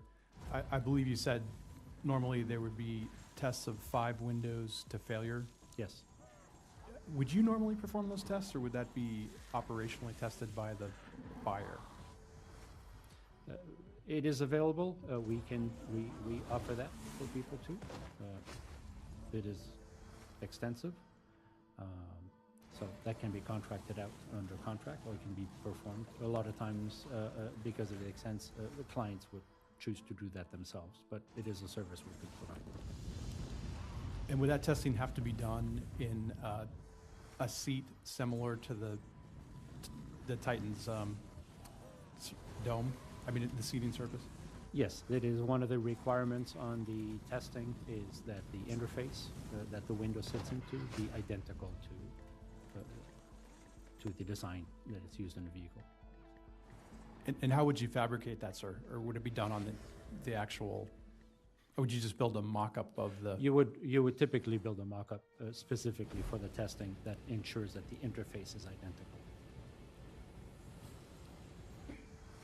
Sir, early in your testimony, you testified to, I believe you were referring to Navigation and Vessel Inspection Circular 593. We call it a NAVIC. NAVIC 593, yes, sir. Was that the specific document you were referring to when you talked about your early Yes. interactions? Yes. And is it to your understanding that that document is still in effect at this Yes. time? Yes. It works in conjunction. It's the NAVIC 593 and then the follow-up, a NAVIC 794. That is the Passenger Vessel Act of 1993 that was passed that enacted into law the release of NVIC 593. We'll talk more about it after lunch. Yes, sir. Thank you. At this time, does the NTSB have any questions? Not right now, Chair. Thank you. Oceangate, realizing this, we're going to have Mr. Conan back after lunch. Do you have any questions at this time? I think we can hold them until after. All right, Mr. Conan, we're going to adjourn for a lunch, and I understand you're going to be coming back for an afternoon session. At this time, we'll be in recess and reconvene at 1:40. Thank you. Thank you very much. An hour. Wonderful.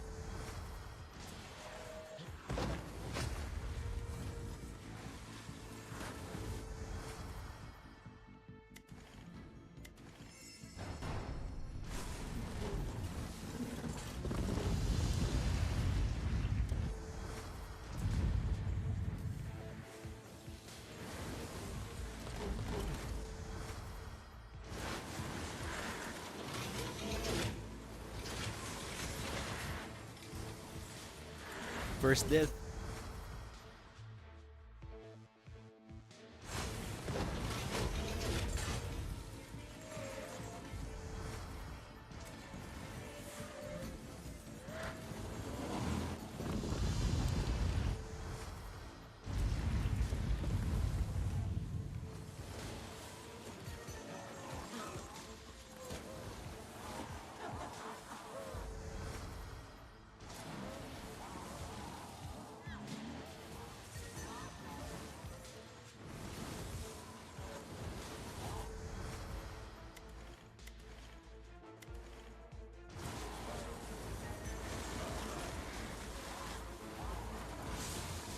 Second death. One left. Should we leave?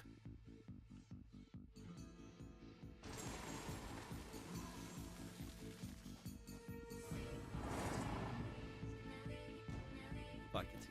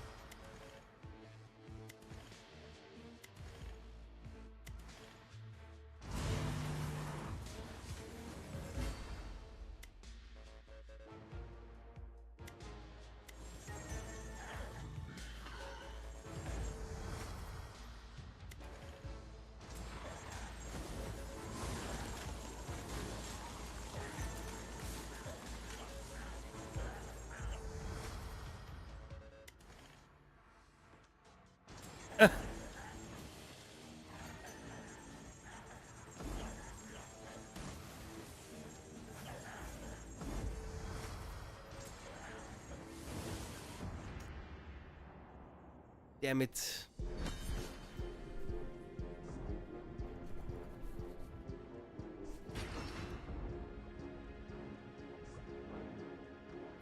That's a lot of levels though. Very nice.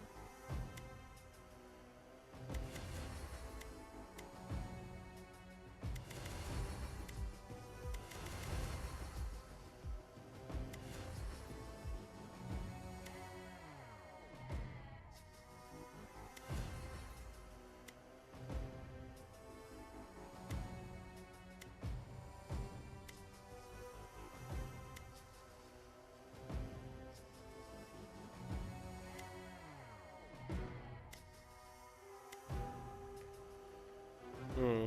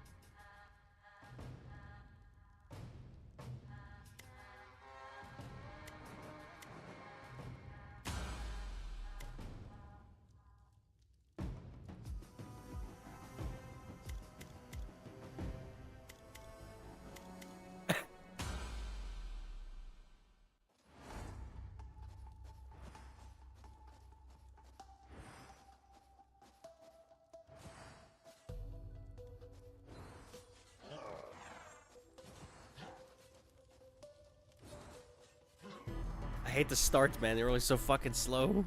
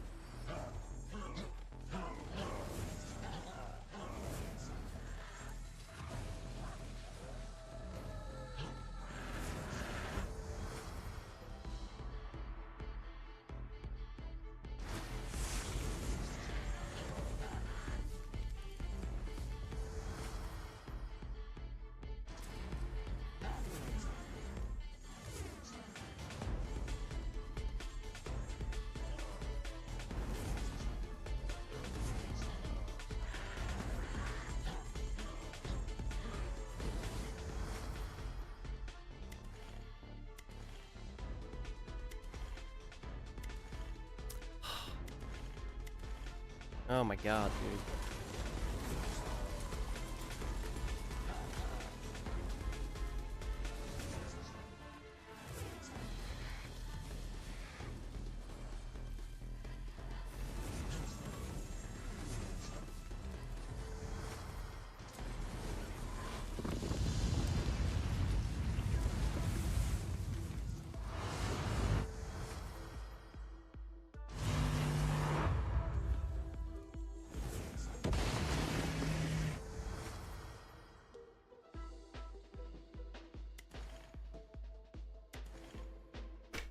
Useless fucking skills, bro. All of them.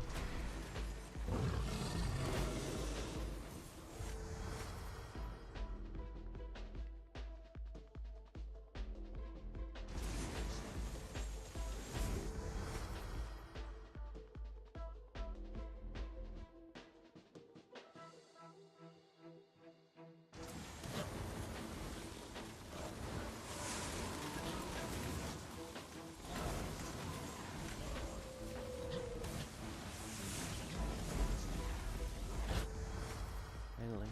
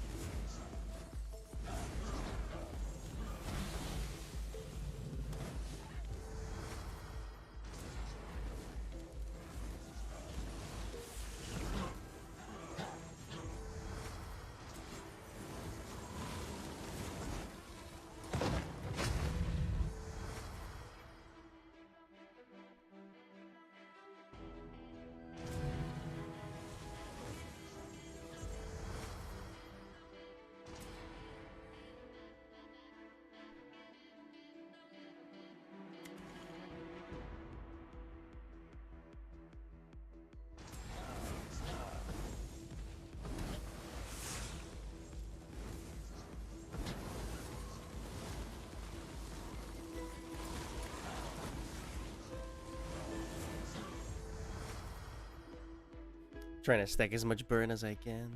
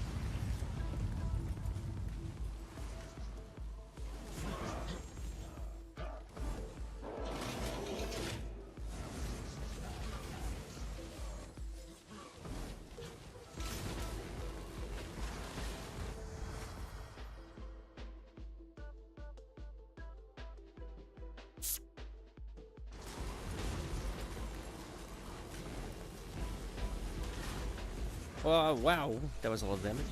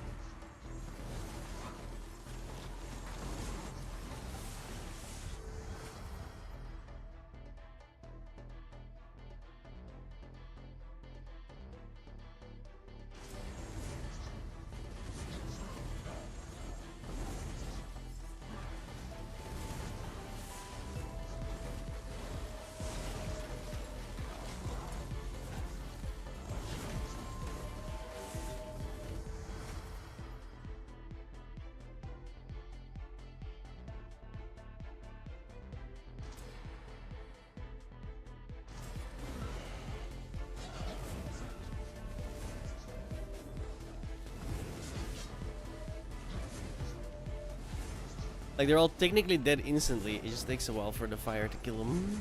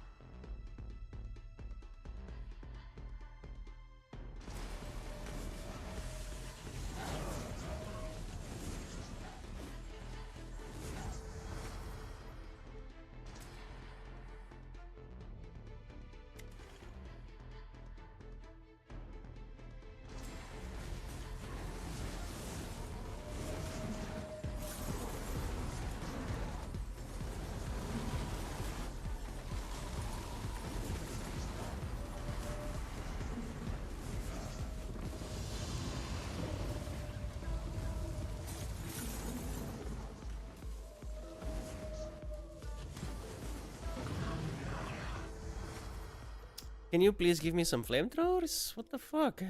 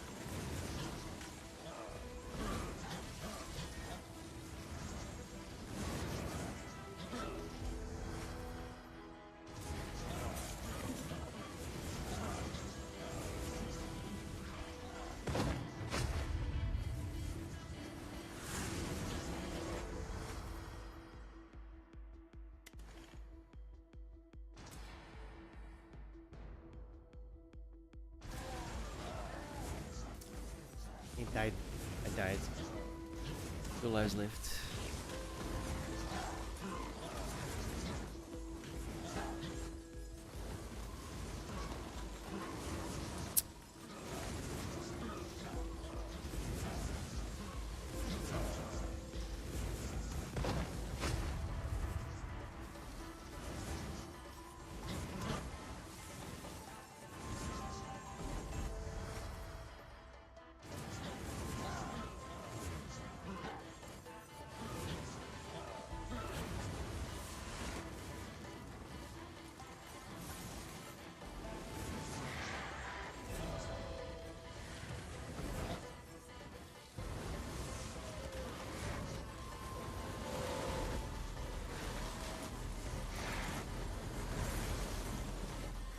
One HP.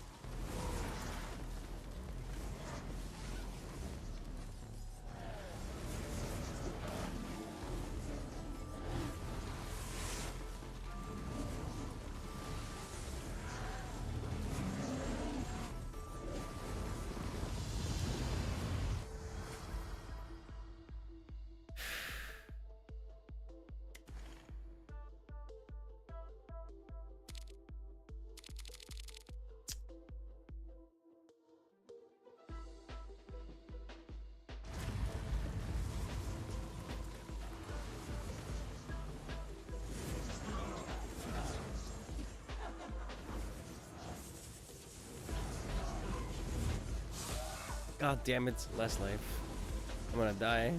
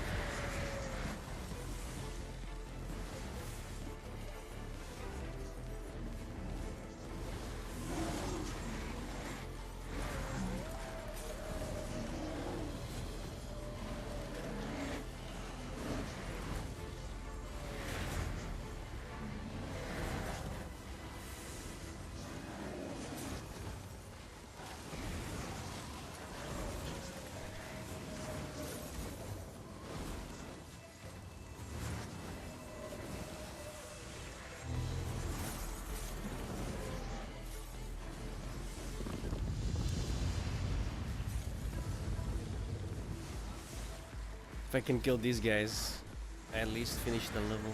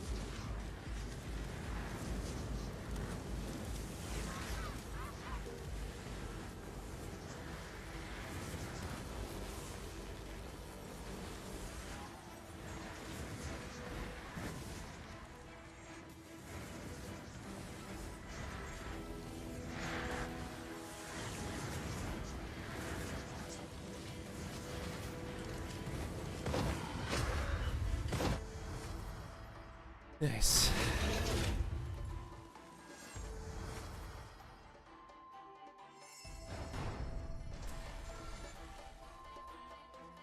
I have no lives left though. Let's do purple. I don't know what purple does.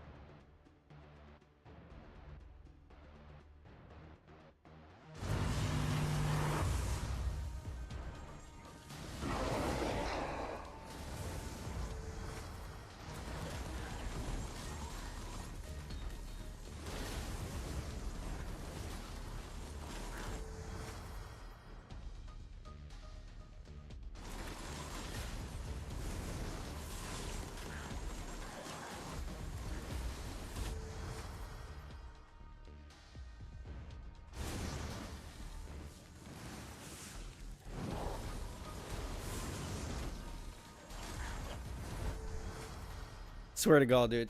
I'm like so over this nonsense. 3 days of this is enough. Although day 3 so far has been the worst. I hope it's better tomorrow because I really gotta go to school, dude. Fucking hell.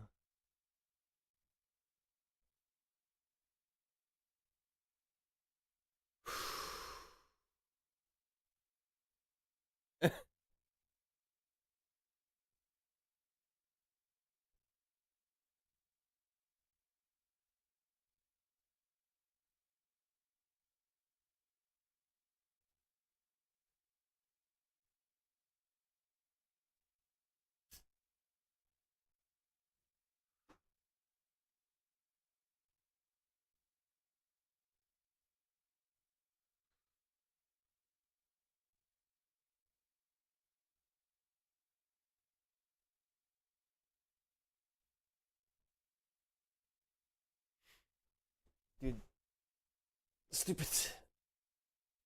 I got like 30 minutes left on the break. I think I'm gonna take 10 to 15 minutes as well. Get some medication in me and shit. Wanna know?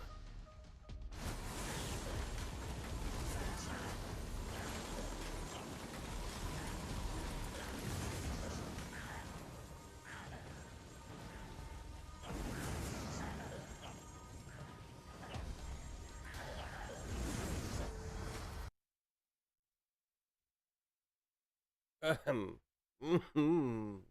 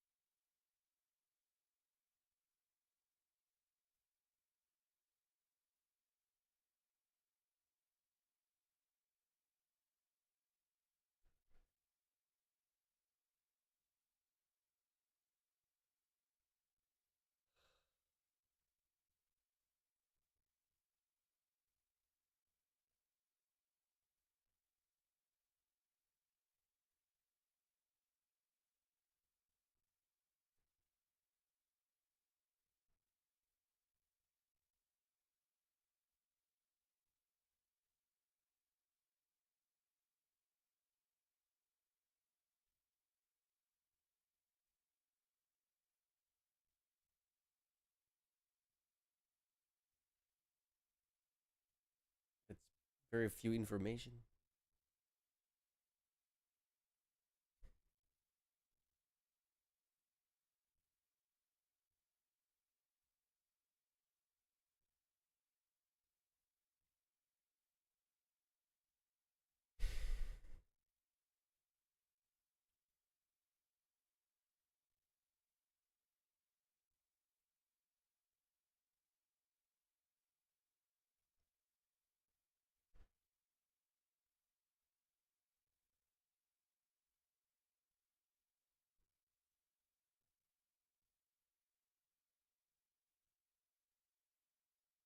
What do you guys think about this game?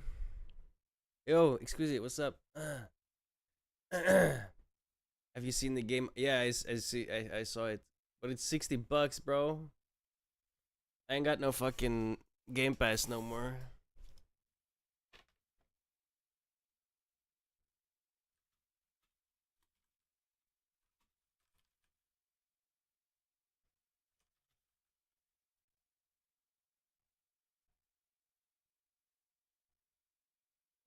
Well, I have seen the era history untold, but the mixed thing is like, it's just civilization. And I'm like, oh. If it's just another civilization, you know, like that one game. What's the one? It was just civilization again. Humankind. That one. Oh. Oh. I want to put my head through a wall, bro. So it's annoying me. Like I don't have a headache or anything. It's just like, you know, it's like I'm on a different planet. Everything is closed up. My ears are closed. My nose is closed. I'm coughing outside of my fucking throat.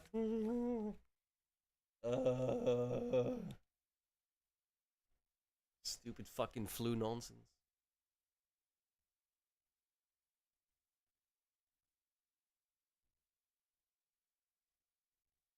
You see this game, Exquisite? Yeah, I hope I only have it a couple of days, bro. Because I didn't went to school today, which is not good. I might not go tomorrow, depending on how I wake up, which is not good. I cannot afford to miss any of this shit, bro. Oh, especially the fucking Linux. Ugh. This next week, fuck my life.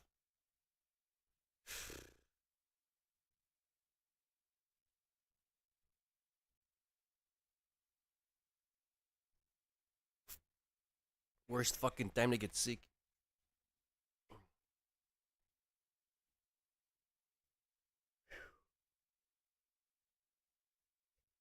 This game looks kind of nice though. It's like an MMO. It'll be free to play, right? But if you get an early access, you can, in a day, tomorrow, you can play tomorrow instead of the 1st of October. What is that, 5 days? Yeah, 5 days.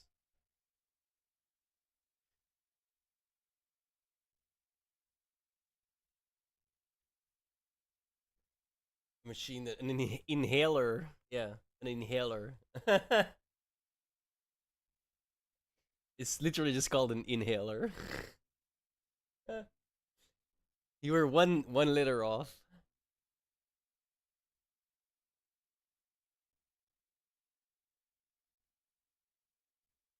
All right, bro. Give me like 10 minutes. I'm gonna go take some pills. I gotta go to the bathroom. Give me like 10 minutes. Check the Throne and Liberty thing out. It's on Steam. Yeah. Yeah, breathing is kind of important. You know? I'll be back. My phone. Oh, I'll be back.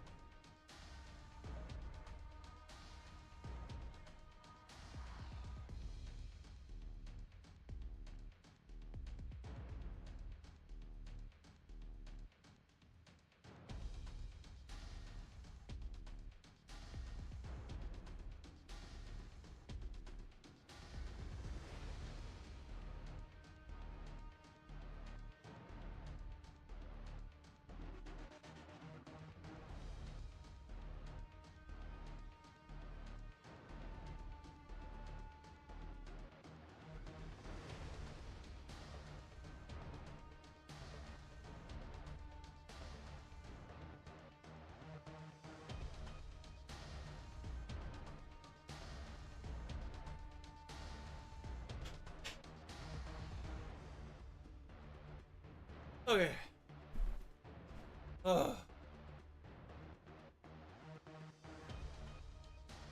What's up, Nate? I'm watching the Oceangate Marine Coast Guard hearing.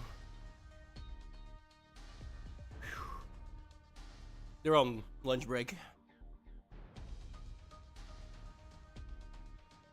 10 more minutes, roughly. Oh.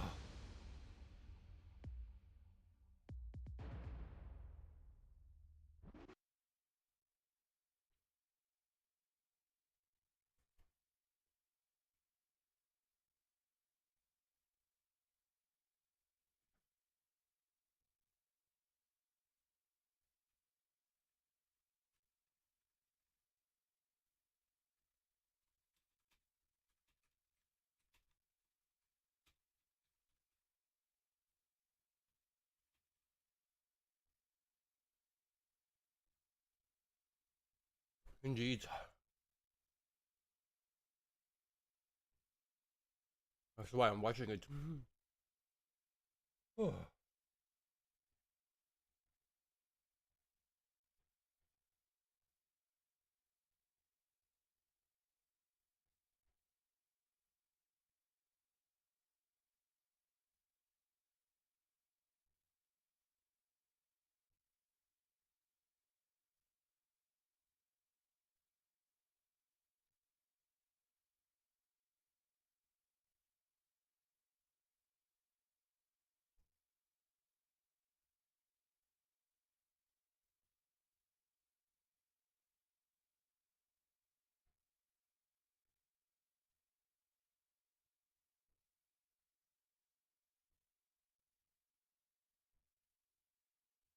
Yeah, I did that. I got sick.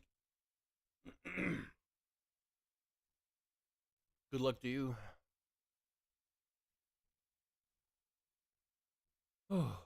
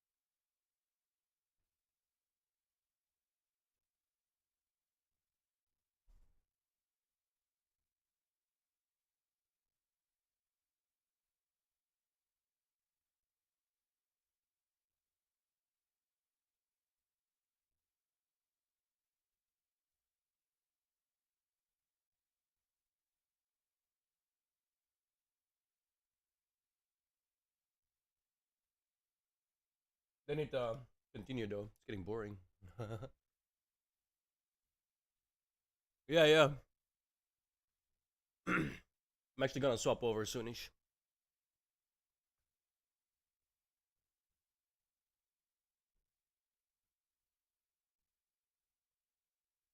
I'm just one thing at a time. Even breathing is making me tired, bro. This fucking COVID thing is not no joke. I mean, it is a joke in the way that they were trying to portray it, but it's still not fun.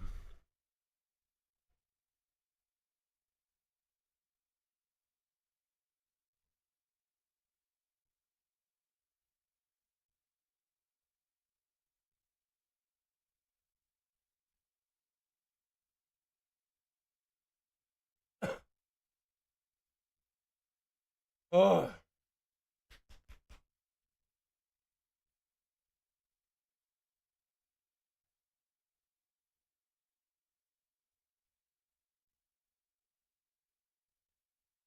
Like it's making me mad how much energy it's taking me, dude.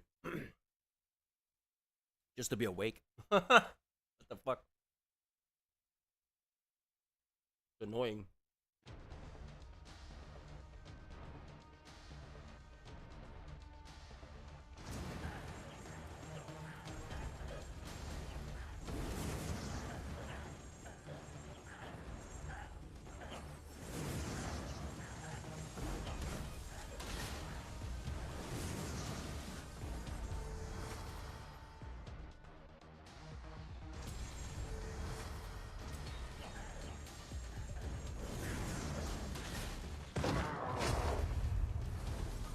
We're gonna die.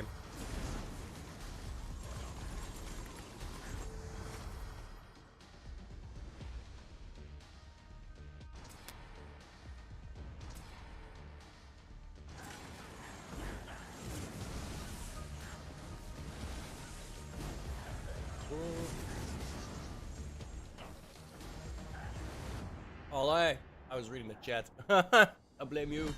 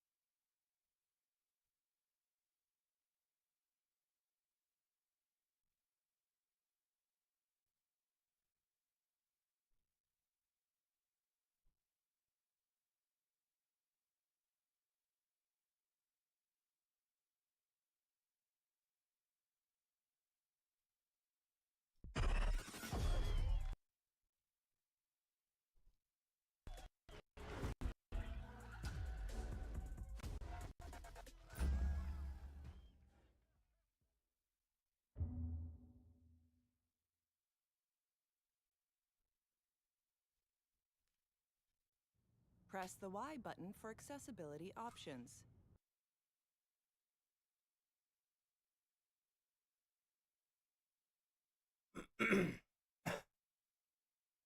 Stick around later tonight. You'll see me play some Planet Coaster. I'm good at that game. Well, you don't. There's no being bad at it either. Hey, that grill arrived. Excuse Sounds it'll like you had back a me up successful trip. if he's still Thanks. here.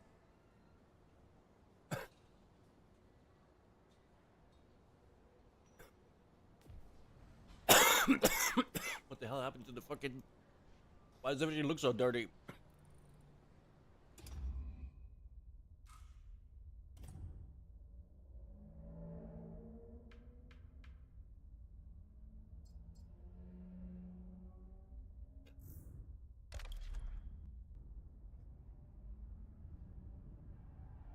Press the C key for accessibility options.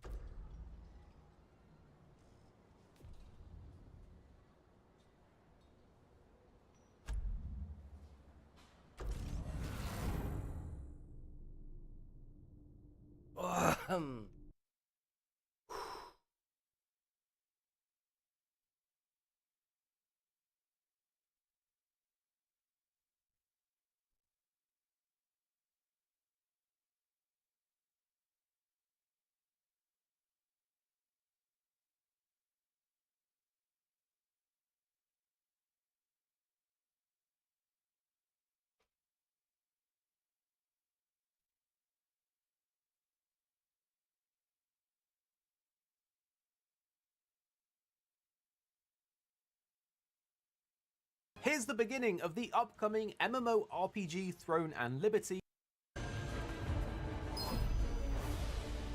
I'm not a fan of the fact it's Korean, right? Like, oh, the grind on that can be nuts.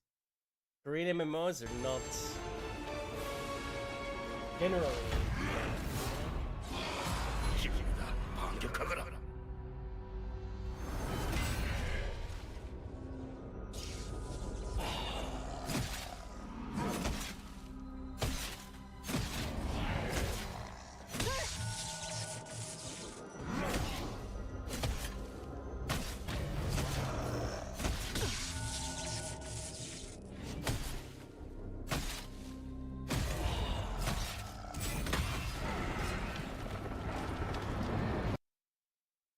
좋겠어.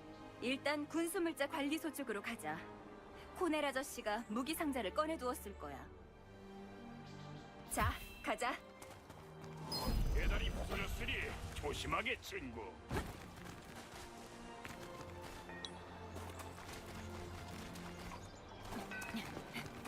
종이 울리면 재빨리 이곳으로 들어가서. But then you have like 수비대에 Like this 물자를 was great 지원하러 가나. at the start. 혹시 모르니 자네 무기도 챙겨가겠고.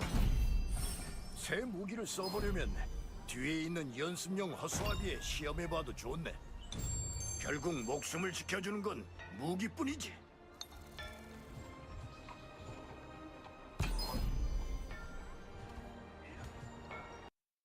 How pay to win is it?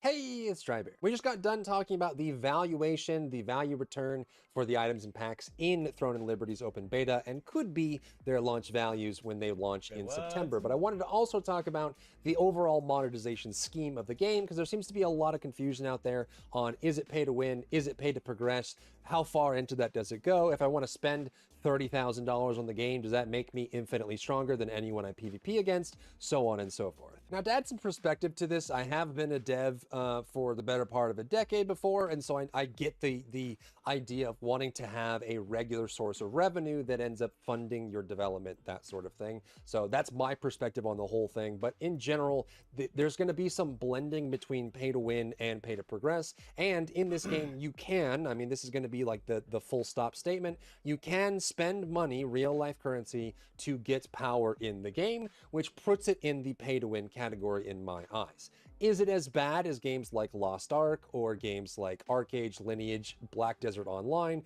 I would say no, but it's not too far off either. So let's go through the system that will be in place for the West, right? Because this game is available in Korea, and there are going to be other things that you can buy in Korea that you won't be able to buy in the West. And they also took some of the packs, some of the bonuses, like the leveling log pack, the battle pass. AGS has made those available for their medium currency, which means that free-to-play players can grind up the in-game currency needed to buy both the leveling log pass and the battle pass, whereas you can't do that in Korea as far as I'm aware. But there are two main currencies to talk about when it comes to like pay-to-win aspects and monetization for Throne and Liberty. That is going to be your Solant, which is your soft currency. This is your gold, silver, whatever you want to call it, your base in-game currency that you get for playing the game. And it's going to be your fee for crafting items, repairing things, doing that sort of thing. And then you have your hard/medium currency called Lucent. The reason I say medium, typically we put premium currencies as a hard currency, which means you have to spend real life money in order to access it. However, this one is mixed together in the same pool. So you have this hard currency Lucent, which you can buy in the store. The values that we have in Korea right now, if we took those values at the exact like Korean won that we have for that with the current exchange rate between won and USD, if you're someone who uses USD, this is how much you would get. So it's about a $2 pack, a $7 pack, a $20 pack, 35, and then 71. Typically in Western games, we see 5, 10, 20, 35, 50, 100, and usually those scale up in a linear scale, which means that you're going to get that about here. So honestly, this is like these prices here, if they were to release this way, we don't have an actual value from AGS yet on how they want to sell their premium currency. This is not really out of bounds. I would say that this is like a cost per premium currency valuation between 50 and 60 is very normal, very standard, very typical. So you'd be able to buy this currency in game game and pick it up. However, you can earn it as well, and there are restrictions on earning it, which means that even though it is a premium Bert currency, might you dislike can me, but I'm still considering picking farm this it up. during certain activities and certain methods in order to get it back to you. So what are those? The first and probably the primary method is going to be the auction house. So in-game, there's an auction house. You can sell items on here for Lucent, and you can buy them on here for Lucent, and hopefully The later hearing is on now they back will in have... session. That I don't like. Before we continue with testimony with Mr. Conan, I want to clarify one issue for the record.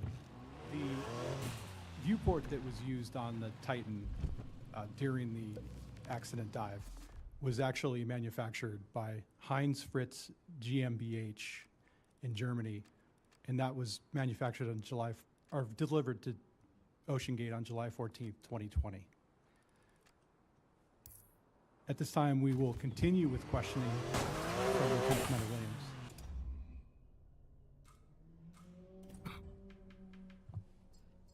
Good afternoon, Mr. Conan. Good afternoon.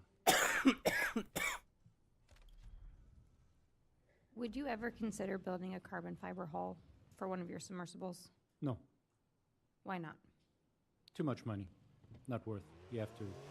A submersible must have a minimum weight to be able to sink. If it's super light, you have to add lead to it to sink it. To go super deep, steel gets a little too heavy. But the carbon fiber, all the angels today say this is really, really difficult. The Navy has spent more money than any private company has available to do R&D on. Still not doing it. So leave it to the Navy to figure out first before we would do it. Not practical commercially. Wouldn't do it. Did you ever have any conversations with Mr. Rush regarding his business plan or company vision?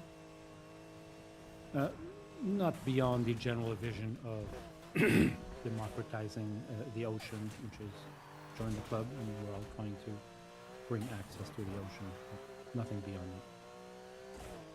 What are your thoughts on the term mission specialist? Who pays a company like Oceangate for a seat in a deep sea submersible?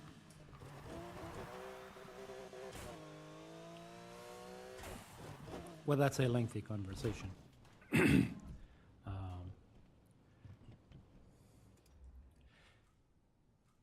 It is a problem, but it is deeply rooted in problems that lie with the current federal regulations on the Coast Guard. I think it is bringing a lot of people to find ways around things because it's too convoluted, and I think I'd prefer addressing that in my second part of the presentation, if you don't mind. That's fine. It needs context, that's fine. Recorder, or Lieutenant Steele, could you please bring up Exhibit 068? And this is the draft Marine Technology Society letter to Oceangate, dated March 27th, 2018.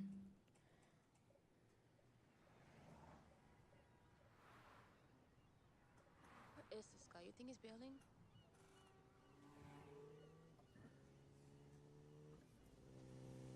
Hey.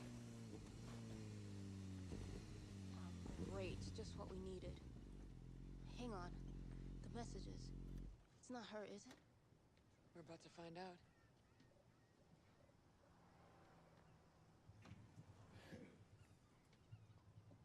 Man, screw this. Guess you don't want your car back. Mr. Conan, are you familiar with this letter? Yes, right, Torres. Yes. And Yeah, why we saw did you with you the money. decide to draft this You know letter? all about the shit you've been doing around here. You think you can play us? Think again. The stunt you pulled the other night was a bad move. This letter came as a culmination of a number of observations within the industry. As I've mentioned before, I've been organizing a yearly conference for 20 years.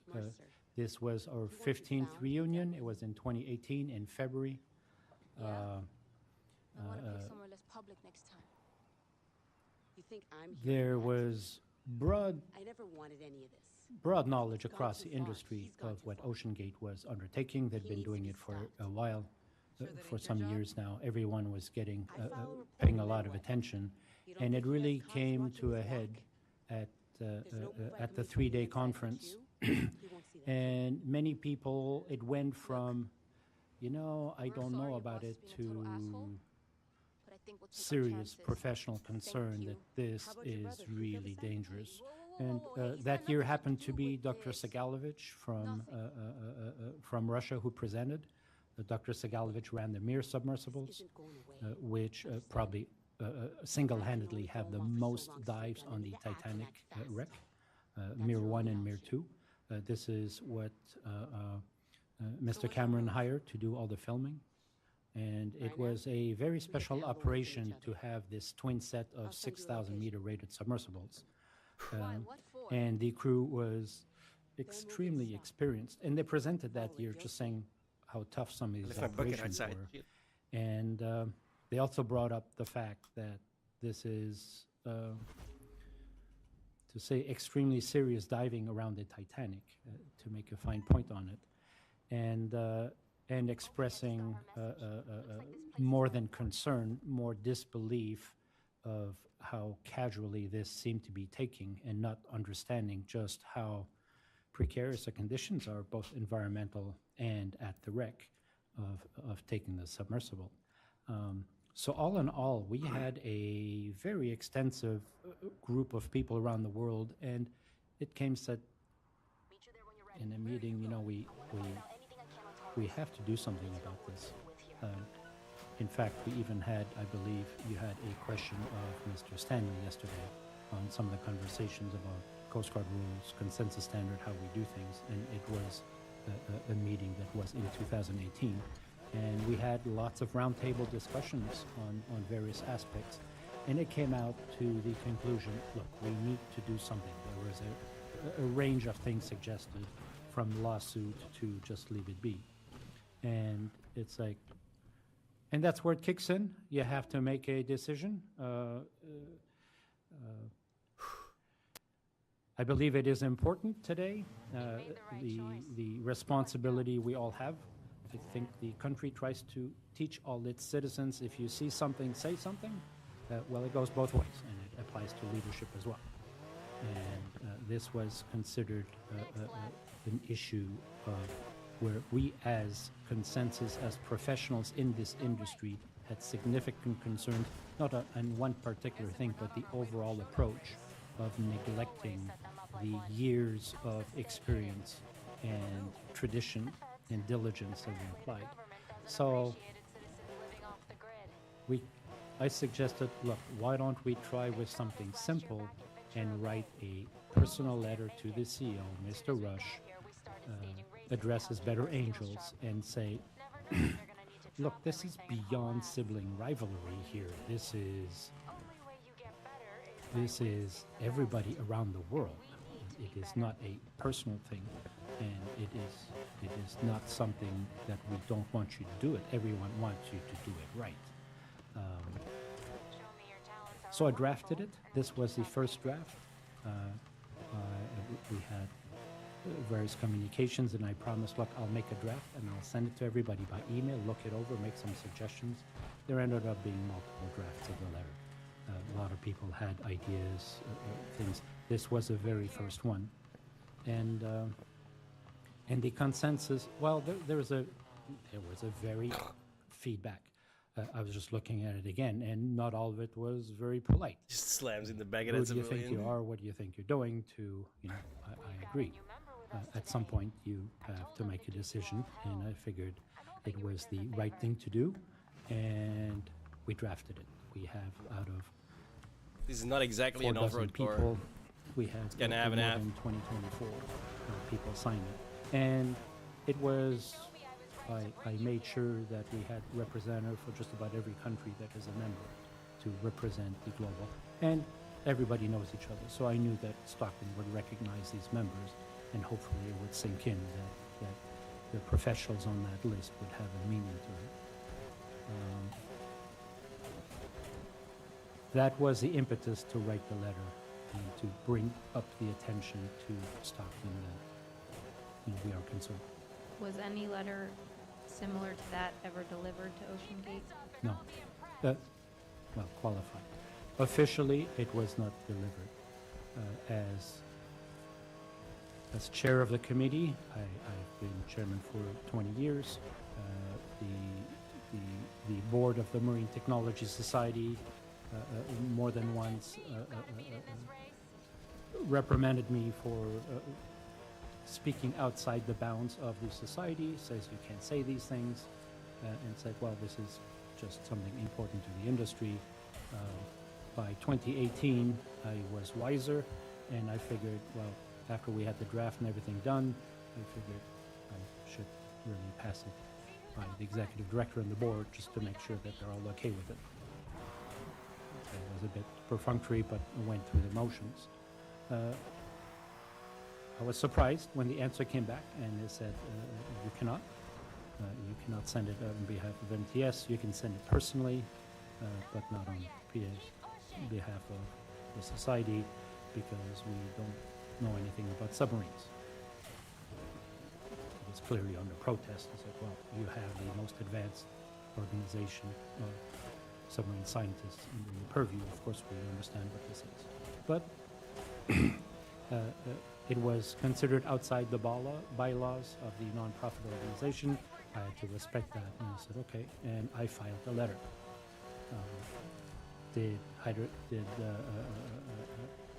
Was a letter received? And that I can confirm it was, because somewhere down on all the electronic letters that were circulated, one of them got passed on to Oceangate, and Stockton got the letter. And Stockton's first reaction was to call me. It was not unusual for Stockton to call me. We talked a lot, and he asked me, "What is this?" And we had an interesting phone conversation about the letter. So yes, he did receive one, but not formally. Thank you. That concludes my questions. You exposed us out there. Sir, can you give some details about the conversation you had with Mr. Rush regarding the letter? Yeah.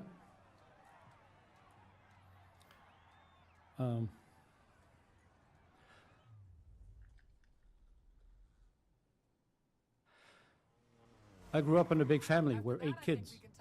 Everybody thinks is really smart, but you do stupid things, and around the round table, you get told They don't know it yet, but they're never and getting straightened out by your siblings. Race with us again. And you do something. Do what you did out here, and one of those parts is yours. Deal. Uh, I'll hit you up when we're ready. I don't think many people ever told Stockton no. Don't think he understood that concept very much. It was an approach on the letter. Yeah, I believe the question was about Mr. Conan's conversation with Mr. Rush about the letter. Yes, sir. If you could just, I really am interested in the direct dialogue that you had with him, if you can remember. I do remember. And on saying what this letter had to do, says, well, you can read the letter. We are all very concerned on the directions you're taking with the company, and there are 3 things we mentioned.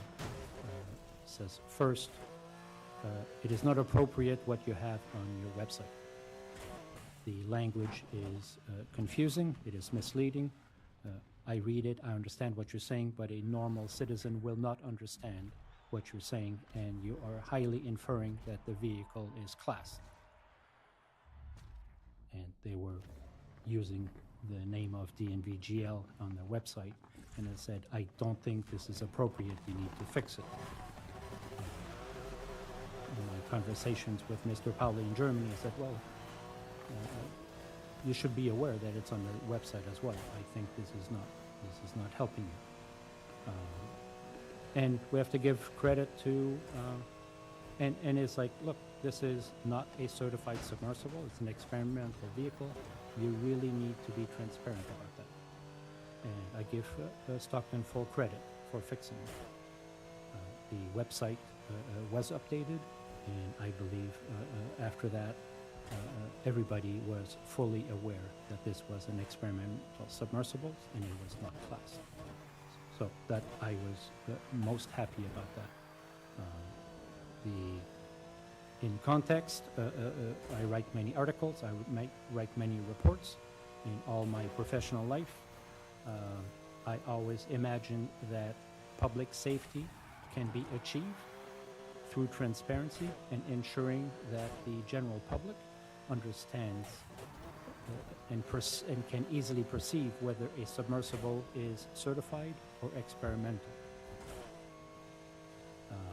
And I thought that was a simple way of achieving some public safety. Since then, I must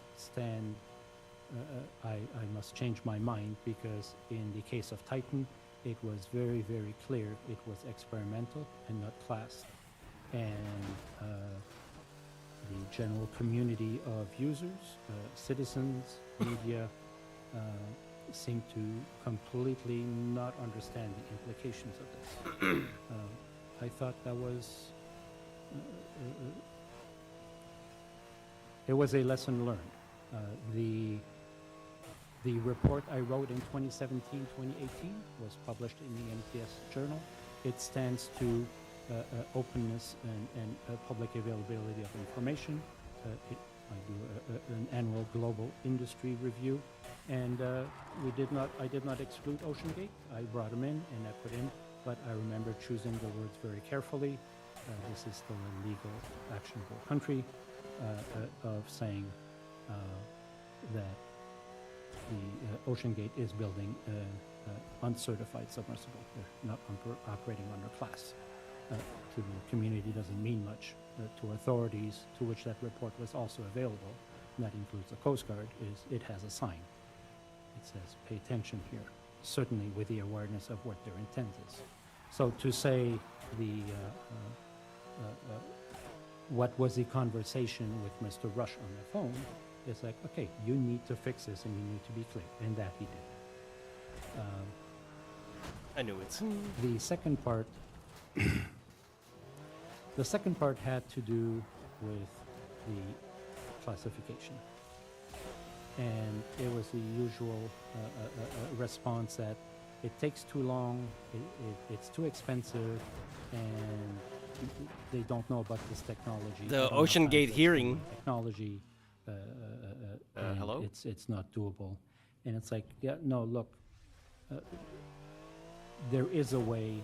You can't just walk away completely. From the submarine that such things imploded, qualification through like the really shitty submarine, as opposed to calculation, is at the very least you can come up with a validated test program, but you need to have a third party validate your test program.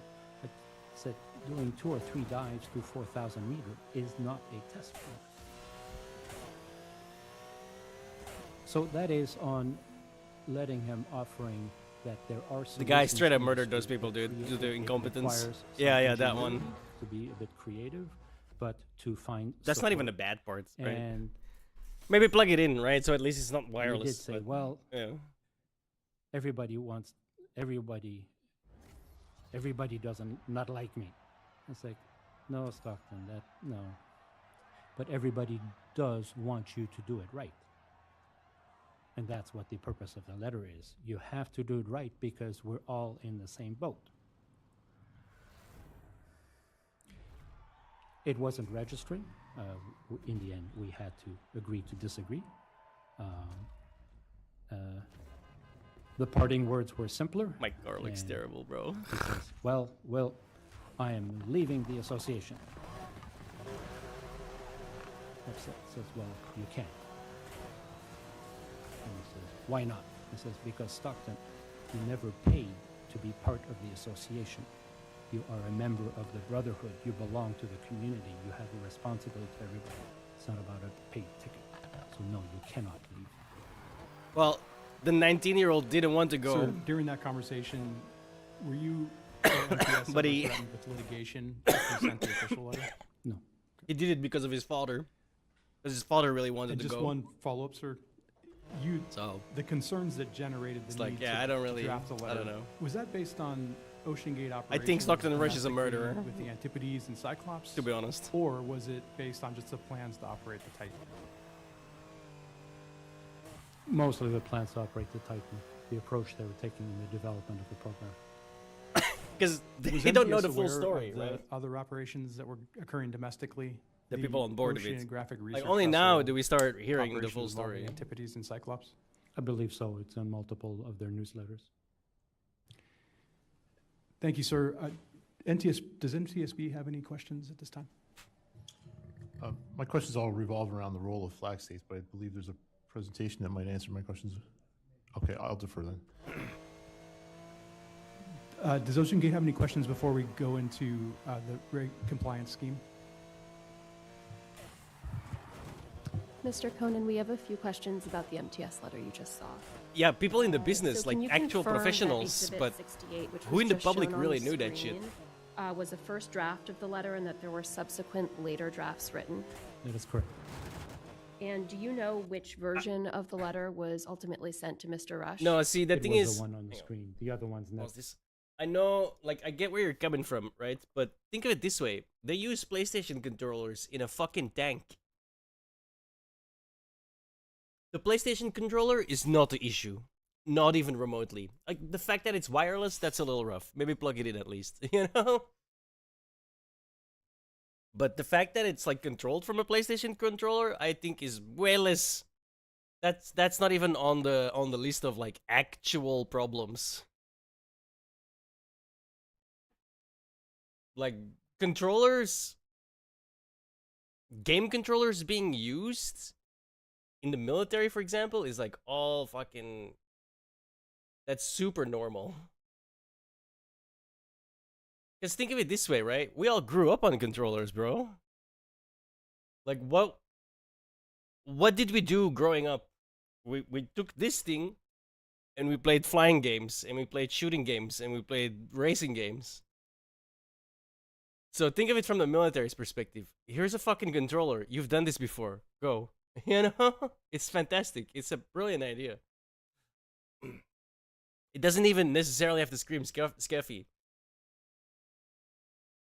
The difference with Oceangate, however, is that was... They didn't just take an amazing tank that works and put a controller in it to do it, right? They built this thing from scratch in the wrong way, according to all of the experts now, right? Hell, the ballast were like fucking steel pipes, you know, or they would just drop like to get back up. What the fuck?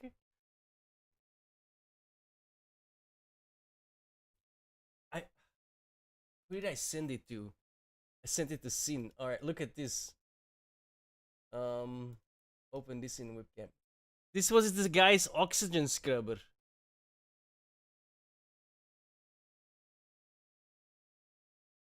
This is way more damning than the fucking controller is. Like, you know what I mean? Everyone focuses on the controller. That is like not even remotely like an issue, right? Yeah, I wouldn't dive in the first place either. I'm just saying, like, the controller is not a problem. That's their CO2 scrubber, bro. You put shit on the bottom, right? You know, like how in submarines, the scrubbers, they're like plates, alright? You put the thing that scrubs the O2 in the bottom, and then this is the air fan that pushes out the actual recycle. What the fuck is this, dude? Like, you know what I mean? This is clearly not intended for commercial purposes, but this guy was selling rights. This guy murdered people, dude. 100%. In my opinion, right? And I'm just some layman, I don't know. But I view this guy as a murderer. It's insanity. Never left. And could you clarify how many signatories there were on the letter? Which one? The one he saw or the final one? The one he saw. The one he saw? I believe there's 40 or 42. 40 or 42. Sir, can I just make one point of clarification? The letter we saw, names are obviously redacted, but there's 6 redactions on that. I just wanted to clarify. It didn't seem like there were 40 names there being redacted. They're mostly on page 2. Give me a second. And is that not included? No. I think can we go back to that right? exhibit, please? But the fact that, like, someone was explaining how carbon fiber to me works, right? It's like... There's only one page. Okay, I can clarify that the Coast Guard only has Carbon the fiber draft. is really good for when stuff is trying to stretch it out.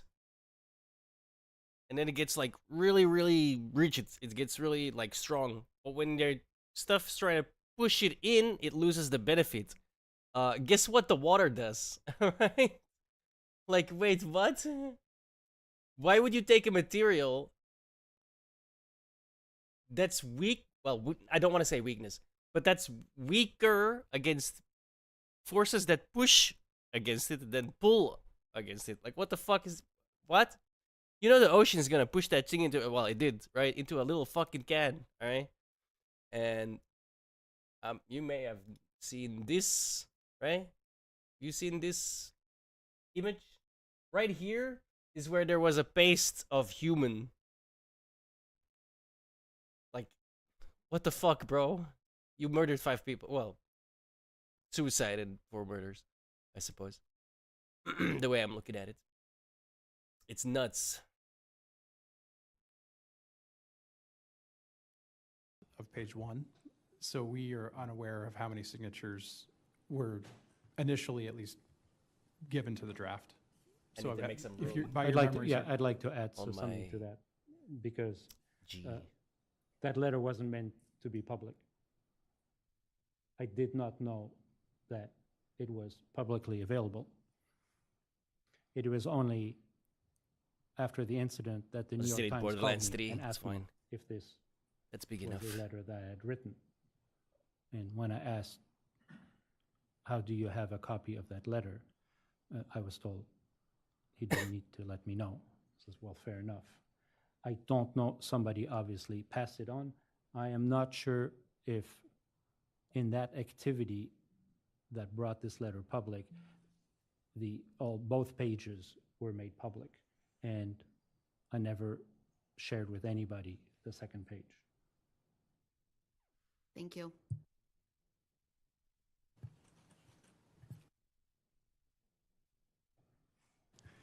Okay, at this time, sir, we'd like to transition to the presentation that you drafted.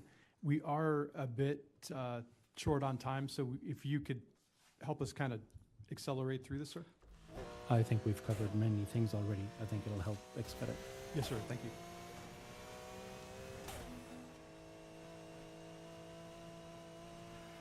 I appreciate the opportunity to bring this up. This has been a conversation within the industry for many, many years. And it is presented here as throwing observations on the wall for everyone to consider. There is no one answer, but with all my professional experience of 30 years doing this for a long time, paying attention, talking to many people, we could take these as personal observations for the record. This is William Conan speaking personally and bringing you what I put together. The first few brief overview is for general benefit, and I know the public has some sort of questions. And what is the industry made out of? How many submersibles go to 4,000 meters? These are some very brief items I put together last summer to brief people in the industry that want to have a better idea what this situation we have in here. Right now, there are 9 submersibles that in the world that can dive to 4,000 meters. It's a limited set. All of them are classed by different classification societies. Titan was the odd man out. There are It's also the only one that imploded. It's probably updated here, but shy of 200 submersibles operating actively around the world today. And there it shows the first some shallow submersibles all the way down to 1,000 meters. You will notice 1,000 meters comes up very often, just for general public information. 1,000 meters, anything making me beyond wanna play 1,000 meters, Subculture. requires an export license, so it's a bit of a natural barrier. Beyond 1,000 meters, it's considered advanced. The list of the 9 operating submersibles today that go to 4,000 meters includes China, Finduse, the limiting factor, and everyone knows with Mr. Victor Vescovo, who went down to the Mariana Trench, Jiaolong from China, Alving in the US, Shinkai 6500 from Japan, the Natil in France, Consul and Rus 37 in Russia, and the Deep Sea Warrior. All of them carry 2 or 3 occupants, and you could see the class society. CCS stands for the Chinese Classification Society. DNV is from Europe. We have another slide for those. The general configuration of a deep diving submersible is like shown on the cross section, and it generally consists of a spherical hull, which many people have. Well, how about the cylinder? Well, if you have a cylindrical pressure vessel, you need 3 parts, 2 round ends and a middle part. If you skip the middle part and you have only 2 parts, the 2 ends, it's just simpler, cheaper, and stronger. Classification Society. When we say that we have experience in the industry of 50, 60 years of events that happen and we make notes, this is playing the computer game and you write notes on how to win. That's what we do, lessons learned. These lessons learned are written somewhere. They are compiled in the rules and regulations that these classification societies put together. And they're non-governmental organizations that operate in different countries, and they all publish their rules a lot of times for free. Don't go too fast forward. I want to right there. The American Bureau of Shipping rules, for example, this is available to the public. This is available to anybody who wants to look how hard is it to make a submersible. It is free. You might not understand what it all says, but this information is the cumulative action of years and years and years. DNV is a big classification society, so is Lloyd's, and most equally importantly, the American Society of Mechanical Engineering, ASME, that controls pressure vessels for human occupancy. This is a foundation of how you do design around the world for submersibles. We have existing design regulations. Next one is operational guidelines. In the United States, the Coast Guard has existing regulations, which is the NVIC 593, which is the guidance for certification of passenger-carrying vessels. It was released in 1993, and it was put into law by the Circular 794, which is the Passenger Vessel Safety Act of 1993. We even have international regulations under IMO, which is the Circular 981, which is guidelines for the design, construction, and operation of passenger submersible craft. So we have, go ahead. Sir, I just want to, can you go back one slide, please, Tinsdale? Just for clarification for the record, a navigation vessels inspection circular is guidance, not a regulation. But in absence of a regulation, a lot of the industry goes by those guidelines. I just want to clarify. Yes, thank you. I thought for the purpose of the presentation, it is worthwhile bringing, just updating a little bit. These are slides from the presentation in 2006, where there was a lot of work compiling some safety statistics for the industry, and I thought it would be worthwhile bringing these up as background. So there's a lot of talk. The heyday of submersibles was in the 60s and 70s. This slide is important because this is where the last fatalities occurred in our industry in 1970s. Go to the next slide. We have 4 recorded incidents in Necton Beta in 1970, which happened in California. In 1973 on the Beaver 4 in California, someone died, but that was a surface accident and the towing cable broke. Johnson Sea Link is probably the what's written most about, which happened in Florida and killed 2 people, and 2 people died in a fire in Japan on the Usushio. This graph over here shows where the fatalities were in the spectrum of how many, I'd put it by seats, how many seats were available in the world at any one time per year. And you can see that there is a very marked shift in increased capacity somewhere in the mid-80s, and that had to do with large tourist submersibles. What this does show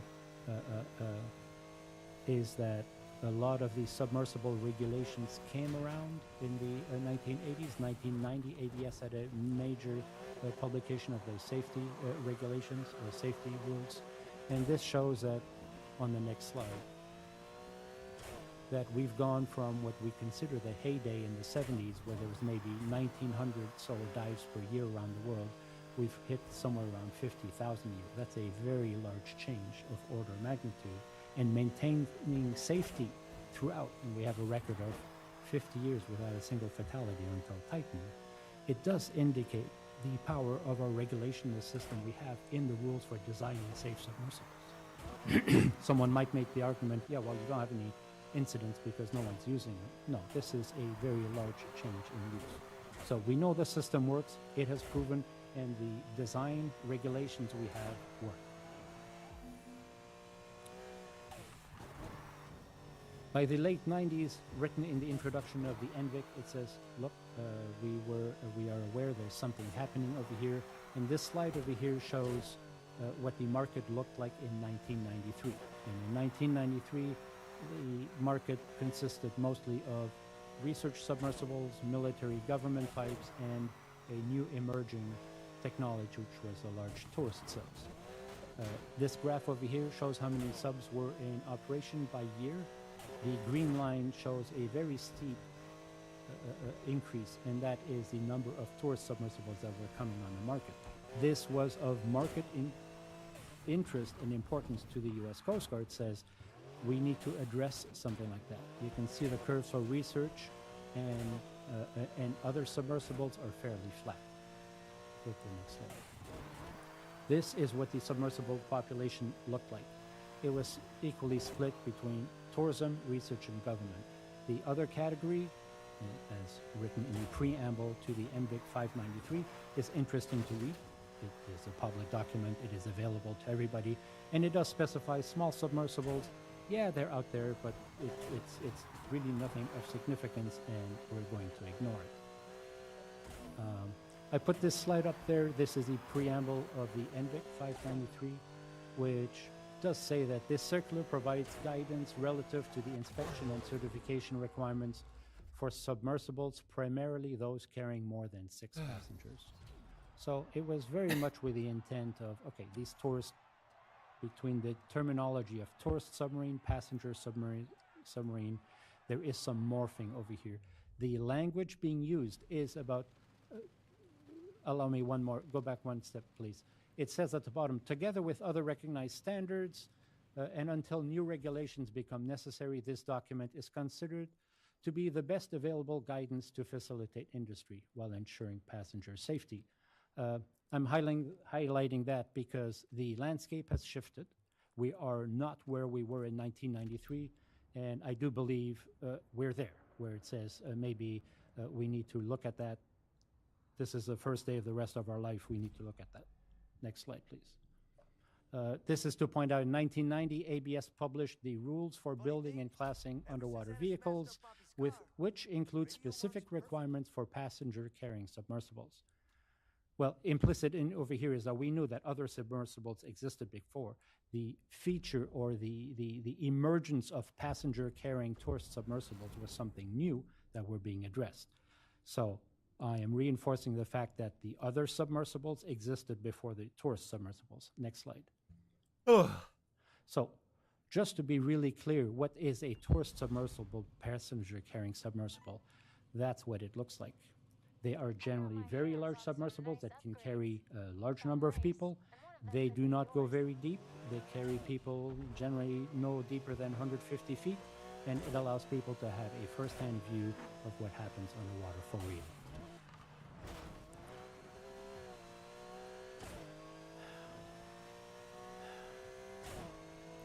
So we're coming to the NVIC 593 and the emergence of the tourist submersible.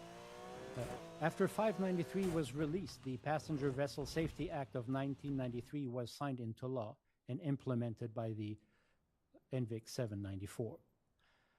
This made a modification to the guidance that was produced in 1993, which was a result of many years of study from multiple agencies that came up with a number of categories, identifying categories of vehicles, submersible vehicles. The new modification required that any submersible with one passenger or more had to comply with all the Subchapter T tourist submersible requirements. It's quite onerous. This is like saying your Cessna 172 has to have the same inspection as your Boeing 747. Is it safe? Probably. Is it practical? Not very much. Research, now, what happened with that? Research subs took exemption from this, and they said from the nature of their work. It's like, nope, it doesn't apply to us. Navy and government says, no, we're exempt from this. Private home-built submersibles, this doesn't apply. Everybody in this country still has the right to build their own submersible and go dive it. This is precisely what Mr. James Cameron did. He did not class as submersible, but he was the only one on that vehicle. He could do it how he wanted. So it's perfectly fine. You just can't have and ever take anybody else. So home-built submersibles have a standing exemption. Tourist subs were fully addressed, and rightly so. The code works. All other future submarines, none considered to exist at the time, would then also be seen and treated as tourist subs as defined by passengers. And that created a problem. Next slide. Now you can see what happened in the industry since the red dotted line here shows 1993, the release of the NVIC. And you can see that the meteoric rise of the tourist submersible completely flattened out. The market was saturated, and you can see from 93 onwards, both the research submersibles and the tourist submersibles, there was quasi no growth. However, the other submersible, which was considered zero, has a very steep rise in the number of vehicles. Next slide. The first picture of showing what a tourist submersible looks like, saying mapping all other submarines as a tourist submersible, that's a reality of what the industry looks like today. It is very wired, every size, shape, and applications. Next slide. If we look at the population and compare the two in 1993, where it was one-third, one-third, one-third, the new production from 1994 to 2017 shows that 68% of all new production is the other category that was considered non-existent in 1993. Now that slide tells us we have an issue, because that other category is completely unaddressed in the NVIC today. Next slide. So what happened? All small submersible manufacturers defined their vehicles as not tourist subs. Everything revolved around the definition of passenger for hire and created untold legal wranglings. We have way too much precedent on trying to figure out what the definition of a passenger is, and you're very familiar. The problem is that the US Coast Guard officers and port captains were unable to resolve this ambiguity. It is just too complicated. This ambiguity and variances in adjudication from port to port, and that was the power of the captain of the port, left even greater confusion. Most operations made general exodus outside US waters, including Mr. Paul Allen, who tried very hard to find a working solution. We had an ally in Mr. Allen to try and have his submersible operate in US waters, and even he gave up, and it wasn't just because of money. It didn't take too long for the industry to realize that the key was to just find an exception, just like all the other sectors had done. Well, if research took an exception, Navy took an exception, government takes an exception, science takes an exception, private takes an exception, well, it doesn't have, you can imagine. Oh, sorry, I wasn't paying attention to the chat, bro. Being redirected sorry. To find another As in my own little world. What was the exception is find a variance around my bad. Passengers for hire. And this is exactly the approach that Oceangate took. The attempt of using mission specialists was to take exception to passengers, and it turned out that they succeeded because they were allowed to dive with Cyclops 1, with Antipodes and Titan under the carriage of mission specialists.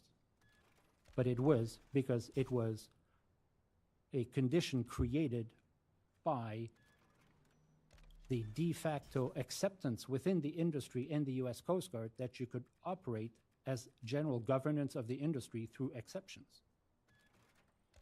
That's a problem. Next slide. What do we know today? The submersible industry has shown an exemplary level of safety and diligence for safety over more than 50 years. Operators, owners, manufacturers have exercised stellar self-discipline as stakeholders for safety. In 1990, 1993, the submersible world looked like it would emerge with a major population of large tourist subs. Based on limited small submersible activity in 1993, it was perceived that small submersible applications would be overtaken by the robotic and drone technology. I've been at this long enough, people told me, why are you dealing with a dead technology that's never going to go anywhere?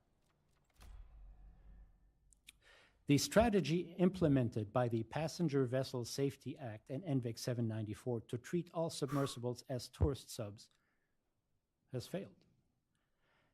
Managing governance of submersible through exceptions from tourism sub-centric regulations and misinterpretation of passengers for hire has led to an extraordinarily difficult for small submersible vessels to operate in U.S. waters. The submarine industry will continue to grow and requires diligent governance to ensure growth in an orderly commercial framework while ensuring public safety. Small submersibles are not going away. It is part of the national infrastructure of every economy to help manage our natural resources, coastal and in deeper waters.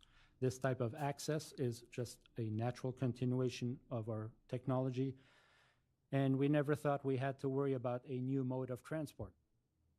Well, we are here. These are the early stages, but we are at an inflection point, and we need to do something. And whatever governance with This all guy the loves good to talk, intentions though. in 1993 Like, was intended, it is not working anymore, and we need to look at it. It's a complex situation. It's a complex industry. There are a lot of issues to play. There is no single answer. It is only collaboration between all stakeholders, and that includes industry manufacturers, operators, owners, and the regulators. It is part of our mission to continue our annual conference that we do every year to bring the entire world community together. And this is not just an American U.S. Coast Guard problem. It is a state problem of every country that is going to struggle with what do we do about those pesky submarines. They're not going away.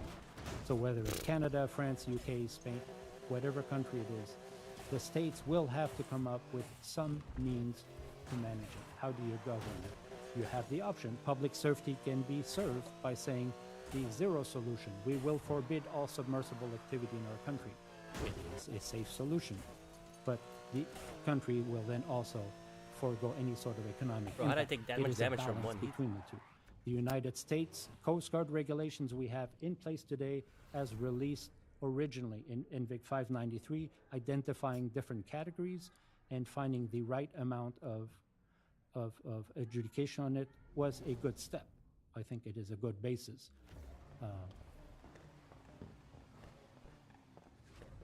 Where are we? On the challenges, how do we go there? The innovation is at the core of the submarine industry development. And it's for many other modern economic sectors. We cannot go away from innovation. It takes an increasingly high level of knowledge to fully understand the risk associated with new technology.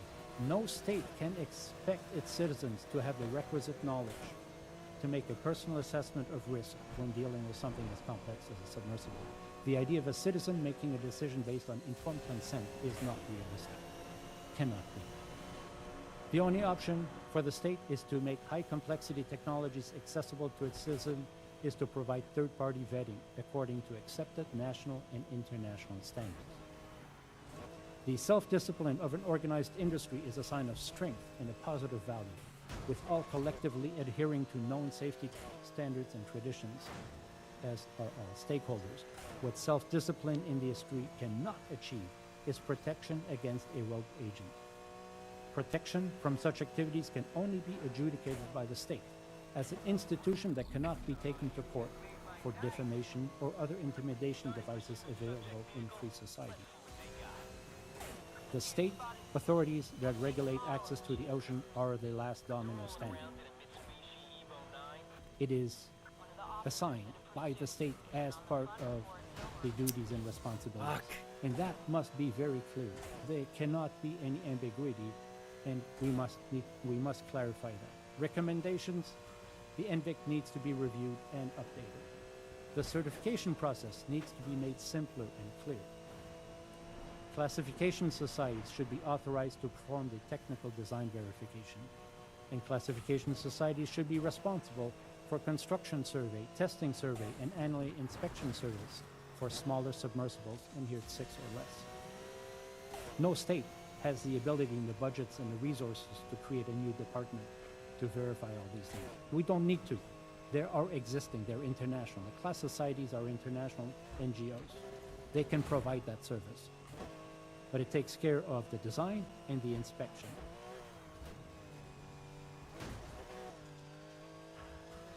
The U.S. Coast Guard can recognize a small submersible in good standing if it is active in class. Because when you're active in class, you must have annual surveys, you must have reports, and you must log everything that's happening. What we do, and I'll just share that, this is the last slide, is at the moment we build quite a few submersibles, private submersibles that go to owners of large yachts. If the yacht is registered to the Cayman Island, they can only put it on the yacht if the submersible is also registered in the Cayman Island. This is the Cayman Island Shipping Registry. We will build the submersible to ABS class. They will go under sea trials. We will perform all the sea trials with the surveyor. ABS will survey all the activity. On the final sea trials, we will invite the Cayman Island Registry representative to attend the sea trials as much as they want with ABS. After we complete the ABS test dive, we're generally talking about a week's worth of activity with ABS. On the last day, we will stay in port for one more day to do any test that the Cayman Island Registry would like to see. It works very well. It is not a big imposition on a manufacturer. What that does is two things. First, it gives us a class certificate. We have full certification on classification on submersible, and it gets us registers with the Cayman Island Shipping Registry, which understands what that registration number means because they've witnessed that it has class. We are fully covered. If the Cayman Island wants to know what is that submersible, they have all the records, including the classification societies. And as long as it stays in class, your registration number has something.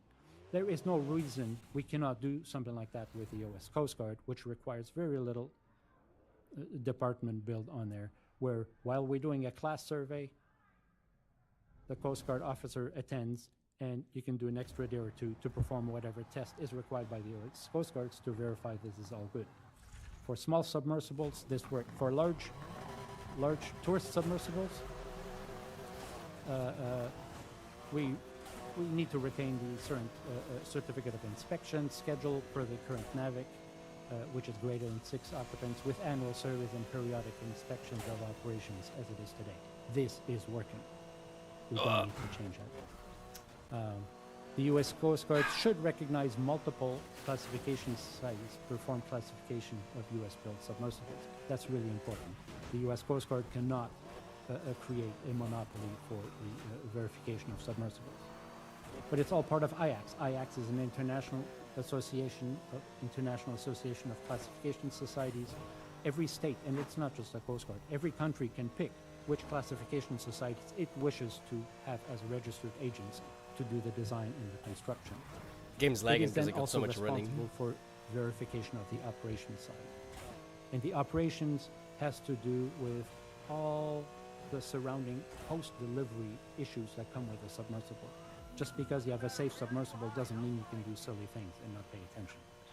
And that has to include operational inspection requirements, minimum operational inspection requirements, maintenance requirements, safe emergency procedures, having enough resources on sites. And most importantly, it also has to dictate what are the standard baselines for a minimum training for a pilot and for the crew and maintenance. there's a list. The NVIC does touch on this. And we do have a problem today because some owner who doesn't know much about it will find out, well, how much does it cost for training? It's like, well, they say, oh, it's so advanced, you can be trained in 2 days.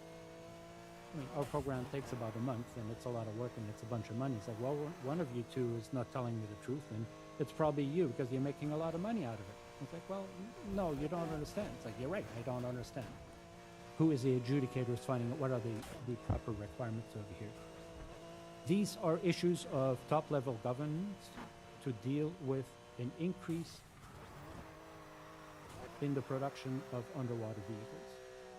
They're not going away. We have enough experience. We have tried things, and the U.S. Coast Guard NVIC navigation rules is at the tip of the spear here. There is an opportunity to lead and to come up with a template that other states can benefit from. We do need to organize something at an international level, like Mr. Thomas was saying, at the IMO. We have regulations at IMO, but it doesn't work very well from top down. What we need to do is most states need to find a practical solution on how to handle this technology from country to country. And if everyone is doing the same copy and paste off a basic baseline, we have some commonality across. How do we manage activity in international waters? That's a problem. But what we can do, you cannot, I've said it before, piracy has been a 2,000-year-old problem. It's not going away. You cannot regulate, you cannot fight it. But what you can do is you can prevent access to international waters if it doesn't look proper. And if an operation that doesn't meet the requirements say, okay, well, you're going to have to leave from Murmansk to go to your dive site, well, so be it, but it's going to cost you a lot of money. But you're not having access to international waters through the civilized port. So there are ideas. We cannot save the entire world, but there needs to be a change. There is too much ambiguity in the current way we have. And we have found that over 30 years. It was with all the best of intentions in 1993, but the amount of legal wrangling we have and the confusion that we have within the Coast Guard and the public and the operators has created a black market for people to trying to find ways around. And what is the benefit for industry to go along with that? If a small submersible that is classed, less than 6 people can be classed, and the U.S. Coast Guard agrees to register it as a small submersible and have full access to the documentation, a couple things happen. One of the biggest problems that occurred to me when I heard about the Titan problem is anybody trying to help the Titan was handicapped because nobody knew what the configuration was. Nobody could look up at the documents like, hey, what they put on the comm system? What's the configuration of the ballast system? If you are classed, if you are registered, some of these informations are available to the rescue team. That is just on a side note. But the benefit for everybody to go along is if we can build small submersibles that are classed, they all are anyways, and we can get a registration from the Coast Guard, and that is now designated as a safe technology in a vehicle to operate in U.S. waters, regardless of who you put inside, the passenger thing goes away, because the passenger and the scientists or the Navy person, they're all the humans. You are covered. These vehicles now become productive in society, and they can actually do some work, and there's a lot of work to be done. The reason it's not is because it's too confusing. Thank you, sir. I appreciate the feedback to the Coast Guard. I do want to ask one follow-up question from your presentation. Yes. Of all the submersibles that you have, or you've produced, are all of those registered? Yes. Registered with the Coast Guard? Registered with a state or a country?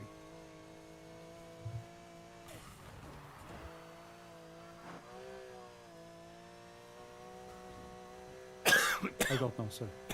This is something that's usually tied to the ownership of the yacht that will go on to. If you would check, I would be it would be interesting of the board to know if your vessels are all registered with a flag or a state. Yeah, there'll be a mix. It'll be a mixed bag. And by that, you mean you're sure that some are not? Yes. Okay. Well, because the states will not have a mechanism of registering it. Okay. So they're not registered because it doesn't fit the mold of what they would register? It's like Mr. Stanley was pointing out yesterday. It's like, what did he say? He says, what is a government inspection? And he said sporadic. Like, well, okay, it depends. There is an infrastructure missing worldwide, and it's not because of bad intention, because it's complicated. And it is the intent as directing and one of the direct mission objectives of our World Submarine Organization is bringing the community together, come up with a consensus standard that we can say, look, this is a decent template based on best practices from industry that a state can use to start forming a structure on how to manage the flow of submersible, and it would include a registration process. The question is, what do you put in the registration? Well, the classification papers is innocuous. No reset Yes, is crazy. Thank you. And since you mentioned Mr. Cameron's deep sea Yes, sir. submersible, I want to just make a note for the record that the Marine Board did interview Mr. Cameron. We have a preliminary interview that will be part of our record. And in that interview, he detailed the extensive testing that he performed on his submersible before doing his solo dive to the Mariana Trench. So that's something that will be available publicly when we produce our report. At this time, Mr. Chair, just to correct, so I'm not misinterpreting. Yes, there was extensive testing done. I'm just saying the definitions, classification has a different term, so that was only the comment. oh, yes, sir. I just want to say there will be the information on the exact testing he did will be available in our report as an appendix. Excellent. At this time, are there any further questions for Mr. Conan? Whoa, what the fuck? Mr. Spanner-Whalen?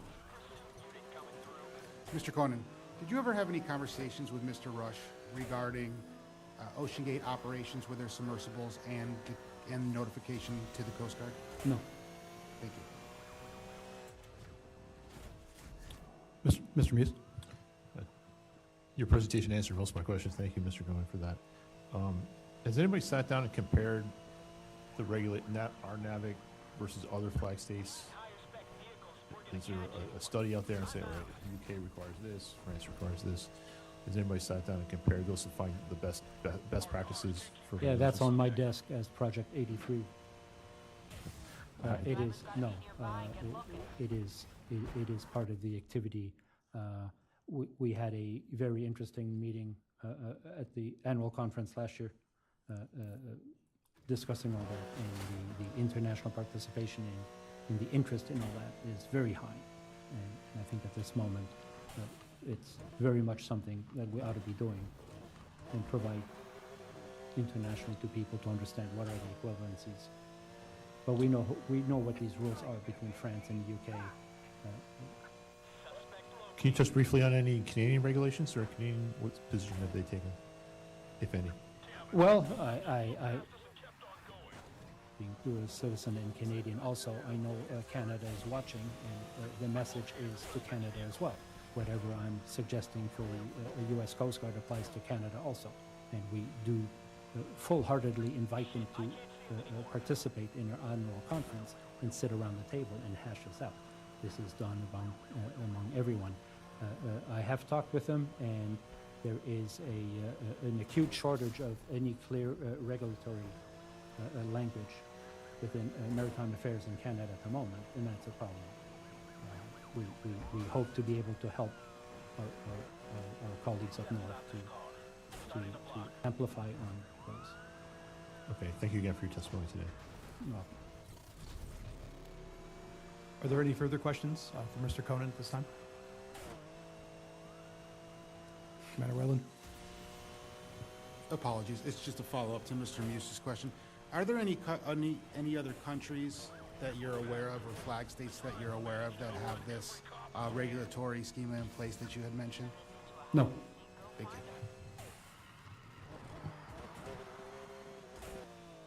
The U.S. Coast Guard leads at the moment. Sir, do you have any final facts to share with the Marine Board before we adjourn with your testimony? I appreciate the offer, but we're out of time. Thank you, sir. If you do, you can submit a written statement later. I understand. Mr. Conan, thank you for your expertise and feedback during this today's testimony. You are now released as a witness at this formal hearing. If I later determine that this board needs additional information from you, I will contact you directly. If you have any questions about this investigation, or you'd like to provide any further information, you may contact the investigation recorder, Lieutenant Kelly Steele. Thank you again, sir. We will now take a brief recess and reconvene at 2:50 with our next witness, Mr. Bart Kemper. Thank you.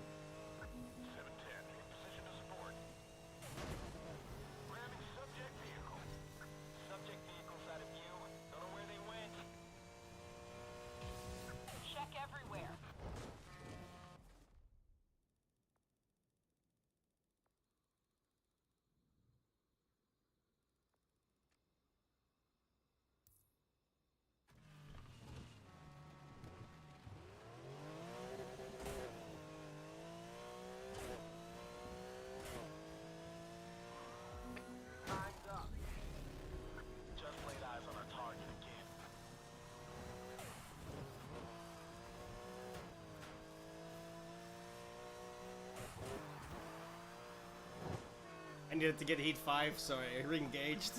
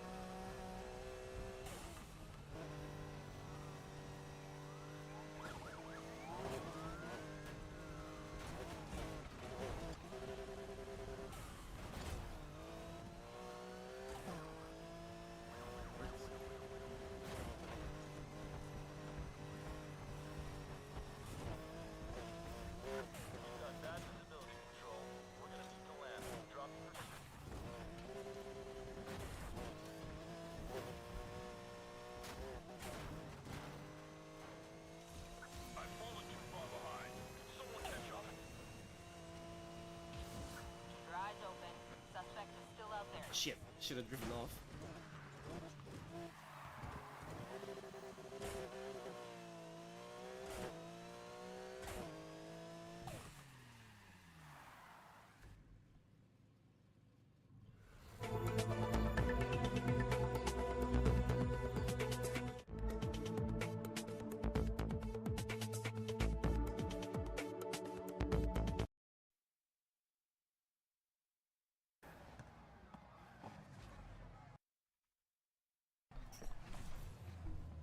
Pretty nutty story though, that's why I like it.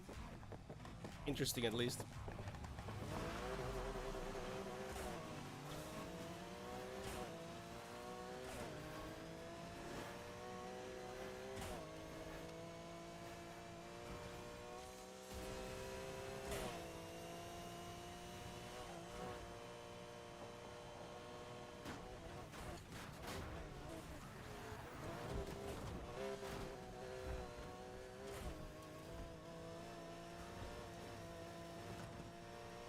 Excuse my terrible driving.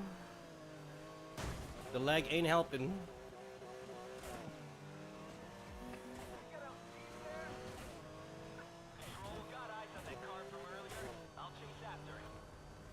Drawn to the attention you've given him. Come on, move it, everyone. I want him caught.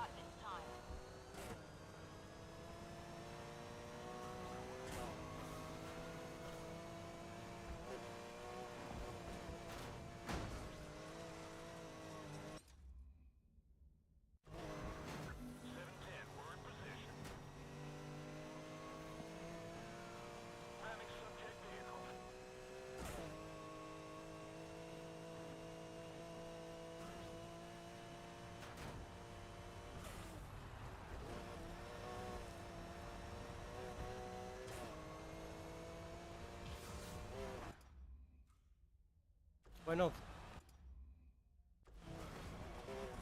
You're all mine. I can confirm visuals of the card and driver.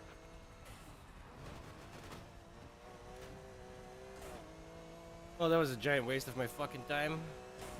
We're gonna go on reasonable control.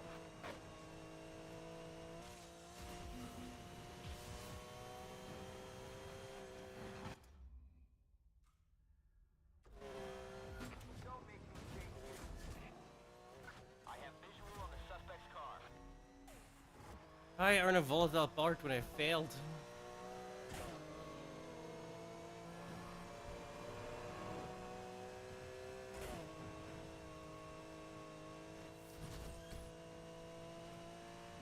I've lost visual on the subject vehicle.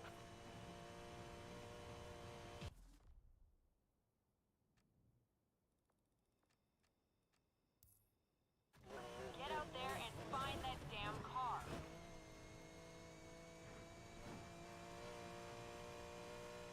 That makes no sense to me.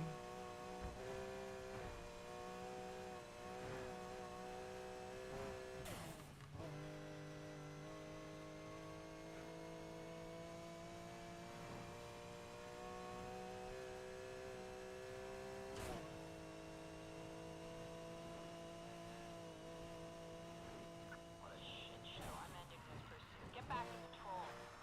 Are you serious? We're letting them go now? I did not sign up for a shit show like this.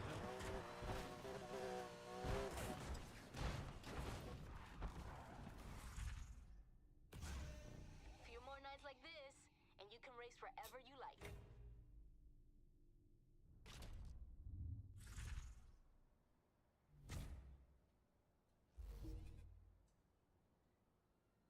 Got a new list of parts just for you.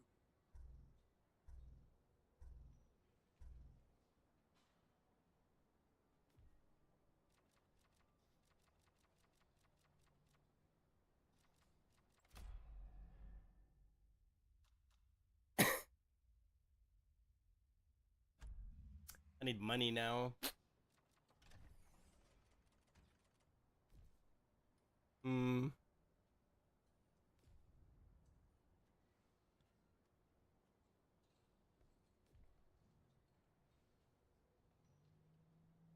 Let's just.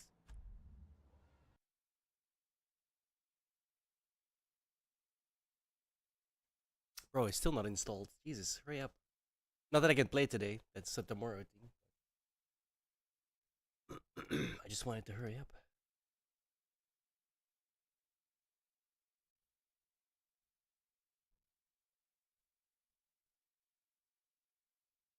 Ahem.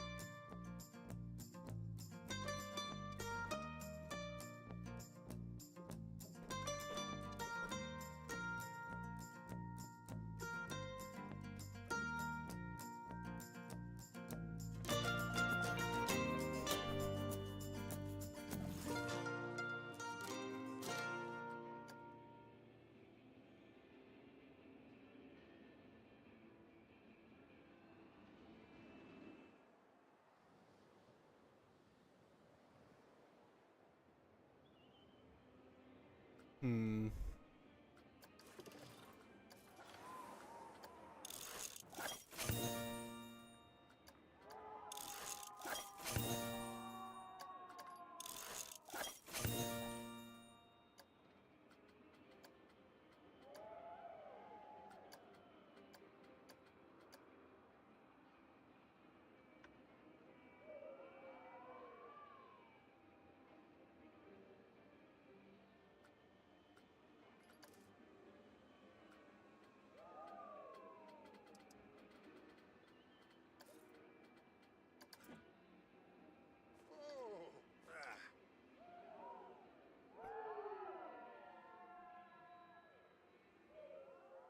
It's actually a shitty roller coaster. I don't like it.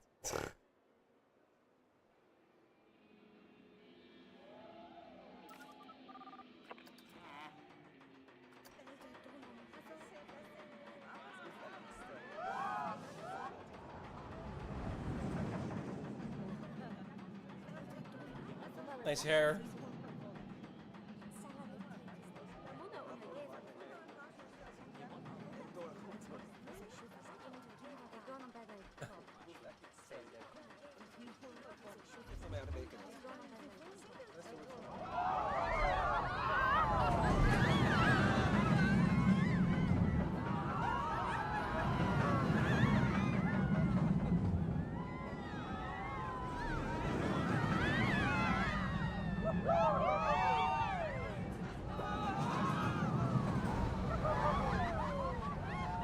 The end.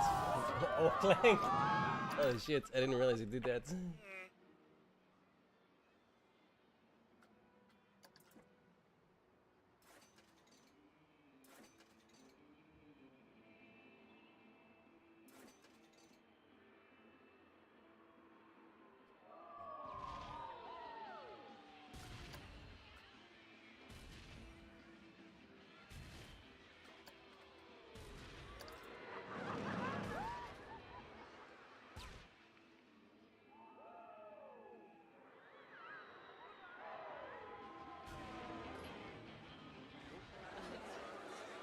I wonder how boring this is.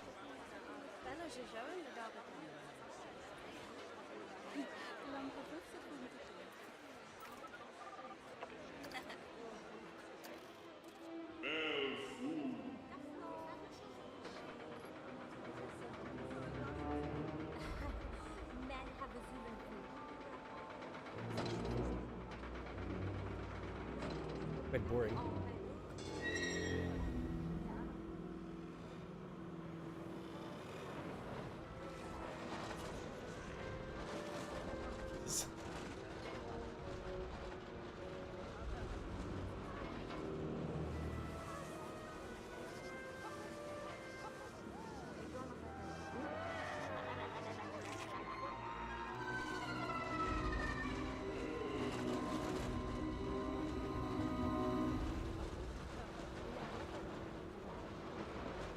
So spooky.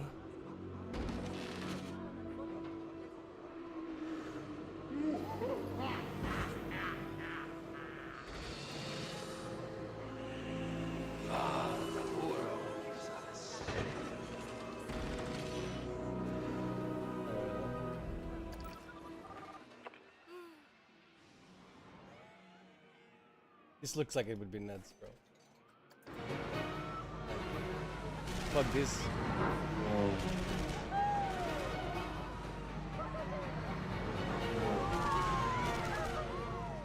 Just looking at it makes me go crazy.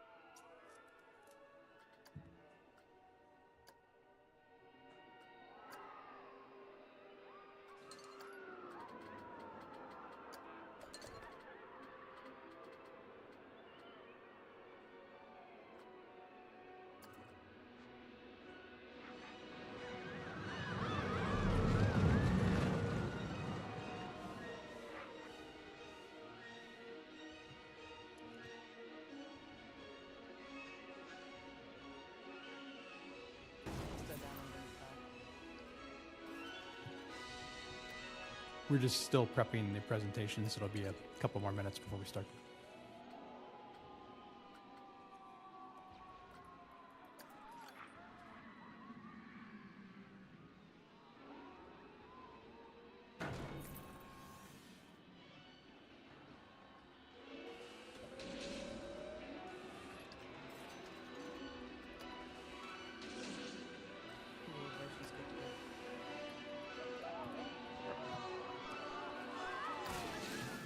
The hearing is now back in session. We will now hear testimony from Mr. Bart Kemper, Senior Principal Engineer with Kemper Engineering Services. Mr. Kemper, the board's recorder, Lieutenant Steele, will now administer your oath. Good afternoon, sir. Please raise your right hand. A false statement given to an agency of the United States is punishable by fine and/or imprisonment under 18 U.S.C. 1001. Knowing this, do you solemnly swear that the testimony you're about to provide will be the truth, the whole truth, and nothing but the truth, so help you God? Thank you. You may be seated.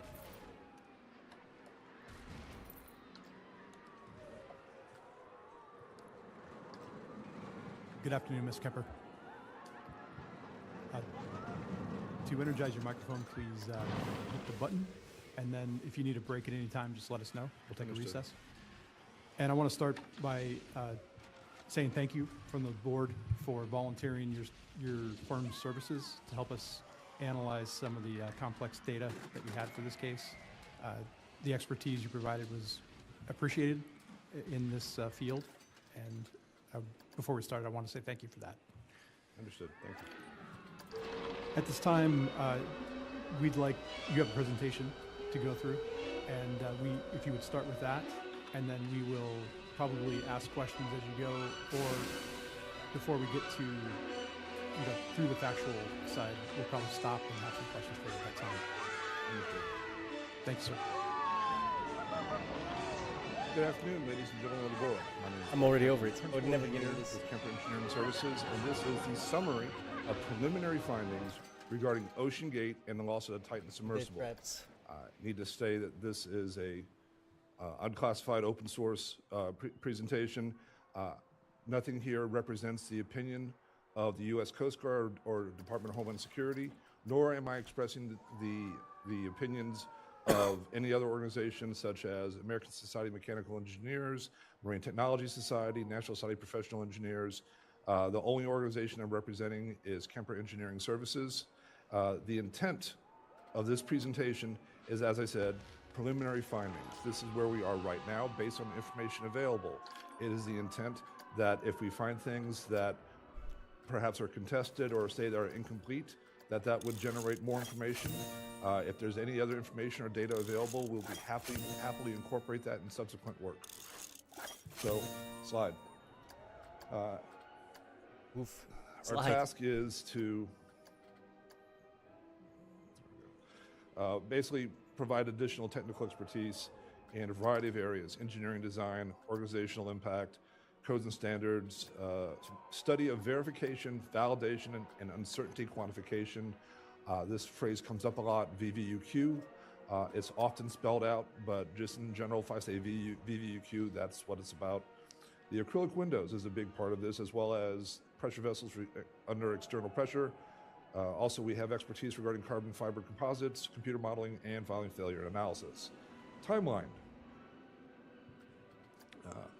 My first meeting, our company's first meeting with Oceangate was in 2016 at an underwater intervention MTS Marine Technology Society meeting. Both our company and their company had presented at that time, and we met socially. 2017, Will Conan asked me to look at a non-standard window. I didn't know the company. It's just amongst our own community, we ask each other for help. So he said, give me a look at this, and I did. Made a short summary report that will be talked about later on, but it was transmitted to Oceangate. The key aspect is that it indicated failure was likely after a number of cycles. In other words, it would reliably cycle at least a couple times and not fail, but it did not exhibit the same characteristics that a properly designed window would normally exhibit in terms of stress and strain. The much talked about letter was offered to me by Will Conan, the one that was at the time going to be through the Marine Technology Society.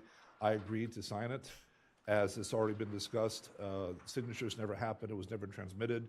It's outside the scope of MTS, but I was a willing participant of that. Unfortunately, in June 2023, the Titan was lost at sea. Because of my prior knowledge of the windows and my duty to report being a licensed engineer, I put together a report and submitted it to the National Transportation Safety Board regarding the Titan window, just to complete the record and make sure that information was available. And because no good deed goes unpunished, we were asked this March to assist in the Marine Board of Investigation to provide additional expertise. Briefly, I understand my CV is part of the record, but just briefly, I'm the principal engineer at Kemper Engineering Services since it formed in 2006. I'm also an engineering researcher at the University of Louisiana at Lafayette. I'm a retired lieutenant colonel in the U.S. Army Corps of Engineers. I did a bunch of schooling, and I did a bunch of Army stuff, and they left at 28 years. I've been doing engineering, and so here's where the appropriate work is in '98 I began working on saturation diving systems, which are pressure vessels. That was based on my previous expertise in pressure vessels for the petrochemical and other industries. That continued to happen. I began working with different diving, subsea, and marine companies. I worked with the ACG DSV Eagle, which dove on the Kursk. I worked with different window manufacturers. I also have been worked on and have consulted with Woods Hole Oceanographic, OceanX, and Navy Deep Submergence regarding small subs and various window issues.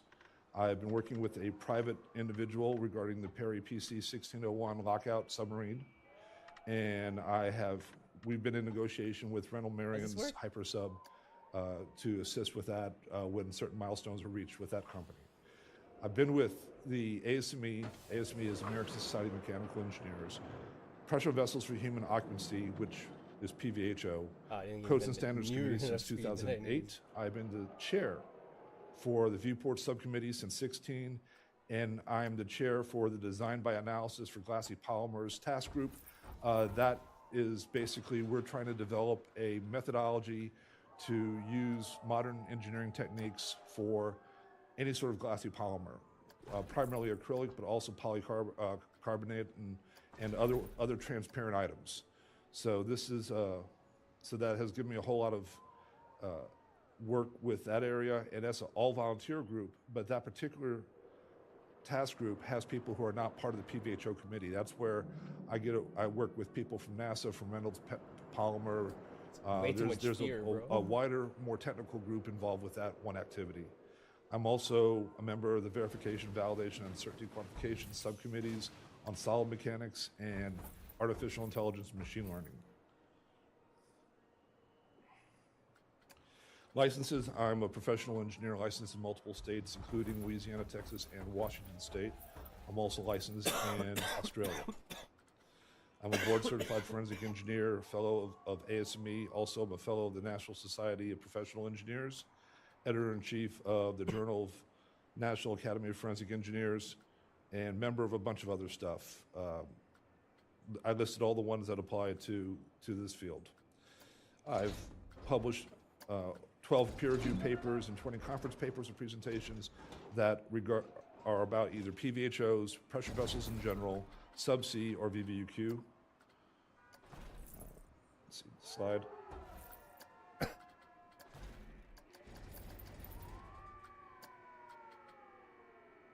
So this is the team that we have. I'm the lead investigator. The KE staff are full-time people or full-time associates. Pretty much most of them are all in the Baton Rouge area.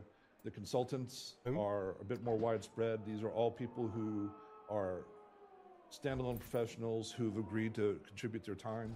Of note, 4 of the individuals are all either current or past members. Well, if they're past members, they're actually still corresponding. They're still They're still part of the discussion. They're not active voting members of PVHO, so we have significant depth in PVHO. And we also have 3 board-certified forensic engineers. These are people who are used to going through these issues and used to going through documents as well as looking at the engineering side. Slide. This is a brief by exception. In other words, we've had gigs of information provided by the U.S. Coast Guard, and we found a lot of good things and a lot of other things. For the purpose of this briefing, due to the time limitations, most of it is going to be focused on the issue involving the implosion. We've also been asked to talk about the role of engineering codes and standards and jurisdictional authorities and innovation as opposed to using, as it applies to using VVUQ. Our initial results are focused on the window design, the pressure hull, the issues regarding testing and simulation, and we've also some of the top levels of operation and safety procedures. Our observation is that the larger macro issue is that there was not a integrated life cycle systems approach, and there was not a singular responsible and charged professional as an engineer. So, codes and standards. These are things that we say are written in blood, and this is not hyperbole. The original codes and standards were building codes and boiler codes, and the whole reason they came about was because people were being killed because they weren't built right. So, in both cases, the government basically said, professions, police yourself or we will. So they started making different associations to develop these codes and standards. Boilers started incorporating the pressure vessels. And so this is one of the larger, more in-depth codes and standards, but there are others out there. These codes and standards are intended to be best practices. Wait, I can just come back into the same office. So it's not always programmatic. Some of them are very cookbook, where step 1, step 2, step 3. And other times where there's more mature applications, then it's more about providing that judgment. These are developed by volunteers.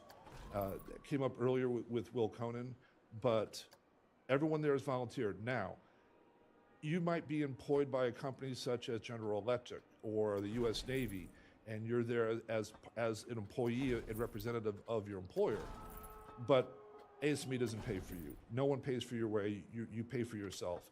As a small consulting firm, we've paid our own way all the way through.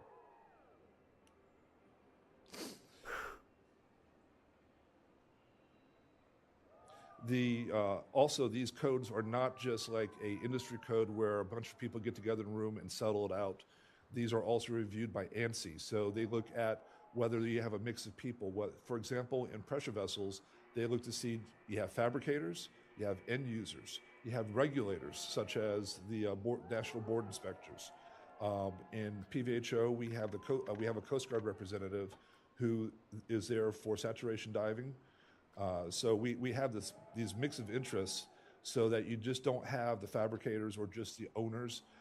We even have divers who are there just as divers. We had the head of ADC, which is the ADCI, which is it's a professional group for commercial diving. He was there to represent divers in the diving section. So if the owners were trying to push too hard in one direction, we want this because it saves money, he would be pushing back saying, yes, but this is safety. And be able to explain it to the other members, such as me as a consultant, and we would ask questions of each other. So it's very much a dynamic, and it takes a while to make things happen.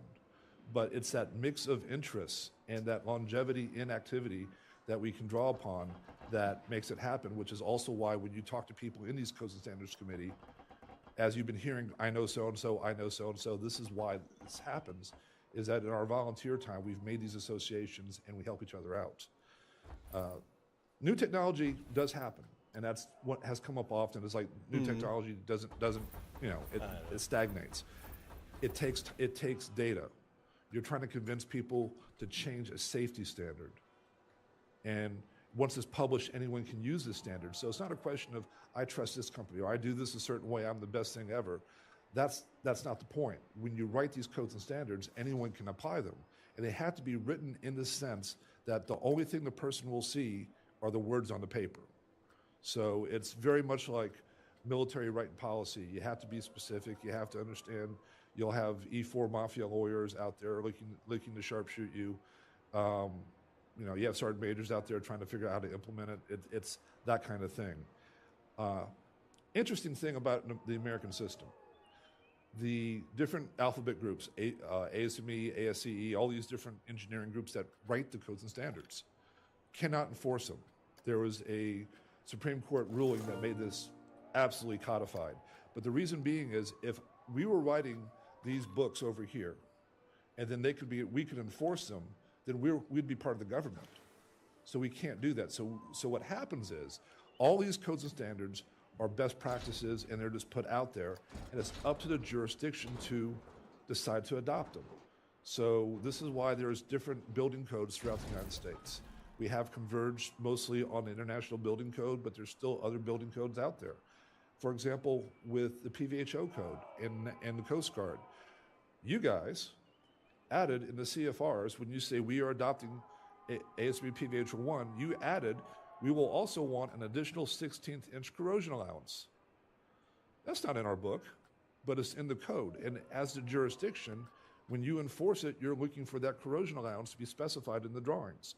The jurisdictions can add, subtract to the code, as well as decide how to enforce them. So this actually does a lot of good for writing the codes because we can focus on the engineering and on the safety aspects, and we let the jurisdictional aspects and the politics and all that be literally someone else's problem, that we're not allowed to get involved. It is a system of codes, and by that I mean with PVHO, we refer back to the National Fire Protection Association for all the fire requirements for medical hyperbaric oxygen, because they already wrote those rules. We don't need to redo those. ASC 7 is American Society of Civil Engineers Code 7. That's the code that so many codes, that all these other alphabets use for wind loads, snow loads, seismic loads. So these codes generally defer to the other expertise. Even within ASME, there are separate code committees for piping that is and bolting and bolted joints, which is not the same as the bolts themselves. They all have their own committees, and they all working independently, but they are brought together, homogenized. So when someone says we're not going to use a code, they're rejecting this large body of knowledge. It's not just the people in one code group that's contributing to this. It's an interlocking system, and generally speaking, these codes and standards are built on decades and decades of experience. The reason why we've increased design safety margins in the pressure vessel code is pretty obvious. You want things to be safer, but it's counterintuitive. In 2000, we reduced them. We actually reduced the design margin. The reason being is that the original design margins were based on old technology and a lot of riveting, a lot of things in the 50s and 60s. We didn't have non-destructive testing. We didn't have the ultrasound. We didn't have the radio that we have now. And the mills were more precise. The mills were much more reliable. So based on that and a lot of studies, we were able to back off that design margin a little bit. So that's an excellent example of how changes in technology is not just about make it harder, make it harder. If you can prove it safe, we'll make it easier. Slide. Mr. Kemper, Yes. This is an important point I want to focus on Yes, sir. briefly. Can you provide an advantage that would be realized if the government incorporated ASME standard, for instance, into the regulations versus just updating the regulations? Oh my God. So having been on both sides, having been in the military and worked in with civilian agencies versus what we do here, it is very challenging for the government to keep up with codes and standards because that's a secondary thing, because that's really not a central role. Further, when it comes to anything involving the military often has a 2 to 5 year rotation, so you lose expertise on a regular basis. And you're not going to be able to pull together that expertise the way the different alphabets will do. Where it makes sense to do that, if it's military specific, service specific, such as, let's say, issues involving the F-35, then you would have the end users, which is the Air Force, and then the various contractors that work on that system develop it, and that would be the manuals and operating procedures. That's where that makes sense, because it's all in that one tight community.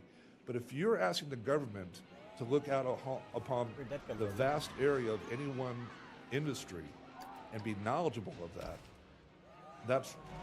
that's not realistic. You're going to need the help of that.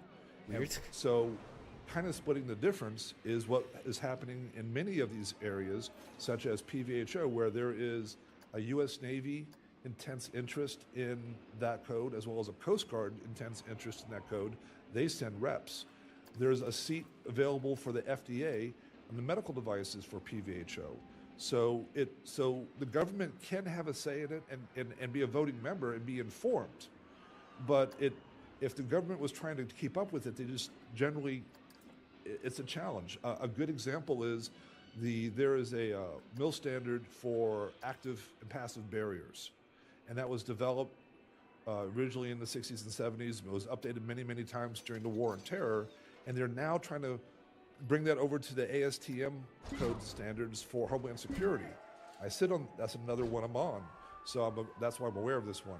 So this is something that was normal, that used to be more or less run by the Corps of Engineers and the Air Force labs, and is now being transferred over. They still have representatives from those groups as part of the Codes and Standards group, but now it's going to be run by ASTM and be able to be regularly updated and not be subject to government shutdowns and not be subject to changes in policy. Because it's not just about the government, it's going to be about the industry as a whole. Same thing. Thank you, sir. Okay. Please proceed with the slides. Okay. Not a problem. So, just to give a very brief overview of the pressure vessel code, it's big. 13 sections, 34 binders. It ain't cheap. But it covers so many rules and so many methods for these different pressurized applications. It gives you all the material data. I mean, we're dealing with material data right now with this project. Well, everything that is done with this code, there's 4 large binders that has all the material data, the specifications. It gives you the yield strength and allowable stress and tensile stress versus temperature for all these different alloys and their different grades. It gives you their welding compatibilities. It gives you all this. This has all been worked out. So as a design engineer, I go, well, I want to do this, and it's one closed system. The testing is all done. And that's the thing, is that if you want to bring a new material into this code, you have to submit all the testing. There's a whole protocol for that to get your new alloy into this book. So it can be done, but you have to prove your stuff, and then you have to provide the data, and it's vetted.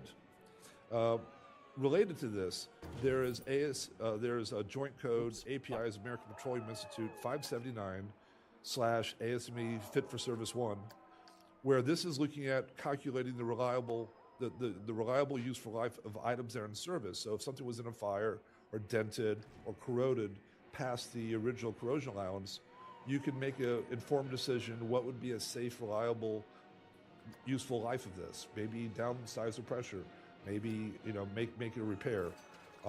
It also would give you justification for making a repair versus scrapping. So, and then we'll talk more about PVHO, but it was originally focused on Windows, and now the important part is it now looks at PVHOs as a system. So we look at now not just as a pressure boundary, but we're looking at as how we're going to keep the people safe inside. But all the number crunching of how to make the pressure boundary itself, with the exception of the window, either reverts to ASME Section 8, or in the case of submarines, goes to the classing societies.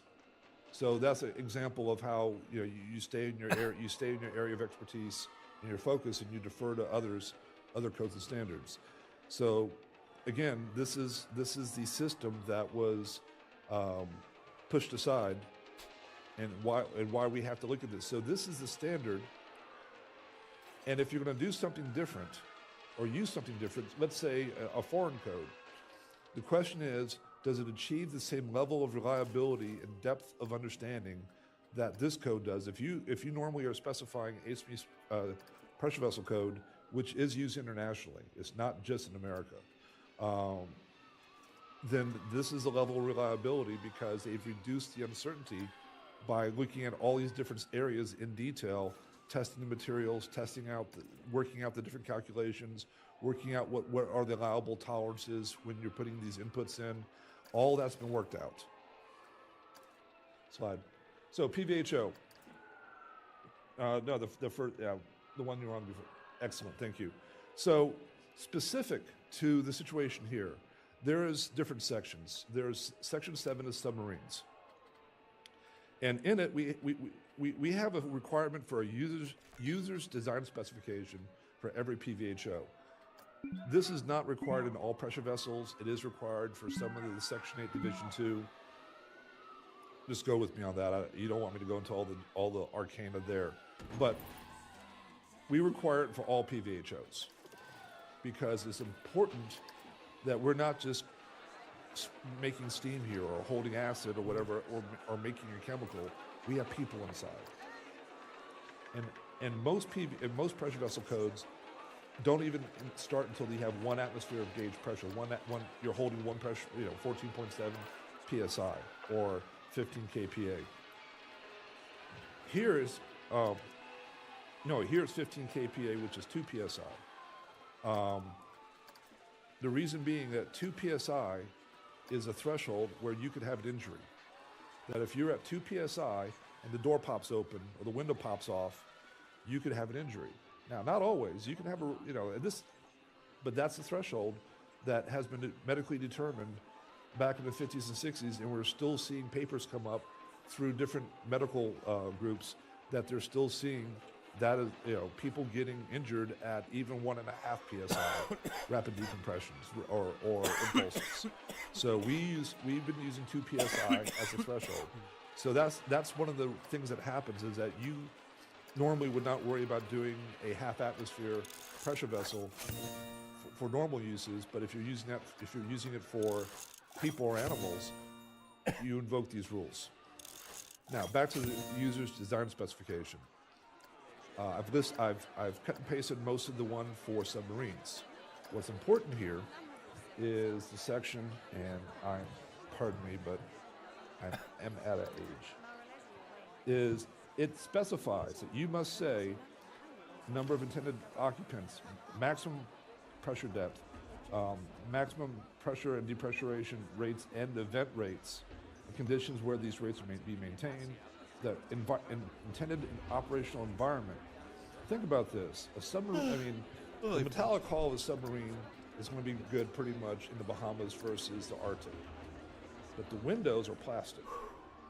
And they have wildly different strengths and stiffnesses as you go across even a 10 degree Fahrenheit excursion is going to be as different as a 50 or 100 degree excursion with a metal. So if you're going 50 degrees with a plastic, it has a pretty significant impact on your design. So if you don't say up front, we're going to be going at this temperature, it might be missed.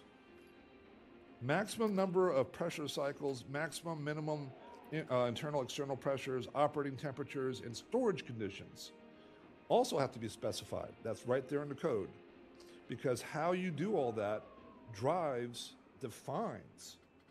the life of this item. So without this information, an engineer cannot do their job. So these are, I mean, to most people, you're like all common sense. Why wouldn't you do this? But we put this in the code because these are the critical things you want to put in the checkpoint just to guide people to make the right. You don't want to have someone skip something like, oh, I didn't think about where I put it up in storage, and you're already halfway through the design or you already built it. And you assume that, oh, I would just assume that you'd put it in a garage and keep it safe. And like, no, we're putting it out in the back pasture.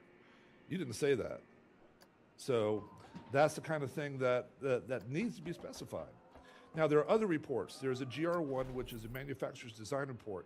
That is a form that a professional engineer signs off on that says all that stuff in the user's design spec, which doesn't have to be an engineering talk. It can just be explaining, I want this many people, I wanted to do these things. The the manufacturer's data report says what we designed meets all this. It performs. Here's how it performs, and that you have the mathematical models, the calculations, and the drawings to back it up. And there's a number of drawings and a number of documents that are also required by code. So when there is an issue with a pressure vessel, particularly a PVHO, there's automatically paperwork that goes with it that guides people to examine any sort of post-incident question, or you're just buying and selling it. You get its pedigree. This way you don't have to say, oh, trust me, it's metal. I have seen pressure vessels being sold. Well, it's steel. Which kind of steel? Steel is steel. At that point, all the engineers' heads explode and get really angry because it varies wildly.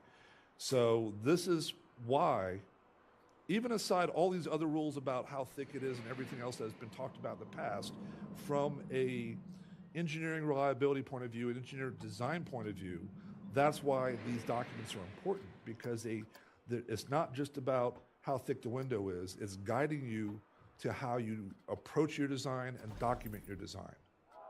Slide.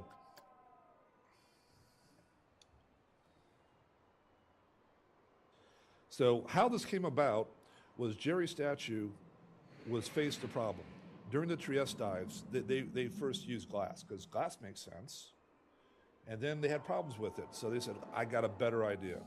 We're going to use sapphire, synthetic sapphire. The problem with that is that as it sits on a 45-degree angle, 9-degree frustrum or 45-degree angle, the problem is that you have this very, very, very stiff ceramic and steel. At some point, as you go down thousands and thousands of PSI building up, water will find a way to jet through.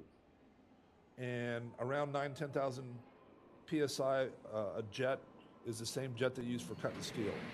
So if you ever had to do a steam trace where you have to wave the broomstick in front of you walking down a steam trap, and when the stick gets short, you stop, it's the same issue, only worse in a lot of ways. Dr. Statue figured out that acrylics, and believe me, it was from talking to people from that time and reading about it at the time, it does not sound like a good idea. Acrylic is used for toys. Using this for going deep in the submarine makes as much sense as using carbon fiber. Since why would you do this? But he figured out if you make it the right way, what happens is when you're on these conical frustrums, which is the fancy name of saying the cone on the seat, that little bit of plastic squish keeps it sealed. And more importantly, the failure mode for these hard ceramics is often a crack that propagates in an unstable manner, that by the time you see a crack, it may be already fractured. Once it fractures, it loses the strength, and next thing you know, the inside becomes the outside, and when you're in a submarine, you really don't want to have a convertible. Whereas with acrylics, it is more likely to form a stable crack. First little cracks can be called crazing, and that is your warning to stop and reduce pressure. And of course, if you're in a submarine, reducing pressure means go up. But in a medical device, it would be back off your pressure, so do what it takes to stop yourself and then depressurize. What happens here And exactly? the U.S. Navy agreed that was a good idea, and they spent about a solid decade testing different shapes, different ideas. And the thing is, being plastic, it's not going to be elastic. And this is where we're going to get a little bit of engineering. I'll try to keep it very simple. Most things we do, like your car, your use of steel, is elastic. If you put a load on it, it might move a little bit, but it pops right back. It doesn't do you much good to have things that bend and break. So, but if you take a piece of steel and you push enough force on it, at some point it bends and stays bent. That means it's gone plastic. And right there in that corner where it bent up, that's plastic bending. This is plastic all day long. There's a short little regime where it's pure elastic, but then it gets a little bit more plastic and a little bit more plastic. It's called a plastic for a reason. It's plastic. So, so he had to come up with a way to make this work, and there was a lot of physical testing, but the computational tools were not there. To do an elastic design, usually it's very simple calculations. The only material characteristic you need is what's called the modulus elasticity, E. Whereas when you're doing nonlinear work, you have a whole stress strain curve you have to incorporate, and then possibly have a creep curve, and then you have temperature effects. Modern computers can do this now. But back then, what he said is, we're going to test the heck out of it, test it repeatedly, get statistically significant data sets, figure out what the curve looks like. And you see a curve right here, where you see a bunch of, on the left-hand side, you see a bunch of little dots for different data points that shows, okay, that's where the breaks are. And then when he developed his design curve, he just stayed the heck away from that. So when it comes up that it was a very, very conservative curve, yes, it was. He understood there was a lot of uncertainty. He understood that we could not, at that time, reliably compute a model to predict it the way we could with steel. So facing that uncertainty, he tested the failure a bunch, figured out a failure band wasn't a solid line, a band of failures, and then put the design line well away from that. So that was the process used. And the significance of this is that to date, as of today, we have yet to have a window designed at PVH-01 that was manufactured to standard and put in properly and not see an abuse. In other words, you weren't a submarine that took your window down to a thermal vent. You didn't decide to put a heat lamp on next to a window to warm someone up. You did, as long as you don't do those things, there's been no design failures. They've had things that they take out of service at the end of design life. Again, that design life is conservative, but there's been no failures. So when anyone says it's a very conservative standard, they're absolutely correct. Because Dr. Jerry Statue was terrified of anyone dying because where he put the curve. So he put that curve where he felt it was safe, and it's been proved out. The problem with this is because it's all empirical data, you can only use the shapes in the book for the material in the book. That's it, because it was all done empirically. Further, you're not even putting the material specs into your calculations. We'll do the exercise in a little bit, but if you double the strength of your material, you can make it thinner or lighter or something. The way the system works is, as long as the material specs meets the minimums, you go through the book and you use the magic charts. That's it. So there's no way to really innovate at this point, which is why I've been working on the Design by Analysis group. So we are looking at doing that. We are responding to the needs of industry, and other people such as Triton have developed a non-standard window for one of their subs, and they went through all the testing. So they basically did the Jerry Statue style testing for that one shape for their needs, and they're not publishing it for everyone to use. They're keeping it close to themselves because it's where they're the only ones who take the liability of their testing and their decisions. And I applaud them for that. And they worked it out with class. Class supervised it. It is all working out. So there are exceptions to the rule, but it's still based on the existing standards. Slide. And this is just to show what it was like back then. How they tested it, they had a weighted item following the shape of it, and then it was very sensitive and drawing on a line on a moving graph to say it was deflecting. But the picture to the right is more of interest. There was a statement made earlier that under pressure, acrylic gets soft. No, it doesn't. It doesn't get soft, but it does flow. It's a plastic. So if you put it under enough pressure, it will deform. And if you're putting it in a conical frustrum, that looks exactly like an extrusion die for metal, where you take a billet and shove it through a big hole that goes to a small hole and you get a wire. That's the same thing that's happening with the acrylic, which is why you have to design that acrylic to be massive enough with the right shape to resist that effect, and you monitor for it. But when this is from one of Jerry's papers, and he tested a failure. And he demonstrated this failure reliably happens under these conditions. And those became the conditions that he made sure were not near the line. Slide. So, in fact, I had to go into this because in order to do design by analysis, we had to say, well, what good is, we had to look at the previous testing. And what I essentially was able to do was to show why the current system works. We're able to develop a methodology to reliably use FEA to achieve a safe design. It was peer reviewed. It's been actually not just in this one ASME paper. It's been presented also at a different ASME conference, the International Mechanical Engineering Congress and Exposition, and it's been presented at Marine Technology Society. And it's gone through peer review every time. Also, it's similar to what work done by others. So there are other researchers out there doing this kind of work, and I'm using Dr. Jerry's work. They're doing the actual testing because they're working for government labs, and we're kind of coming to an informal agreement on how to do this. Our papers are going back and forth. We're even citing each other, but it's very much a stair-stepping of information and development. But the bottom line here is it is possible to do it.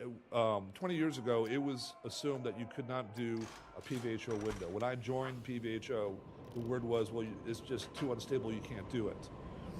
I've proven it can't be done. Others have reviewed. Some people that were convinced it couldn't be done now agree with me.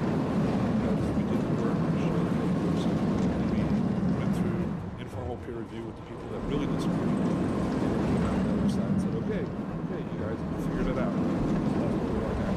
So it is possible to do things, and actually some of the work that I've done and others done went into what Lancet was doing on some new shapes, and what Triton has already demonstrated in their shapes. Slide. Oh.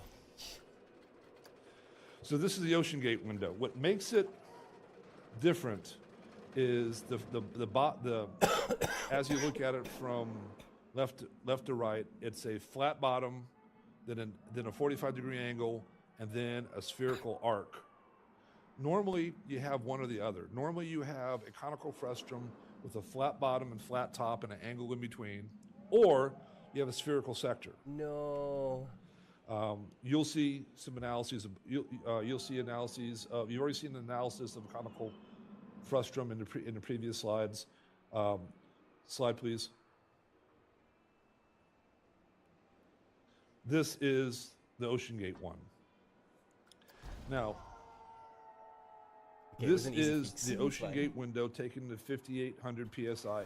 This is from the short little memo. It was not a full engineering report. It was a bottom line report that was sent to Oceangate. And I clearly showed that the strings are well above 6 here, but the top of the line is 8%. That type of profile is more localized strain. Strain is a fancy way of saying stretching. So it's not bending, it's stretching. It's locally deforming. That is inconsistent. And I've analyzed all the other ones that are within code. Basically, it's like, okay, this is what code looks like. This is what code looks like. This does not look like code. And it actually looks mostly like, but not all the way like, when I replicated Jerry's test to failure, I have used transient loading, meaning I loaded it up over time so I can look at it, watch it load up. This is consistent with something on the path to failure, where a crack would initiate at that point and then dive in a little bit, and then it would actually propagate either all the way up or, that's the thing, this is an unknown shape. But when it was a conical frustum, it could either cup out the bottom or actually go all the way to the high pressure side. But that would be the crack initiation point. And the thing is that when that particular type of crack occurs, it's not a little crack that's a warning crack like in a flat disc window. That crack runs deep, and you've at that point you've compromised a major part of your integrity at that point. The other thing that is of note here is that the analysis I gave him showed that if you measured from the center of the inside, the dry side, it deflected 0.263 inches, a little over a quarter inch. In the news reports. Before we go there, Mr. Newbarrow, can I just ask what this slide that we're looking at, maybe we can see the full slide, it's getting cut off. But what was this analysis? Was this done on a particular How much we're keeping it viewport, straight. or it was the design analysis as you described, using the design, just sort of what we are talking about here? This is the Oceangate window, using the Oceangate drawing.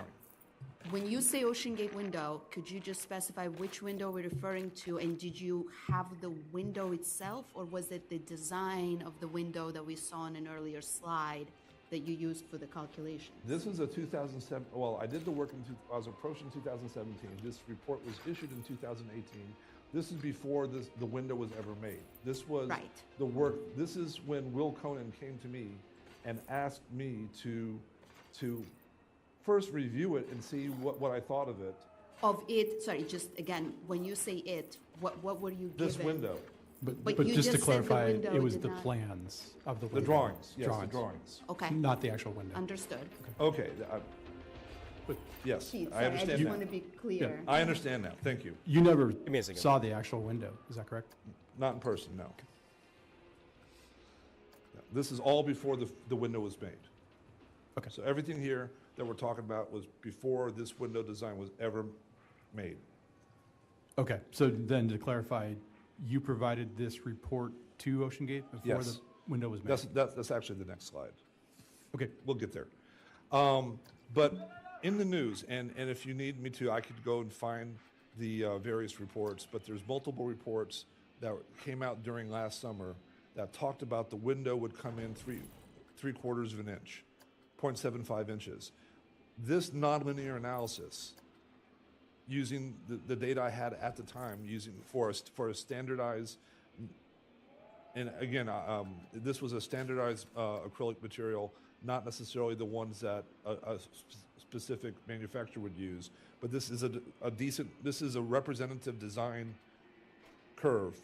Actually, they're gonna walk below it. That was only 0.26 inches. To say that something no, they're has gonna walk through it. scooched in 3/4 of an inch, I found alarming. It's all good. And then it raises the question, where do they measure it from? Because it's awfully hard for a Mr. person. Kemper, just sorry to interrupt you again, but when you said, when did you learn about these news reports? Was it when you were preparing these report, or was that at some point later? This was during 2000 during the coverage of 2023. Okay. Let me pause this.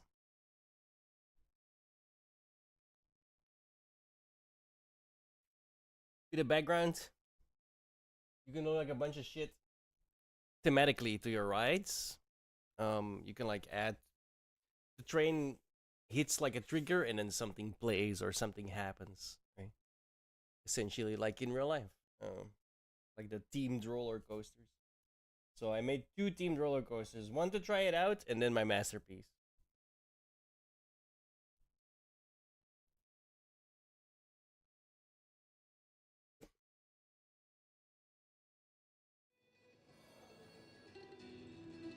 The music you hear is all custom. Alright, it's the first one. I call it the F302. From Stargate.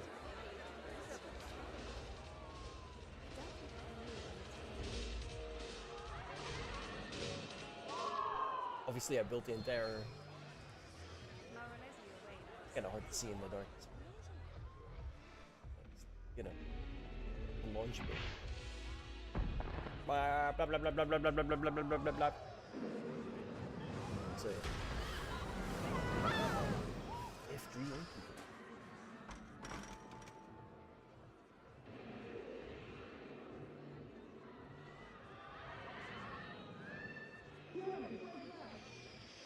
Oh.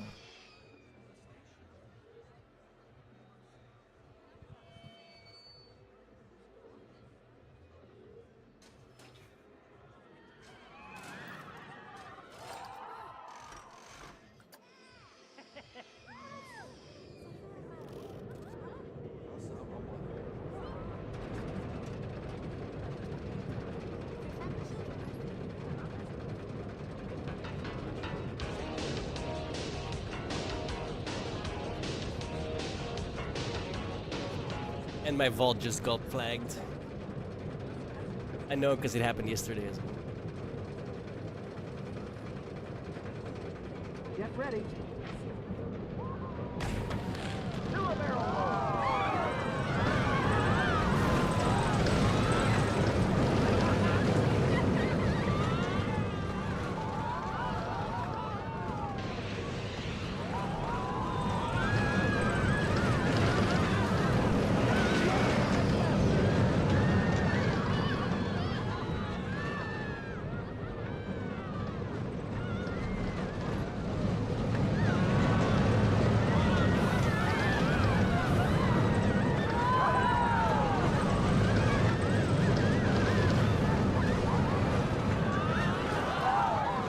So that was like my first attempt.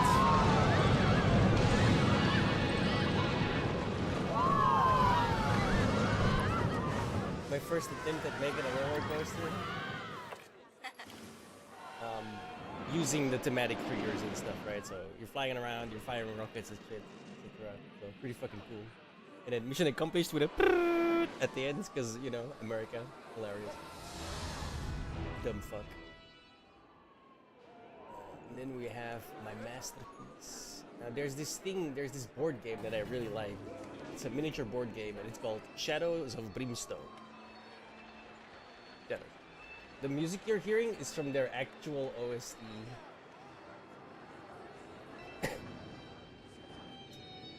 The board game is like a Lovecraftian Wild West mix. And this is a themed roller coaster I made for it. How did I explain this? Like, it took me over 24 hours in one go to make this one single roller coaster. As you can tell, I took a lot of oh my god. Oh, this fucking camera is so annoying.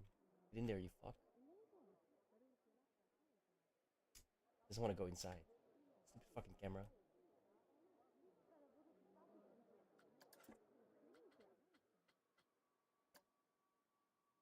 Oh, we're still on the wrong.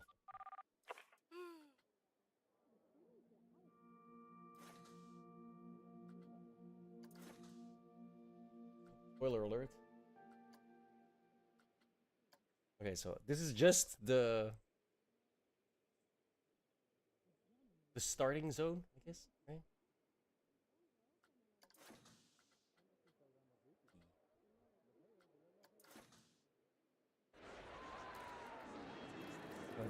All of the music is from the game. All of the art that we're gonna drive past is from the game, and then everything else. You know, I mean, I made all of it, obviously. I tweeted this out to the developers. They retweeted it, and that was nice.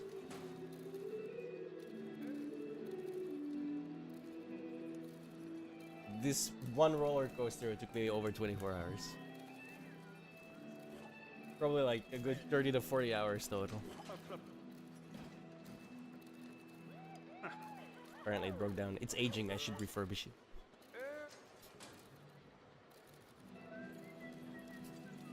It's one of the roller coasters as well because it goes... Okay, I forgot to mention this. So... The story of the board game is that, like... There's these mines, and in the mines that are ever-changing, there's like a lot of Lovecraftian stuff, and like the evil is coming out of it. And you're a band of, I don't know, adventurers, I guess, that go down into the mines, and then you get mutated and stuff if you're, yeah. Like, obviously, there's like a little bunch of game mechanics, but the idea is like a Lovecraftian Wild West setup, and you go into into the mines, and you have to fight Lovecraftian monsters, right? So I made this as a tribute to the game.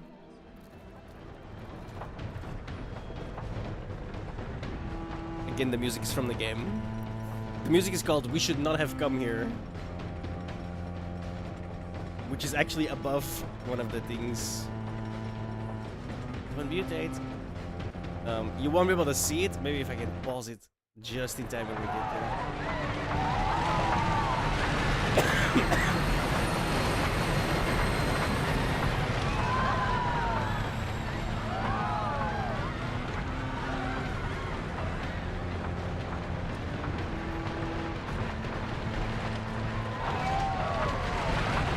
There's a musical sting just when you enter the mines. I like fucking I spaced it out and everything, bro. Spent so much time on this. I still love riding, it's quite important. You should not have come here.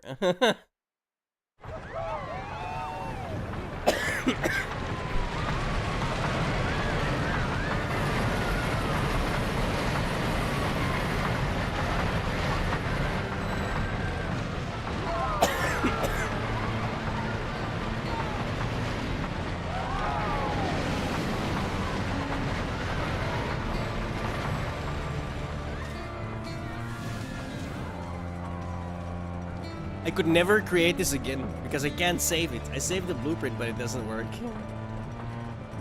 Because it goes underground and stuff.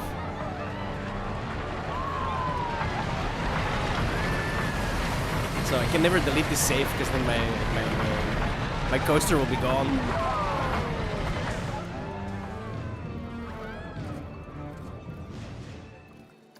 I spent so much time on this, dude. You have no fucking idea.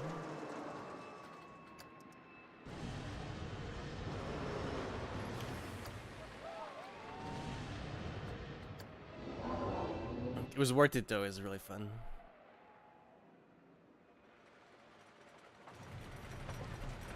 Like you can see how it goes, right?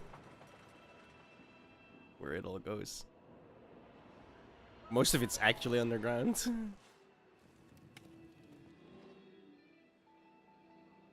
I forgot how to get underground. I don't know how to work the camera anymore.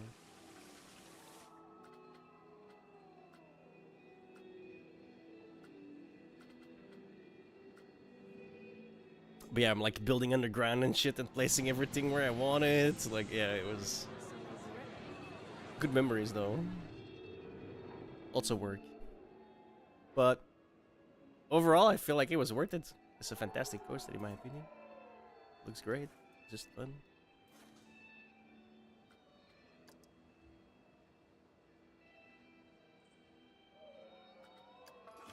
And it has good ratings.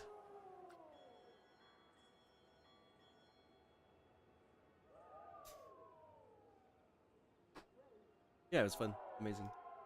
My masterpiece. So can we just make that also clear for the record? Absolutely. And sir, I want to understand too, just to make sure I'm tracking on that 3/4. Here, I just wanted a coaster that You said you lasted saw the news long, and I reports. think I Do you succeeded know because this thing lasts like 4 where the minutes. news media obtained It's that like a information coaster from? that's 4 minutes It long. was stated, it was during the multiple interviews. I'm not even lying. Of people who were saying, I'm on the Titan, I'm doing this thing with the Titan, and they would talk about it.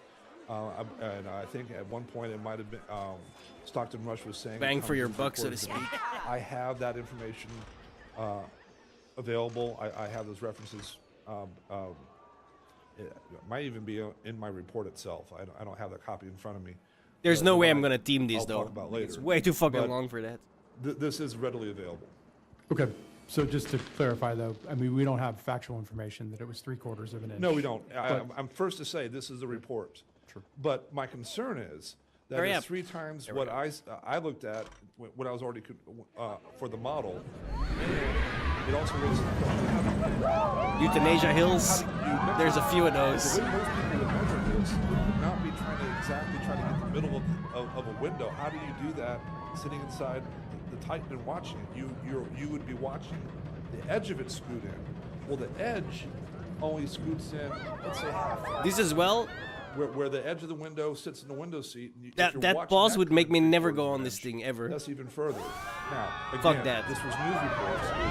I'm terrified of heights. So this is not. Euthanasia Hills This is part of again. the reason why I contacted yeah, and it could have been someone who's worse than that, but it was concerned, and I'll explain why that's consistent with the design as reviewed later on. Mr. Kemper, just to clarify, is that slide? This coaster is extremely fragile. Because there's like a million utility pieces. The more utility pieces you have, like those boosts, the worse it goes. Or the worse the reliability is.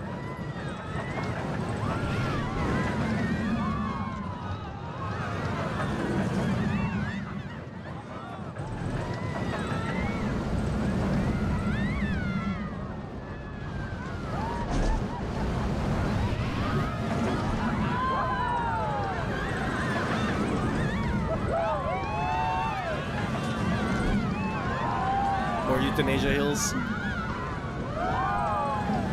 So fun.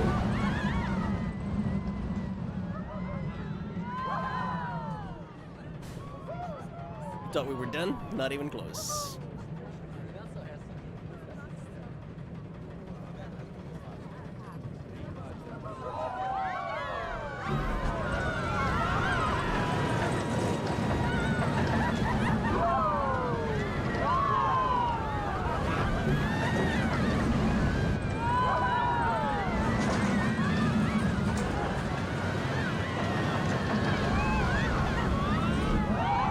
Love my Euthanasia Hills.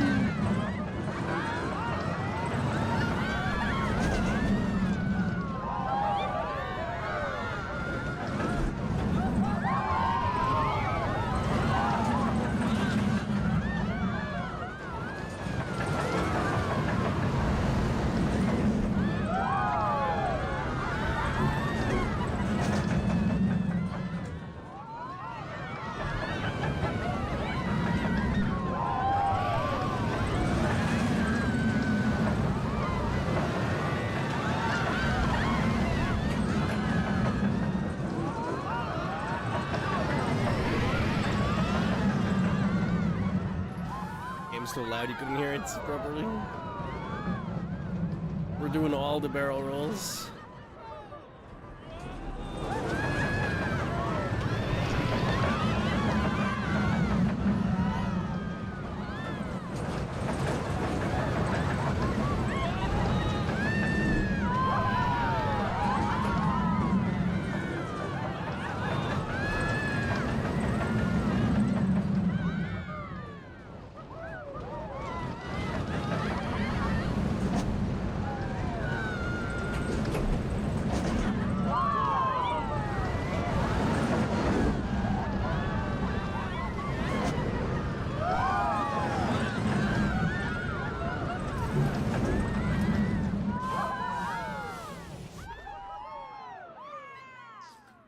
Four minutes.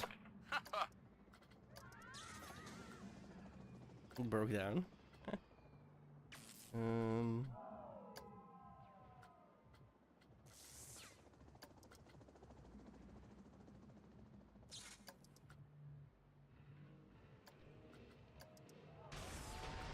Well, you won't be in pain because you'll be dead after like the first minute. Like these type of hills, there's a reason I call them Euthanasia Hills.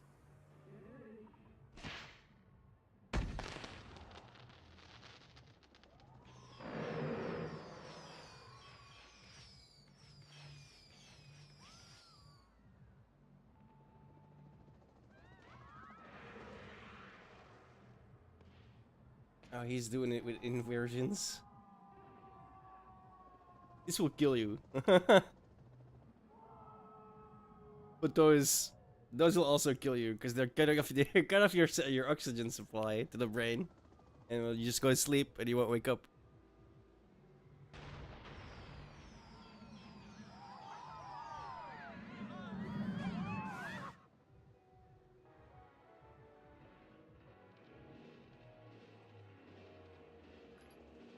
It's nuts that people like thought this shit up. Like 2018. That's one morbid thought experiment, bro. 2023. The two images are from my report to Oceangate. The commentary about the deflection, This is the first one I made. saying in news reports, Mhm. those were news reports that came about in 2023. Got it. And sorry, can I ask one more question on the slide before we move on? Yes. You said that this report was prepared before the viewport was produced? Correct. But our understanding is that the hydrospace viewport was delivered to Oceangate in November of 2017. That is part of the exhibit.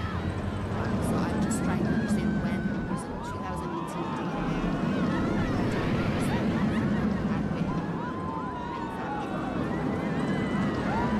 That could be. I was not part of hydrospace. He asked me what I consider the outliers. I sent the memo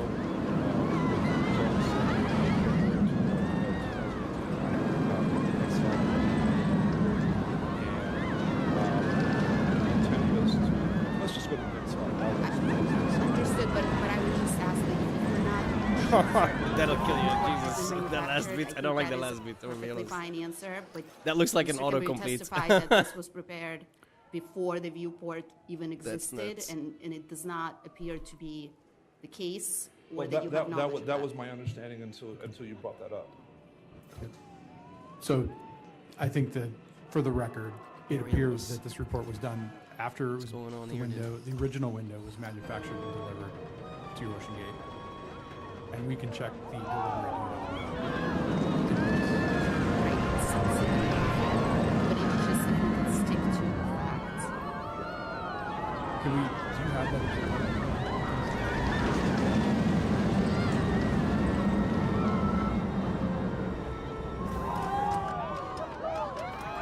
I actually used brakes there. Wow. This is pre-built. There's no way. I've never used brakes in my life, I think. I mean, unless we can, I mean, it's been. I'm not. That has to disagreeing, be I just don't pre-built. know. I thought I misunderstood what the facts were. I think we can Like clarify this for is the record pre-built. here. Not a problem. Pyramid of the Serpent. That's the important. We can take a. I mean, if you want to take a break, we can do this. Yeah, it looks like, well, just to close this matter out, it does look from the original invoice that it was November 17th that it was purchased. Yeah, we can get the delivery date as well. If we can. Okay. Awesome. Well, we've been going for a while. I think this is a good time for a break. Awesome. Cool. Okay. So let's take a recess and reconvene at 4:05. 10 minutes. Check. And I'm reading December 6th to be easy. So to clarify for the record, the report was created after delivery of the paper. And that was done in 2018. Just to clarify, it was the report was prepared on the basis of the design drawing, not the report itself. That's correct. I understand it was just the, going off of the drawings, the report was not delivered to Kemper Engineering that conducted the analysis.